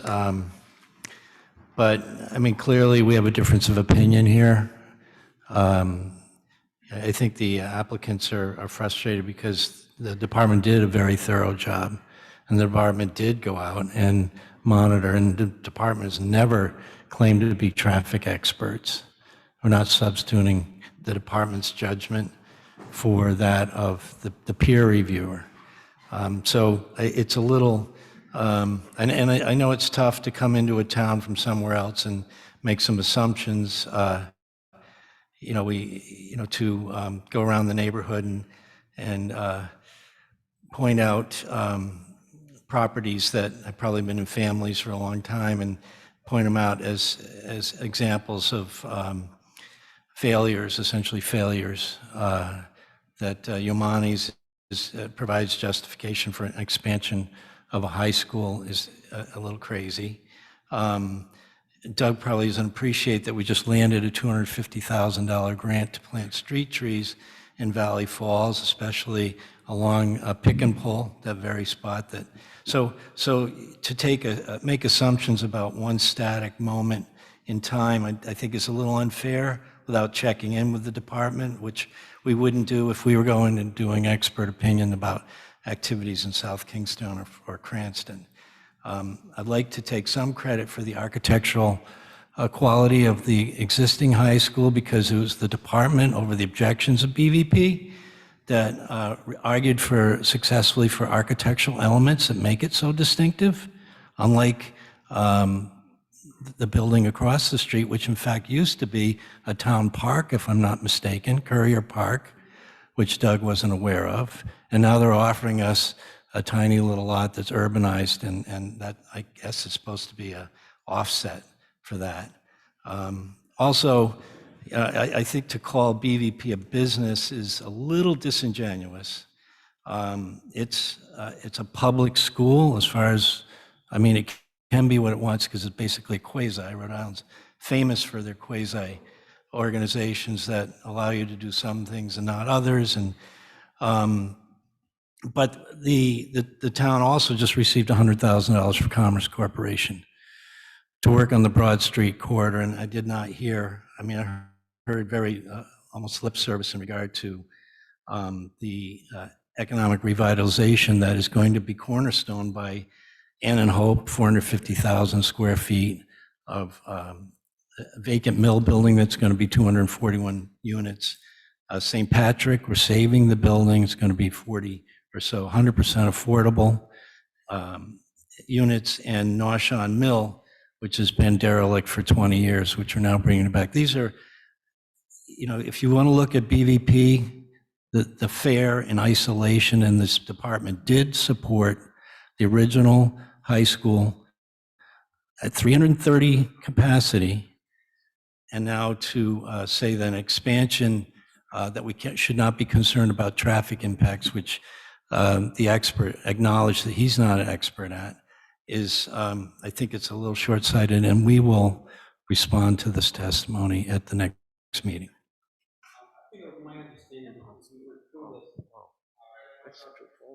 Excuse me? Oh, sorry. I thought we went through this before. Mr. Modica had, on the record, stated that these were his observations of traffic issues. And I thought that's the reason why we hired a peer review, okay, expert to tell us what the traffic issues are. So we have a traffic expert, and Mr. Modica never said, and never claimed to be a traffic engineer or expert. And Mr. Chairman, I think that's the department's position, is that you are to listen to the experts, as the solicitor said. And that's what I thought we were doing. Ms. Salvatore? Well, I just want to, I mean, you know, we talk about how long we've been doing this. Generally speaking, a land use expert does testify last, and they rely on the experts. So Mr. Modica, in his memorandum, was relying on some of the comments made by Mr. Thompson, Mr. Clinton, collates that, puts it together in a memo, summarizes it, gives you questions. That's what a planner does. And frankly, I think if the traffic situation was better, Mr. McLean would have relied on the traffic situation to make, to bolster his opinion, because that's what a planner does. Thank you. Mr. Resnick? Thank you, Mr. Chairman. That concludes the testimony that we would be providing to the board this evening. I just wanted to talk about, I believe there was some discussion at the last meeting relative to scheduling another meeting for this matter, a special meeting on June 7th. Mr. Chairman, before we get into that, you have not asked for public comment in a couple of meetings, and we're approaching 11 o'clock. I think it's important to allow the public to, because we have gotten complaints, and I think it's important to provide the next 20 minutes to the public. Agreed. And That's I what was also getting think it's to. So, really Mr. Resnick? important that you allow me 30 seconds to just put something forward to the board that I think the Wait a minute. board's going to appreciate. Go ahead. You can time 30 it, Mr. seconds. Chairman. We would welcome the opportunity, and I think it was actually raised by your solicitor, that there be another opportunity at master plan to engage in a TRC meeting with Mr. Clinton.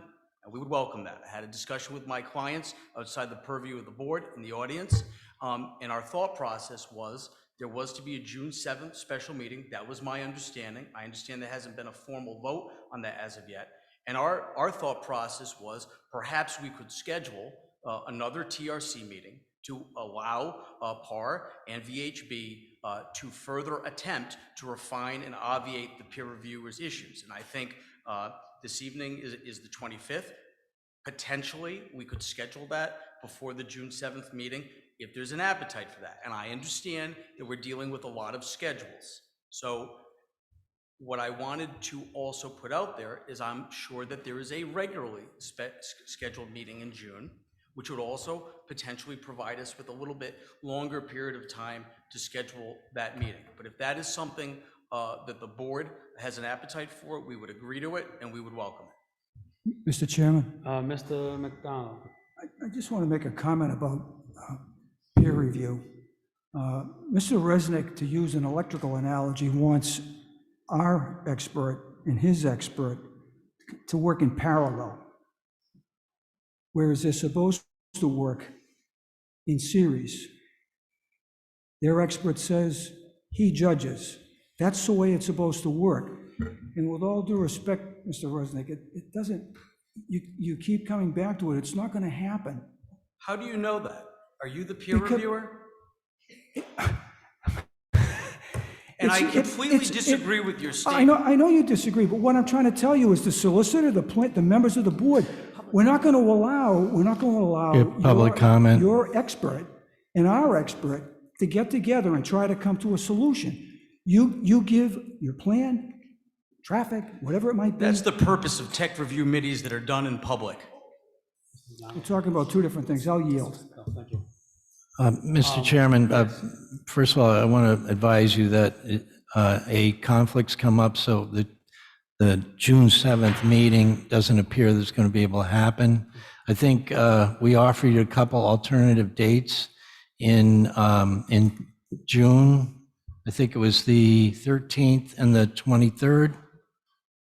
And the 23rd looks like it may be the best candidate, but we wanted to poll the board. And we don't have to do it now, but I just want to get out there because we just found out about this conflict today. Well, at this point in time, And can we move? whatever date you come up with, I'll be there.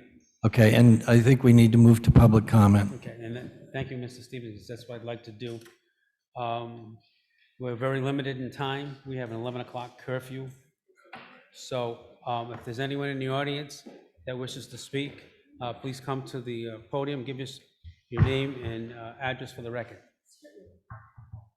Good evening. My name is Barbara Paquette. I live at 4, 6, and 8 Elizabeth Street. It is a three-family. It is north of the school, across the street from St. Patrick's Church. What I am about to say is not an indictment of the Blackstone Valley prep schools. I'm a teacher. I've been educated for 38 years. I teach at Mercy Mount Country Day School in Cumberland. I have been a member of their traffic studies and surrounding complaints from the neighbors. So I'm quite familiar. And in all honesty, there's not one person in here who lives in the valley. So to be honest with you, I'm the expert. I live this. And I'm sorry? No, you do, sorry. I'm the expert. I have lived it, and I've lived it for 38 years. I have never, these are some of my observations. I leave for school between 7:17 and 7:25 every single morning. Now, I'm not speaking just to the high school. I'm going to speak to the middle school and the elementaries. Yeah, St. Patrick's in the elementary. So every morning, there are 4 buses, or maybe 3, that pick up students from BVP at the end of McCondry Street. Now, McCondry Street is a wide enough street. However, when you put buses on there, you put parents who are trying to get their kids not only to the bus, but to the school. I couldn't open my door one day because they were so close to my car. I do street parking. I am on street parking. And when I said, could you please just edge up a little? And I probably was a little fresher than that because it was in the morning and I needed to get to school. And the kid in the car chucked me the bird, and the girl sitting next to him, or somebody else, told me to F off. Parents fly up and down the street. And I don't mean just, kids are flying up the street. They're trying to probably get to school. Now, I don't know who they are. I don't take down license plates, but I can testify to you that my street is a danger because they cut through Elizabeth and shoot down McCondry. And that's what they do. And it's not just once in a while. It's consistent. The other thing that I say is I noticed that one of the drone areas was done on a day that was early dismissal. So if you did it at regular dismissal time, you missed the actual dismissal because December 8th was a Wednesday. December 8th was a Wednesday. We don't do it in December. Oh, the other 2 schools don't do early dismissal? No, not 10 years. Oh, well, that's funny. I have a student who goes and is dismissed early. I may be mistaken. But I will tell you this.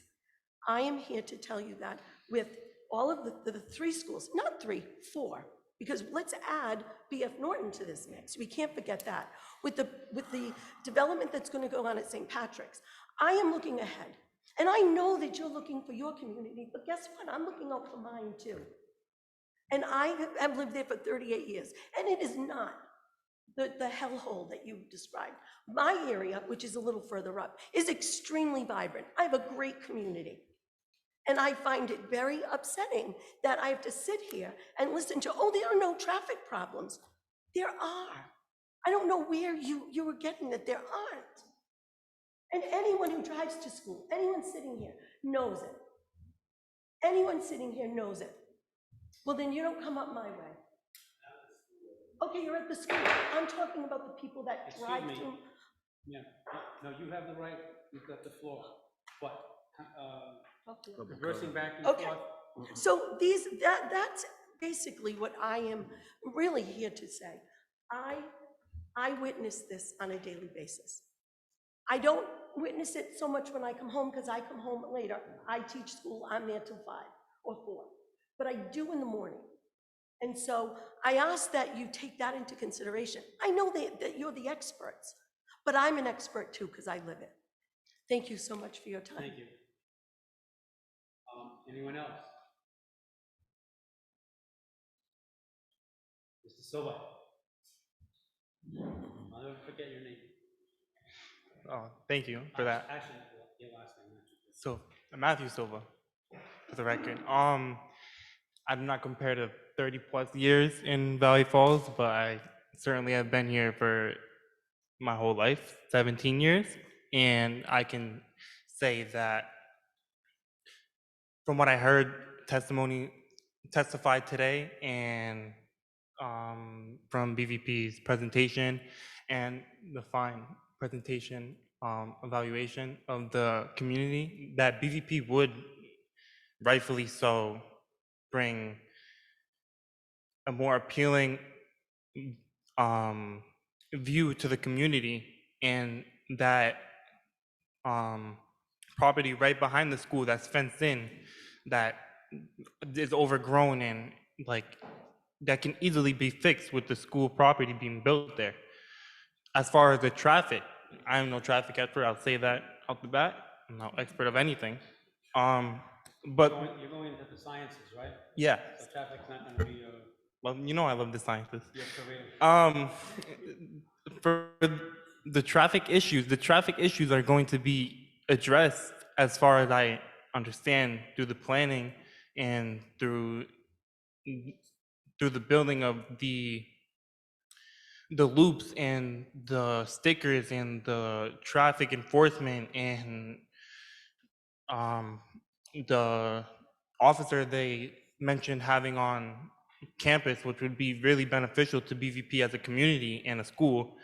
The traffic issues are going to be addressed. That comes with building the school. These issues are issues that we aren't addressing because we want to address ourselves. We are addressing the community and the issues we identified in the community, in my community as well.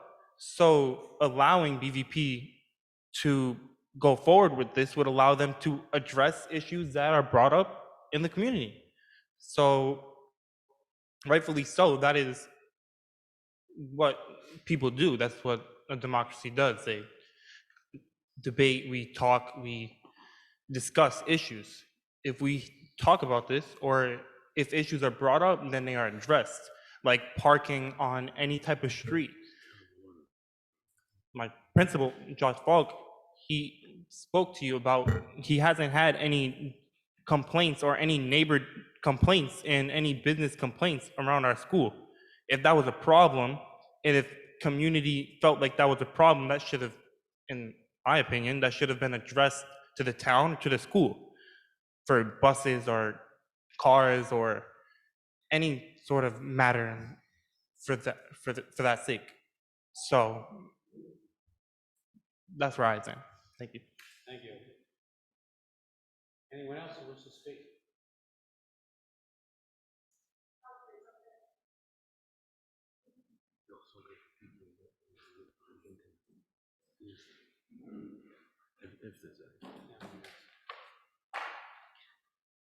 Sorry, I'm gonna put on my glasses, I'm getting older. So my name is Jennifer Mostel, and I'm a 4th generation Cumberland resident, so I've been here almost 50 years. So my son attends BVP, 2nd grade, ES2.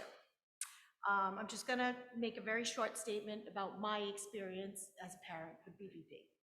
My son had some difficulties readjusting to school this year, and all the staff and teachers at BVP were so supportive. BVP appreciates the uniqueness of their students and creates a positive classroom environment. I continue to choose BVP because my son enjoys going to BVP, and to put it in his own words, the teachers are nice. I look forward to my son's future, and a big part of that future is continuing to watch my son grow socially and academically at BVP. I respectfully request that you work with Mr. Chiappetta and all involved parties to come to a resolution so the expansion can proceed. I also grew up in Valley Falls. I lived here for 44 years. I went to Colonial Bakery. My father picked up stuff all the time. I remember the lady that used to stitch my pants. I don't remember her name, but you probably do. She was on Broad Street. I loved her. Went to her when I was a teenager. I went to the Portuguese club over here with my friends. I attended the festivals. I know traffic is a concern, but I will tell you that there was traffic back then. You can say no, but I grew up here too. I grew up here too. I lived 40, I came to these streets all the time. So I'm just giving my opinion. Just though, too. address the board. Okay, I'm sorry. Yeah, I'm just giving my opinion too. I remember it always being somewhat congested, but now I come from the other side of Cumberland. We moved up there in a condo. It takes me 17 minutes to come from 200 Hero Boulevard, which is next to Nate Whipple Highway, all the way down. I think the biggest part of some of the traffic is the construction. I do. I mean, I think businesses have complained about the construction. If we go back to the local paper, I think that was a big concern. So I don't think that, I mean, you know, we're not supposed to give our opinion, right, because we're not traffic experts, but this is my opinion. So I have a different opinion than the others, and I grew up here too, in Valley Falls for 44 years. So, and I went to all the local places around, so I'm very familiar with the street, so, but, thank you. Thank you. Anyone else wish to speak? Mr. Modica, is there anyone in the queue? Yes, Mr. Chair, we have 13 attendees. So if anyone would like to speak, if you're on Zoom, there's a raise your hand button at the bottom of your screen. You can just click that.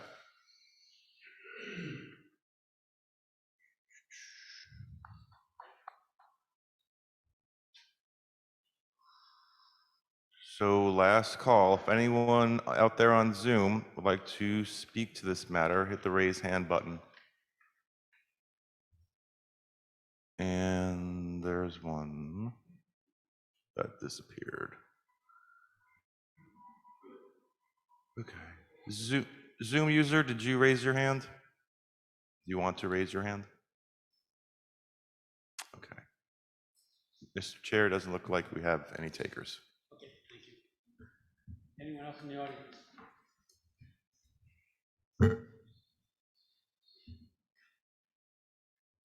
Hello, I'm Matthew's move. I'll try to be quick. Name and address for the record. Gina Silva, 31 Garden Street. Matthew's mom. I personally, you know, have my kids, like Matthew said, my oldest now is going to be 21. He's been through the BVP system as well since 5th grade, since middle school. My kids have grown up since, you know, kindergarten. I'm short, sorry. Glenn, could you help him? So I just wanted to say, past history, you know, with being in the school system, I've, my kids, you know, obviously started at elementary at ES1. And Mr. Chiappetta can probably attest to this. He and I have gone back many times with text messages and emails, and I would text him and we would respond, and, you know, we had problems with the loop. They figured a lot of parents would, you know, complain, teachers would complain, neighbors would complain, you know, in the area. And as those complaints came through, it's my understanding, they addressed it. My kids moved on to the middle school in Central Falls. the old St. Matthew's Church, which I still belong to.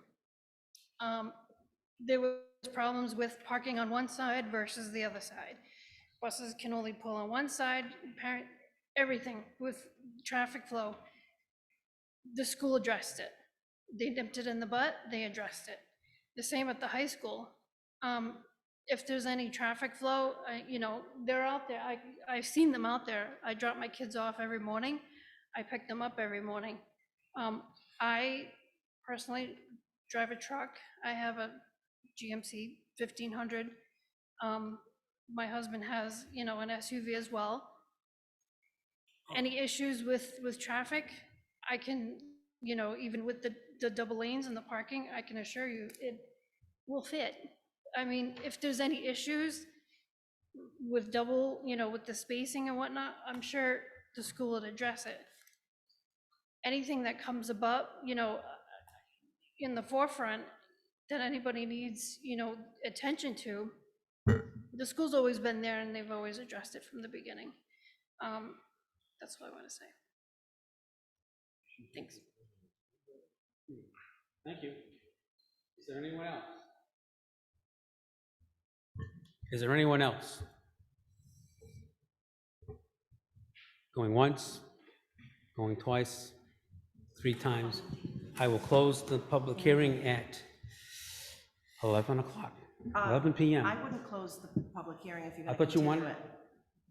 you want to continue? I it? wouldn't close, well, are you going to make a decision tonight? I don't know that the board's prepared to. Well, I believe that the applicant may want to present Mr. Resnick, additional testimony continue with it? with The, traffic. Public hearing? Thank you, Mr. Chairman. As I had stated before, to the extent that the board wants to provide us an opportunity to have another tech review committee meeting and see if we can quell or obviate the remaining concerns of your peer reviewer, we would request that the public hearing remain open and that we have the opportunity to present at another hearing. And Mr. Chairman, again, I'm going to bring this up regarding continuances. The applicant is now asking for more time for your review, and they should agree to a continuance for another 30 days.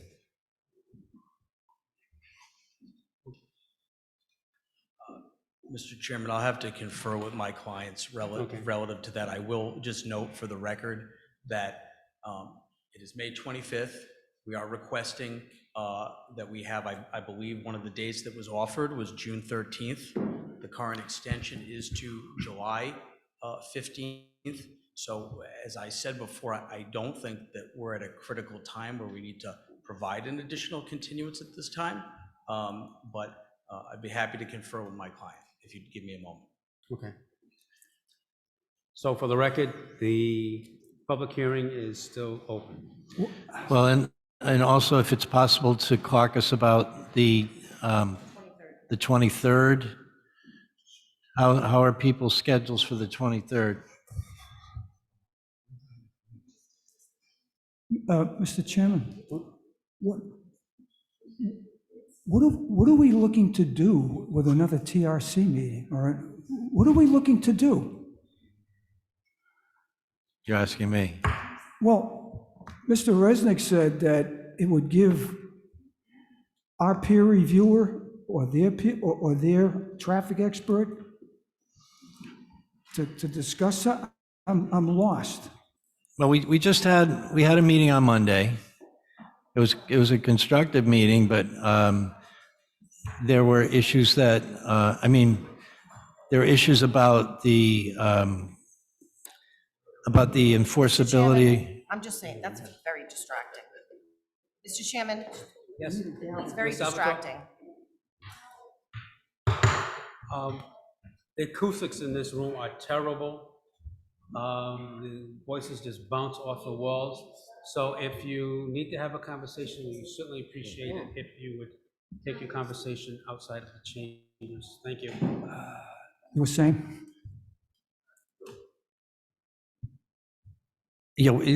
So you were asked what's the purpose of another TRC? Yes. I'm not entirely convinced I know that. I guess it would be to drill down more on traffic. And there was a talk of an agreement that would be offered by the applicant in regard to enforceability.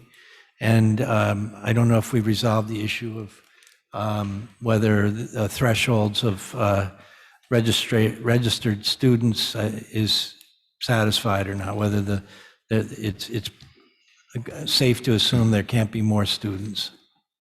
And Mr. Chairman, if I can add to that, I always take the position to give the applicant as much leeway as possible.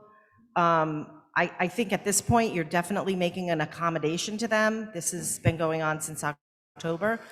But if they believe that there's something that they can present and agree to a continuance so that the time clock still stops running, I would advise you to allow that continuance. Thank you, Ms. Salvatore.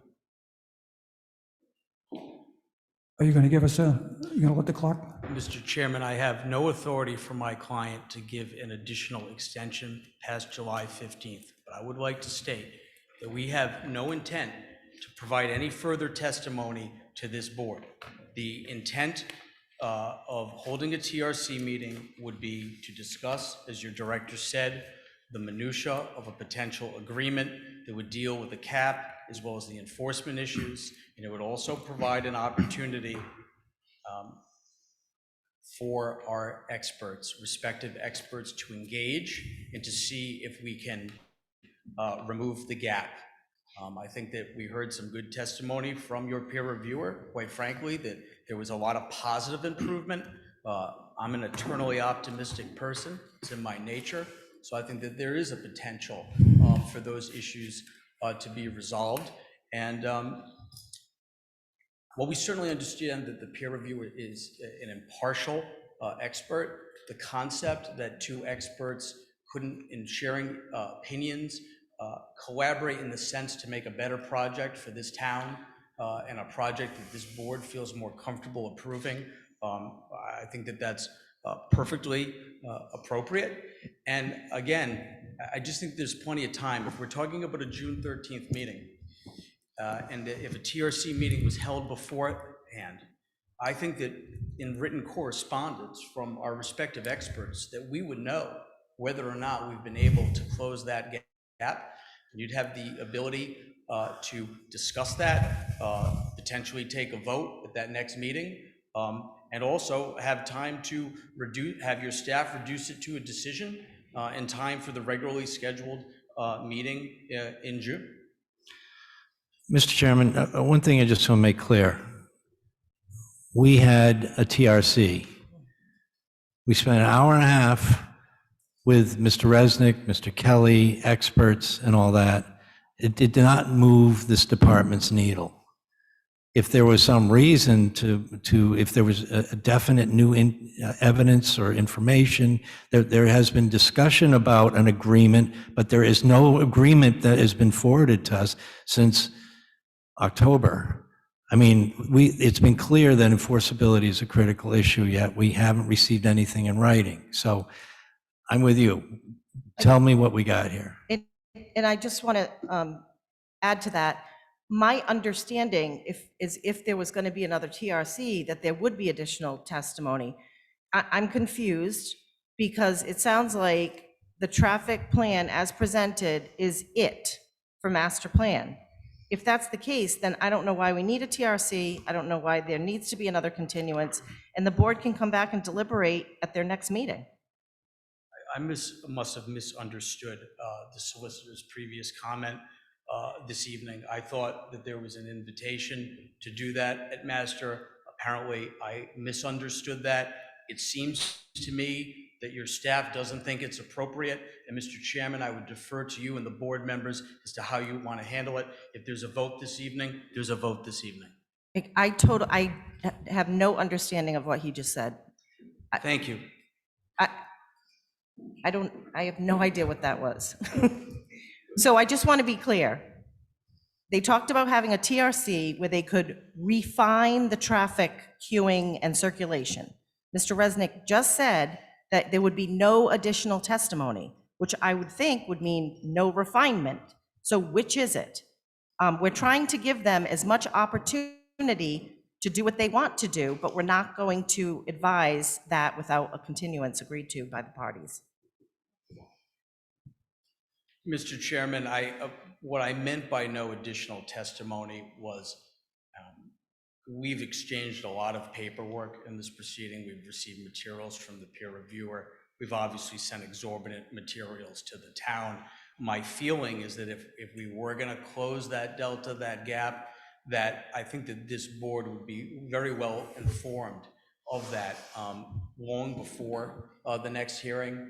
And to the extent that the board would like to take some additional testimony from our expert or from Mr. Clinton based on what occurred at the TRC or based on any improvement or more agreement as to the plan, but we would certainly welcome it. But it would be very circumscribed. It's certainly not going to look like anything this evening.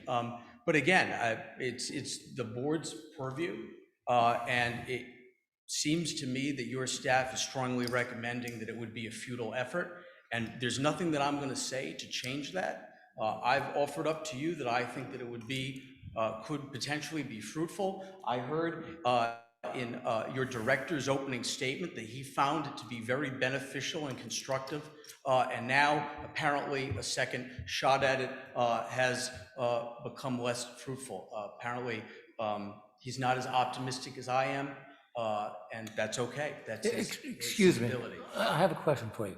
If you have another TRC meeting and you fine tune things, are you saying that we'll only find out about it by what our director puts in a memo to us?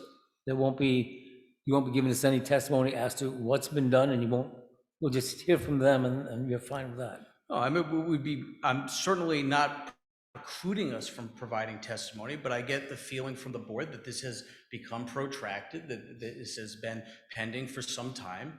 And if there's an appetite to make a decision tonight, we'll live with that. But again, I think that it would be worthwhile to try to give them the opportunity to do that. I mean, we have come some way. The original staff report, the original peer review recommendation, or a material from Mr. Clinton, I didn't see anything in it, respectfully, that said that there were positive aspects of what had happened. And we have seen the needle move. The needle has moved, absolutely. And is it possible that the needle could move more? I'm not sure. I'm not a traffic expert. I don't know exactly what the refinement would be, but I discussed it with my expert, and he welcomed it.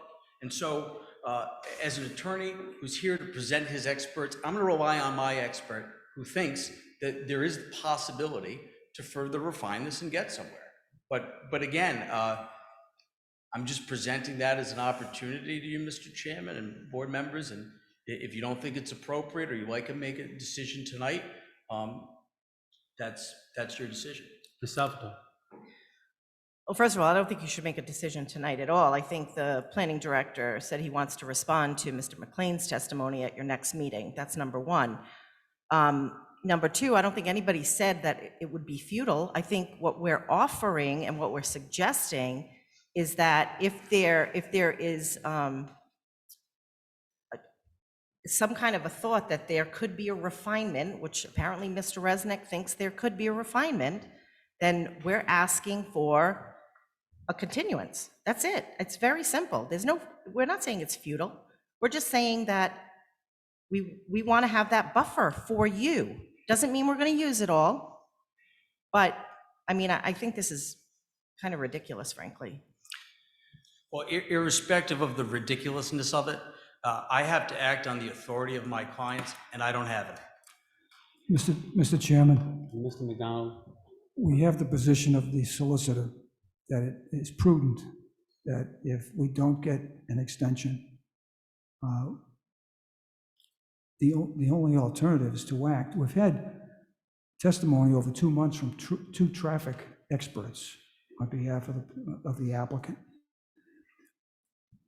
80%, 90%, 70% of what we heard tonight, we heard last month.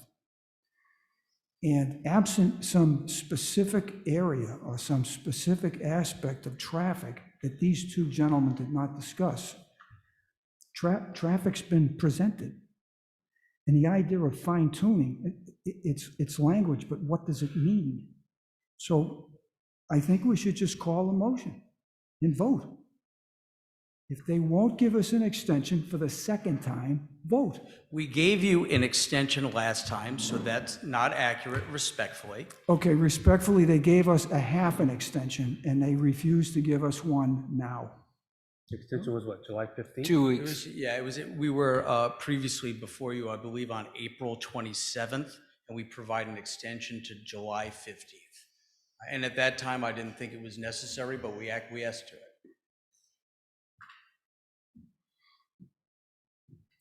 Well, as a solicitor, you think it's out of an abundance of caution that we should grant the extension to show that we have given them Well, every opportunity to?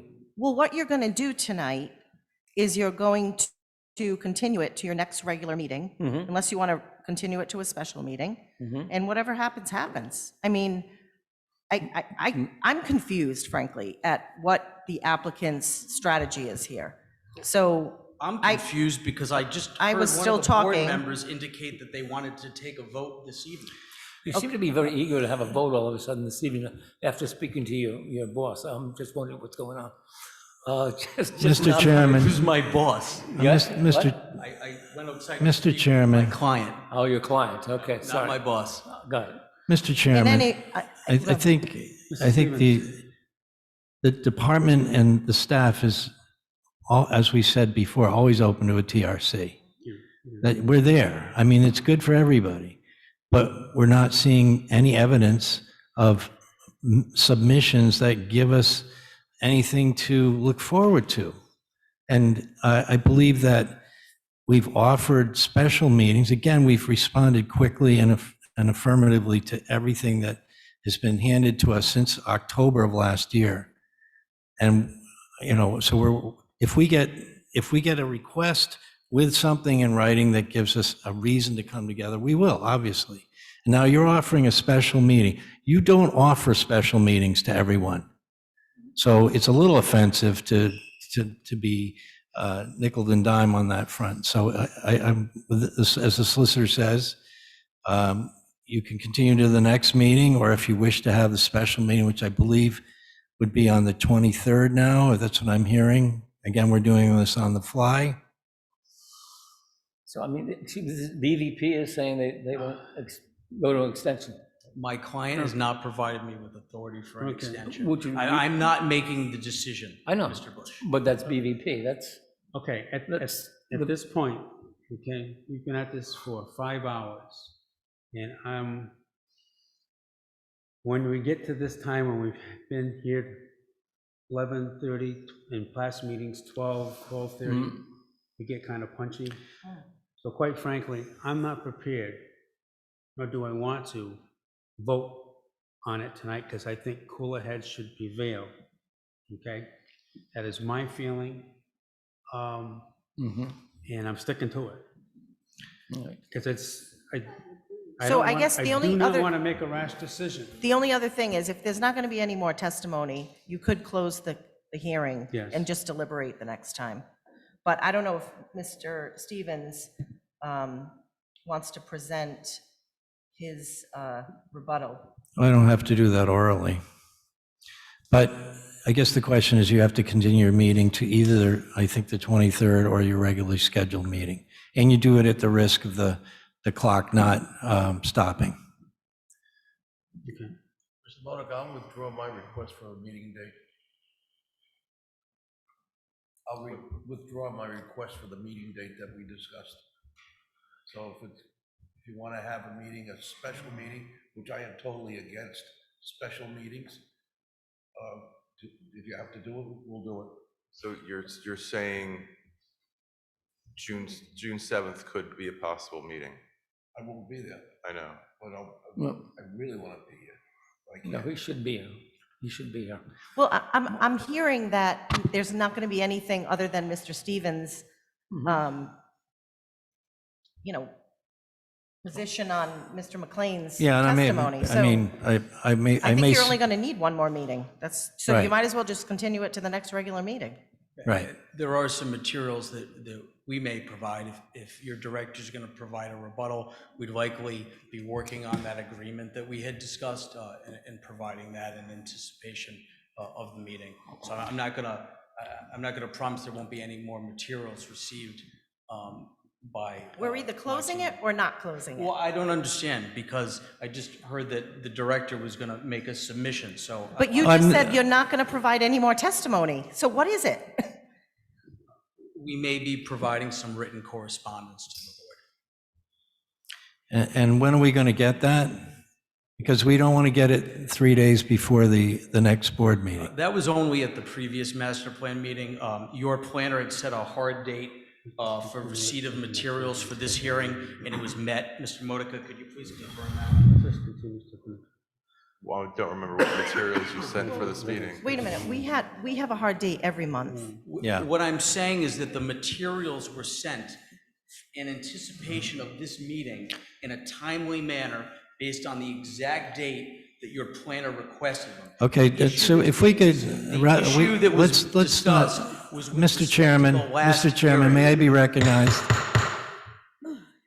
I recommend that you continue this to the next meeting at the end of next month, and that material, if any, be received at least 2 weeks in advance of that meeting.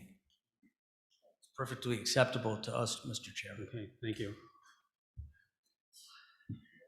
I'm looking for a motion. Make a motion that we continue the discussion to the June 26th. Regular scheduled meeting. What's that, a regular scheduled meeting? Good? 29, Second. June Motion by June Mr. 29th. June 29. June 29th. June 29 is your regular meeting. Okay. Motion by Mr. Bush, seconded by Mr. Costa. All in favor? What? Discuss? Little request. Mrs. Stevens, for you and Mr. Modica, using your discretion, since we're now up against the clock at the next meeting, if it's possible to have a relatively brief agenda next month. I know there's a lot going on. I don't mind, I'm ready to go. I don't mind 1, 2 o'clock in the morning, but we don't want to be doing that. So, If you want, we'll put And them on Mr. that Chairman, agenda. just so you know, Mr. Clinton is not available on June 29th. So if, again, we don't know what they're going to present, but if it's something that our peer reviewer needs to review, I mean, I don't know. I'm at a loss at this point. I don't know why the applicant wouldn't agree to a continuance. We have done. Well, it's at their risk. Yeah, no, but I mean, we're allowing them to submit materials that Mr. Clinton won't be available to discuss. So,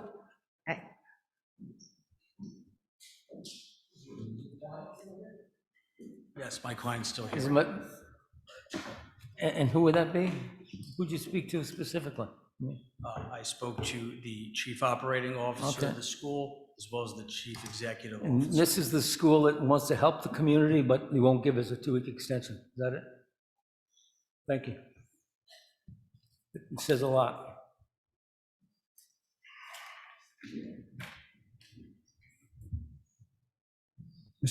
we're still in the discussion phase. Okay. wait till the next meeting. I think it's a bad idea not to vote tonight. What are we going to get next month if we don't have our expert? The only problem we have next month is the fact that the peer reviewer can't be here. So now what happens? Well, that's what I just said. Yeah. That's exactly what I just said. There's nothing of substance, I believe, that is left to discuss. 2 months, 2 meetings, they've had their witnesses, their experts testify. I think we've heard enough. And there's a motion on a table. I will vote against it, but I'm only one person. In terms of just making a decision tonight, I strongly advise you not to do that, because I don't know what you're going to decide, but there are required findings that you need to make, and I think that we want to hear some discussion among the board members so that the planning department can draft a decision for your approval that you could revise, if you need to. But I think a decision needs to be made with some suggestions for required findings by you all. I misunderstood. If the motion were voted down, then another motion could be made and approved for a vote. Then there would be discussion by the board prior to the vote to either accept or reject the application. That's what I thought would happen. Right, but it's 11:30 and everybody's, I just think it's too late, and I'm not functioning well at this time of night. So I'm sure some of you aren't, you want to be ready for it. So if the applicant's unwilling to stop the clock, and we have our expert peer reviewer will not be available, then we may end up just continuing to a special meeting early in July. I don't know why BVP is willing to be flexible. I just don't get it. And the COO is sitting in this building right now. Or the other thing you can do is just stop all the testimony, including the planner's rebuttal, and Re-advertise. well, you could re-advertise, but Let's do that then. I mean, this is ridiculous. I've been practicing for 30 years and I never participated in this kind of chaos. Will BVP reconsider? No? Be happy to speak to my client again. He can address us if he wishes. I prefer speak with him, thank you.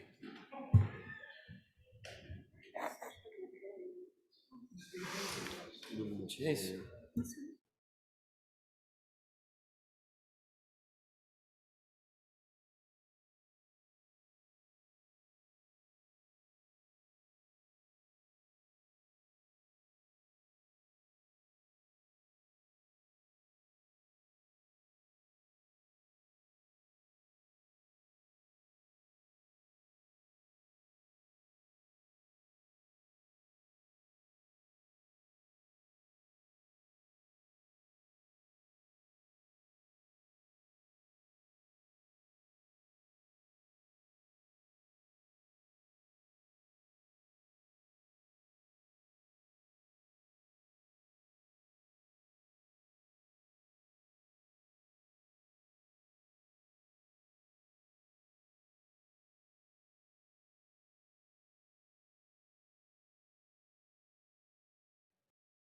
Mr. Chairman, upon speaking with my client, they are going to agree to an additional 2-week continuance to July 31st on the condition that we be allowed to present additional testimony from our expert at the next meeting.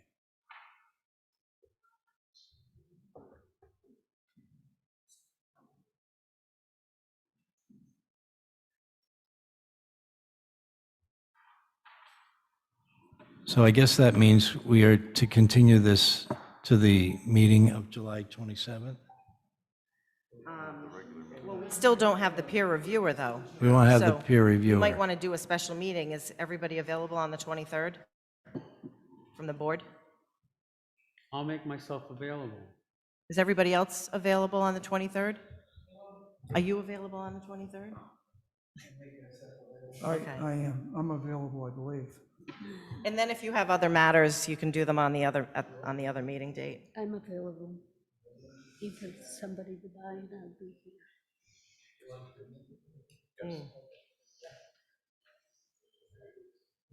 here. Is good? Yes. Okay. So I would just make a motion to continue to June 23rd. Because your peer reviewer Oh, will I be see. here.